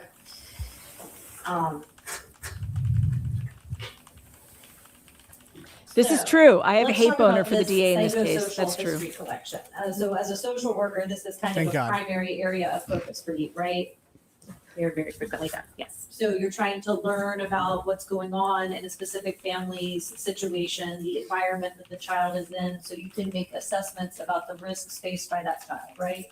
That is part of it, yes. So what were the factors that gave you any red flags whatsoever about the Hernandez family on your psychosocial evaluation? And again, you've already said you and the doctor found the injuries themselves to be suspicious. Mm-hmm. What else gave you concern about their psychosocial history? There was no explanation that they could get for the majority of the injuries. Okay, well, that would of course be related to. No explanation right? clearly means child So, abuse I'm rather just than talking not about child anything abuse. about like their demeanor. Did they seem like they weren't being? All right, I found it. And oh my God, this is great. Oh, it's so frustrating. All right, let's back up to where we can hear where she's going with it. And then, by the way, there were no objections during the prosecutor's opening statements. I knew I had it on the bingo card on purpose because I had a feeling this was going to happen. And what a shit show this turned into. That the parallel track of the DFACS case, where they have already seized both Emma and Arya from their loving parents, taking them away and bouncing them around to different homes. So good for It's all kids. going on while Tucky Hernandez gets charged on June 22nd with aggravated battery and cruelty to children. But they didn't charge Matt Hernandez. But they wouldn't let Tucky or Matt, Your Honor. But watch her face, Nick. The charging decision is completely up to the state. He doesn't get to go into what the officer charged. And she's Absolutely relevant 100% of criminal cases. Look that, at her face. It is the best face. And watch the look. You can kind of see behind her hair. This is one reason I wish Catherine would put her hair up so I can see her amazing faces at the jury. Watch her face as she turns to the jury. The charging decision is completely up to the state. He doesn't get to go into what Look the at her. officer charged. And then slow she gives a little head tilt like this, and then listen to this stupid judge. I have never heard a prosecutor say that the state's charging decisions are irrelevant to a consideration of a criminal case against the people charged. I frankly am not sure how to respond to that. Well, let's get to what the indictment says, not go behind any type of warrant. You're thinking about that. So there is one, like there's a common place that this is brought up where it is appropriate for a judge to say we're not doing that, and that is like speeding tickets. Well, everybody else is speeding, so you know, like you shouldn't charge me. Well, that's when the charging decisions or the pullover decisions of the police, those become irrelevant because this is a civil infraction where you are clearly violating like a strict liability type of law. It's not really that, but for the sake of ease, like you're over the limit, we're going to pull you over. And if you admit to being over the limit or we can prove it, you're going to get a ticket. It doesn't matter if everybody else is doing it too, you are doing it. That's when that determination by the judge is appropriate. In a specific case involving allegations of abuse where injuries happen consistently, or like injuries, where evidence or indications keep coming up in different places and they choose to only charge one party, then it's absolutely relevant that they chose not to charge anybody else. And how you can say otherwise is so critically beyond my level of logicking. I mean, I'm an amateur, but I just can't figure out how you get there. We will watch because they're going to send the jury out and have this fight. Oh, good. And the judge has misunderstood, or at least that's his excuse, has misunderstood what it is that Catherine wants to do here. He had one hand under the robes, I'm guessing. She gets to, he's not paying attention. She gets to do it, but the reason that she brings up is really important.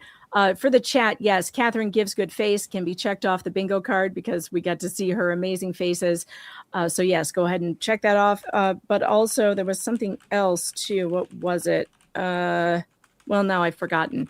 Megan hates the prosecution. Yes. Well, that's a given. That should be the free space. But you can check that off also. But listen to this, Nick, because they're going to send the jury out and it gets nuts, just nuts. That would be a problem. I'm sorry, Your Honor, the warrant that was taken out against my client is an improper subject to go into in front of this jury? Yes, ma'am. Yes, ma'am. Police officer, right. Your Honor, I must respectfully disagree with the court's ruling, and this is, I don't wish to take up anything in the presence This of the jury that mandamus would be worthy. improper, but the criminal charges made against my client are entirely relevant to the criminal charges against my client that this jury is considering. I'm allowing you to go into what they were charged in the indictment. Look at her face. Look at her face. Calculating. Oh, she's so pissed. So pissed.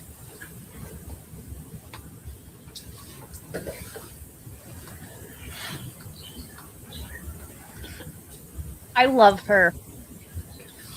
She's trying so hard not to swear at this judge right now. Well, she practiced this opening statement, Hernandez. right? Yeah. Like she worked on this, and the indictment being part of it is probably in her extemp notes, and it probably is a large section. So the judge is like, "You can proceed." It's like, "I'm sorry, judge, you just took 4 minutes away. Like, I have to fast forward to that spot. And then you have to make sure that you're not going to accidentally say something that's going to get his little ovaries worked up and get him mad at you. Because I didn't want you to go into that." It's like, I'm sorry, I'm going back. But if you've ever delivered a speech of any kind, imagine if right in the middle of it, someone says, stop, cut out this section, and then resume. How do you do that? All of the things that you practice, all of the transition statements, all of the buildup and the foreshadowing and the storytelling that you're doing relies on this section, just like every other section. To cut it out, it's like, oh, yeah, sorry, I need you to stop Indiana Jones right now.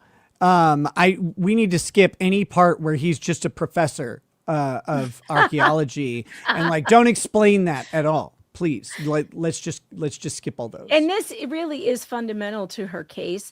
The chat's pointing out that Judge Dickinson, it should be called out, what a dick. Yes, you may check that off. But it's fundamental to her case. And this idiot prosecutor, Yee, is going to interrupt her again.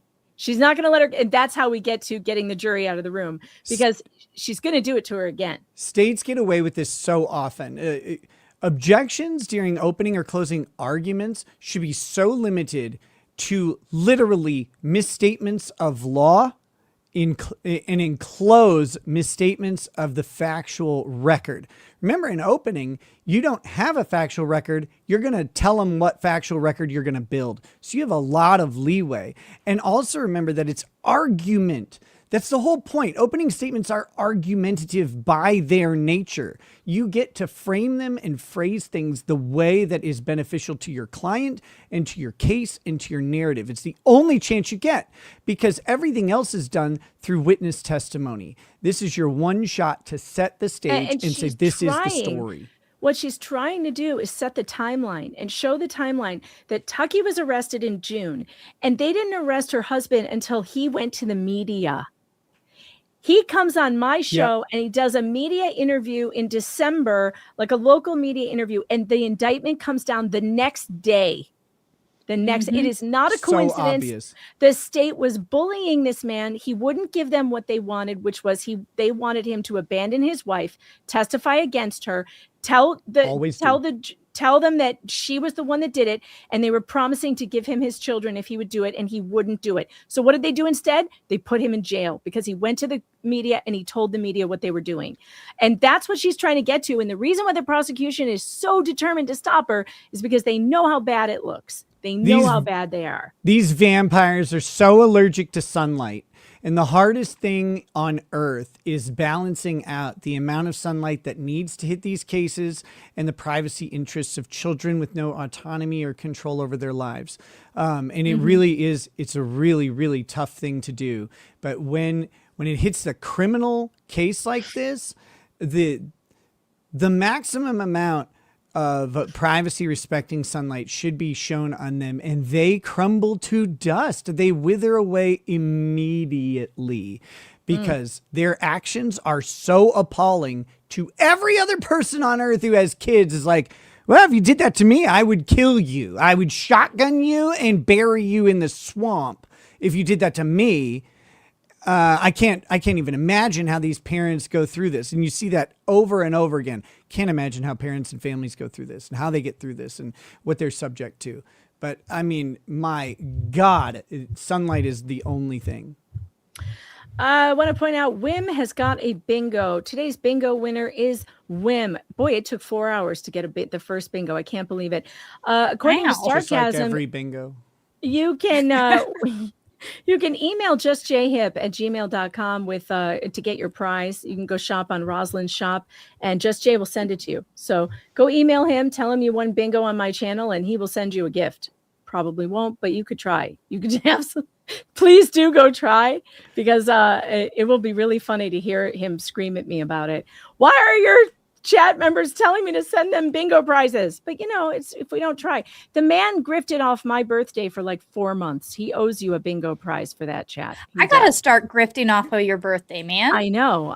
He made like $1,000. It was insane. Was Megan Fox, 1 year older. How much less cognizant? How much cognitive decline have we seen? I'm gonna start doing documentaries on it. You should. My client was not indicted for these crimes until January of 2024. The warrant for Mr. Hernandez was only issued. Another objection. Let's excuse the jury, folks. Ladies and gentlemen, Judge doesn't even know what the basis of that objection was. Nope. Like, but he knows it's going to be a fight, and and she's already said, I can't say what I want to say in front of the jury, so. Yep. Your Honor, yeah, the defendants are charged with the charges that come on the indictment. It doesn't matter what the officers charge them with, at what point in time they took out warrants. What's before this jury is what's on the face of the indictment. Hey, Nick, would you have anything to say if I told you that they never call the charging officer to the stand? What I would have to say is it's all about limiting access to cross-examination. And if you can, if the state can build a case without that main person, why'd you make this decision? They don't want that question at all. They don't want anything related to it at all. What they want is silence. They want the cleanest, shortest record that they can have of person after person saying, look, we examined it and we could find no other cause than abuse. And there's no other ulterior motives. Certainly, we wouldn't have done this because of speech and media attention. That's crazy. We don't want to talk about that. That's crazy. Yeah. Remember, in my case, not calling the investigating officer on a criminal, when you brought criminal charges, should not be legal. There should be no case if you don't do that. There should be no case. Well, the defense can call them, but then you're on direct and they get to narrate whatever the hell they want. You don't want. Right. Well, some states, depending on the type of case and their rules of evidence, some states automatically allow any agent of a law enforcement agency to be treated as a hostile witness and under cross-examination. And maybe they would get that here. I don't know. Like, I don't know if Georgia does Probably that not. or Georgia not. is like so state heavy. It's insane. But look, I know that in my case, and this isn't on the record because they do a lot of stuff in chambers, but in chambers specifically, it was said by the county was, we really just don't like some of the stuff he says online. It's like, what does that have to do with my kids? What does that have to do with anything? What does that have to do with my children at all? What things do you not like that I say? What is it? Because I don't really talk about my county that much. Like, especially back then, I just didn't have any cause to. It's not that interesting. And so it's like, wait, what things don't you want to say? This is a clear abuse of the First Amendment, but in chambers, not recorded. The only assertions I have are that was, that's from someone who was in there and witnessed it and told me about it. But what do you do about it? You can't do anything. You can't prove that that's their motive without it being on the record. And anyway, these people, they piss me off universally. I think the implication here is because the officers didn't take out a warrant against her client, that somehow there's no evidence that the officers could find to charge, and therefore her client's not guilty. But that's not the standard. There was no What we're going evidence before the court, before the jurors, is what's on the face of the indictment. So they would ask that she be prohibited from going into that. And Your Honor, the warrant was the first stage of the charges against my client, and its timing was indeed particularly troubling, coming as it did immediately after my client made a public plea that the injustice that he and his wife had been subjected to was wrong. And again, this is a criminal investigation that produced an indictment against my client. Yes, ma'am. I'm struggling to understand what possible legal basis there would be for restricting discussion of the warrant taken out for his arrest in these criminal proceedings against him that were initiated by that warrant. Well, ma'am, the reason for it is that we can go into whatever authority, and I'm just going off the top of my head. Some would be nice. What's been the problem is the law enforcement officer making a decision as to what to charge is not what party you're indicted with. The district attorney makes that decision. And so basically, this jury is to decide whether or not the state can prove the charges for which they've been indicted and not go into issues regarding warrants and when they were arrested and whether or not your client made a public statement, those types of things. That's not what he's on trial or she's on trial for. If you have some authority, we'll take recess. I'll go look at this. But you have the opportunity also, and so will this she. But that is what we need to focus on, is the indictment. But I will take a few minutes off the bench and I'll hear from you at that time. Thank you, Your Honor.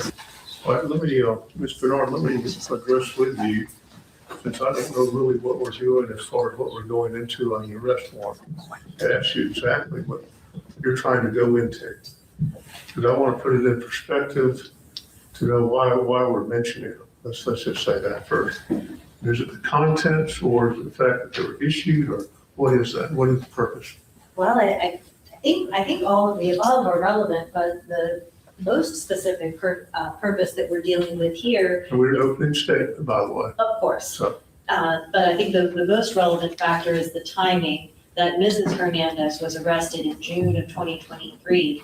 And I mean, frankly, they spent the next 6 months bullying Matt Hernandez and trying to get him to say, if you say your wife abused the children, then we'll let you have the children back. And when he wouldn't do that, and he continued to be frustrated and made a public plea on the news, I believe it was December 13th, and the warrant was issued later that night.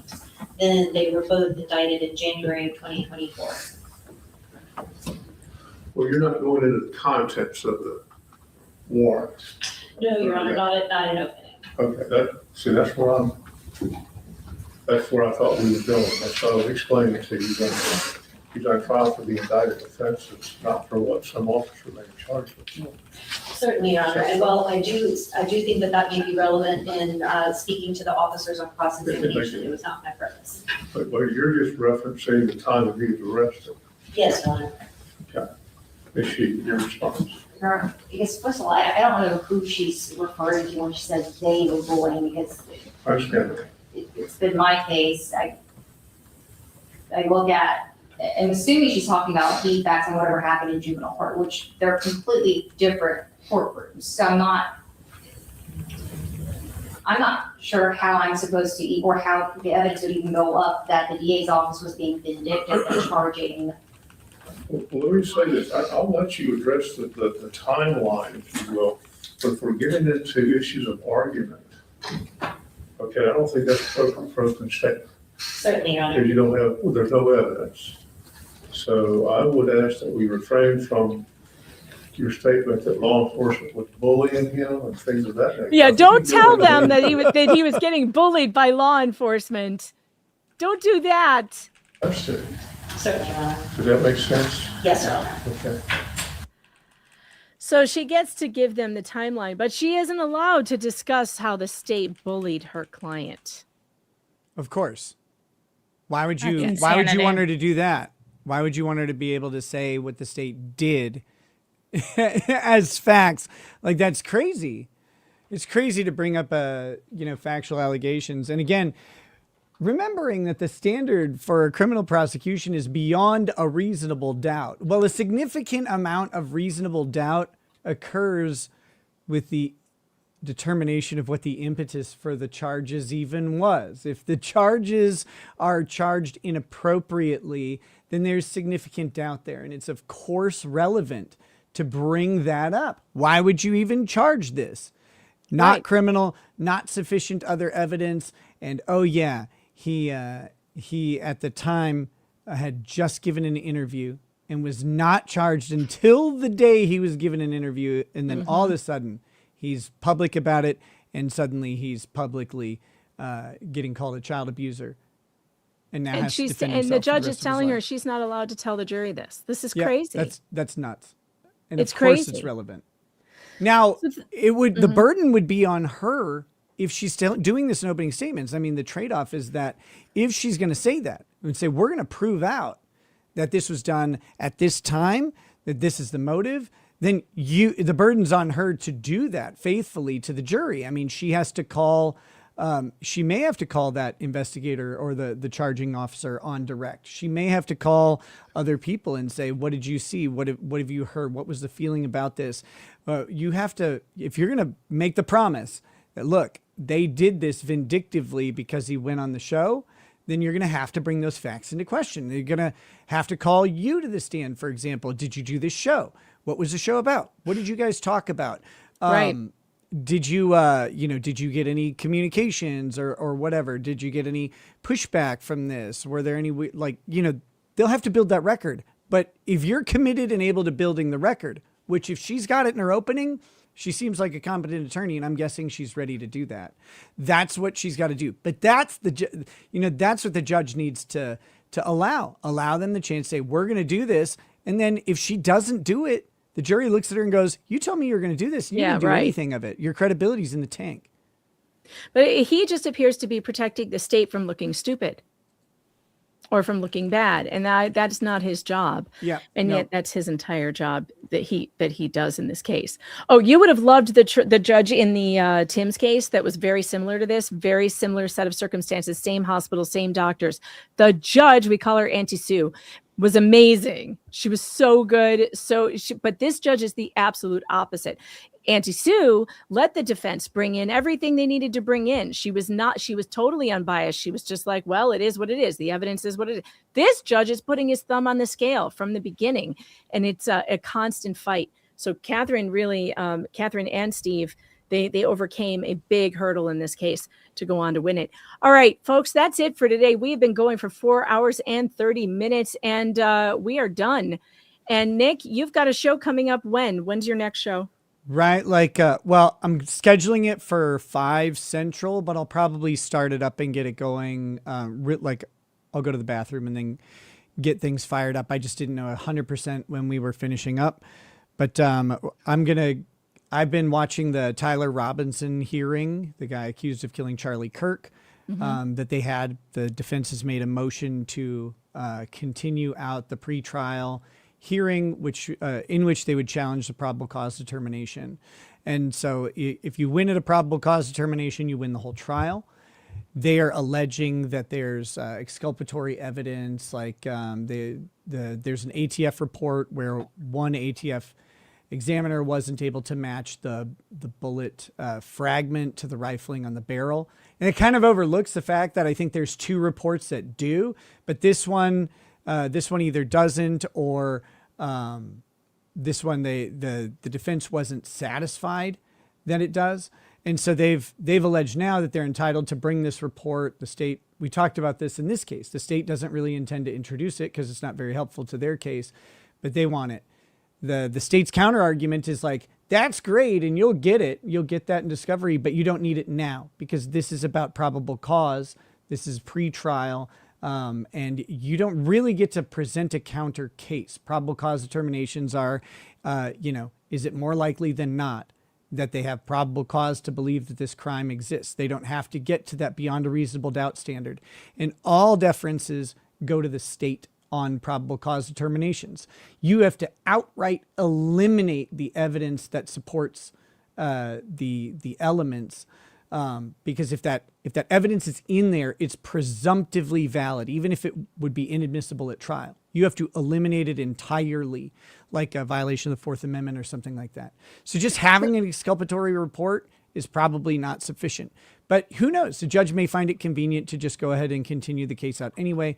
There's no reason to do these as fast as they always claim to be trying, and so we'll see. But I think the defense really wanted to fuel the conspiracy community.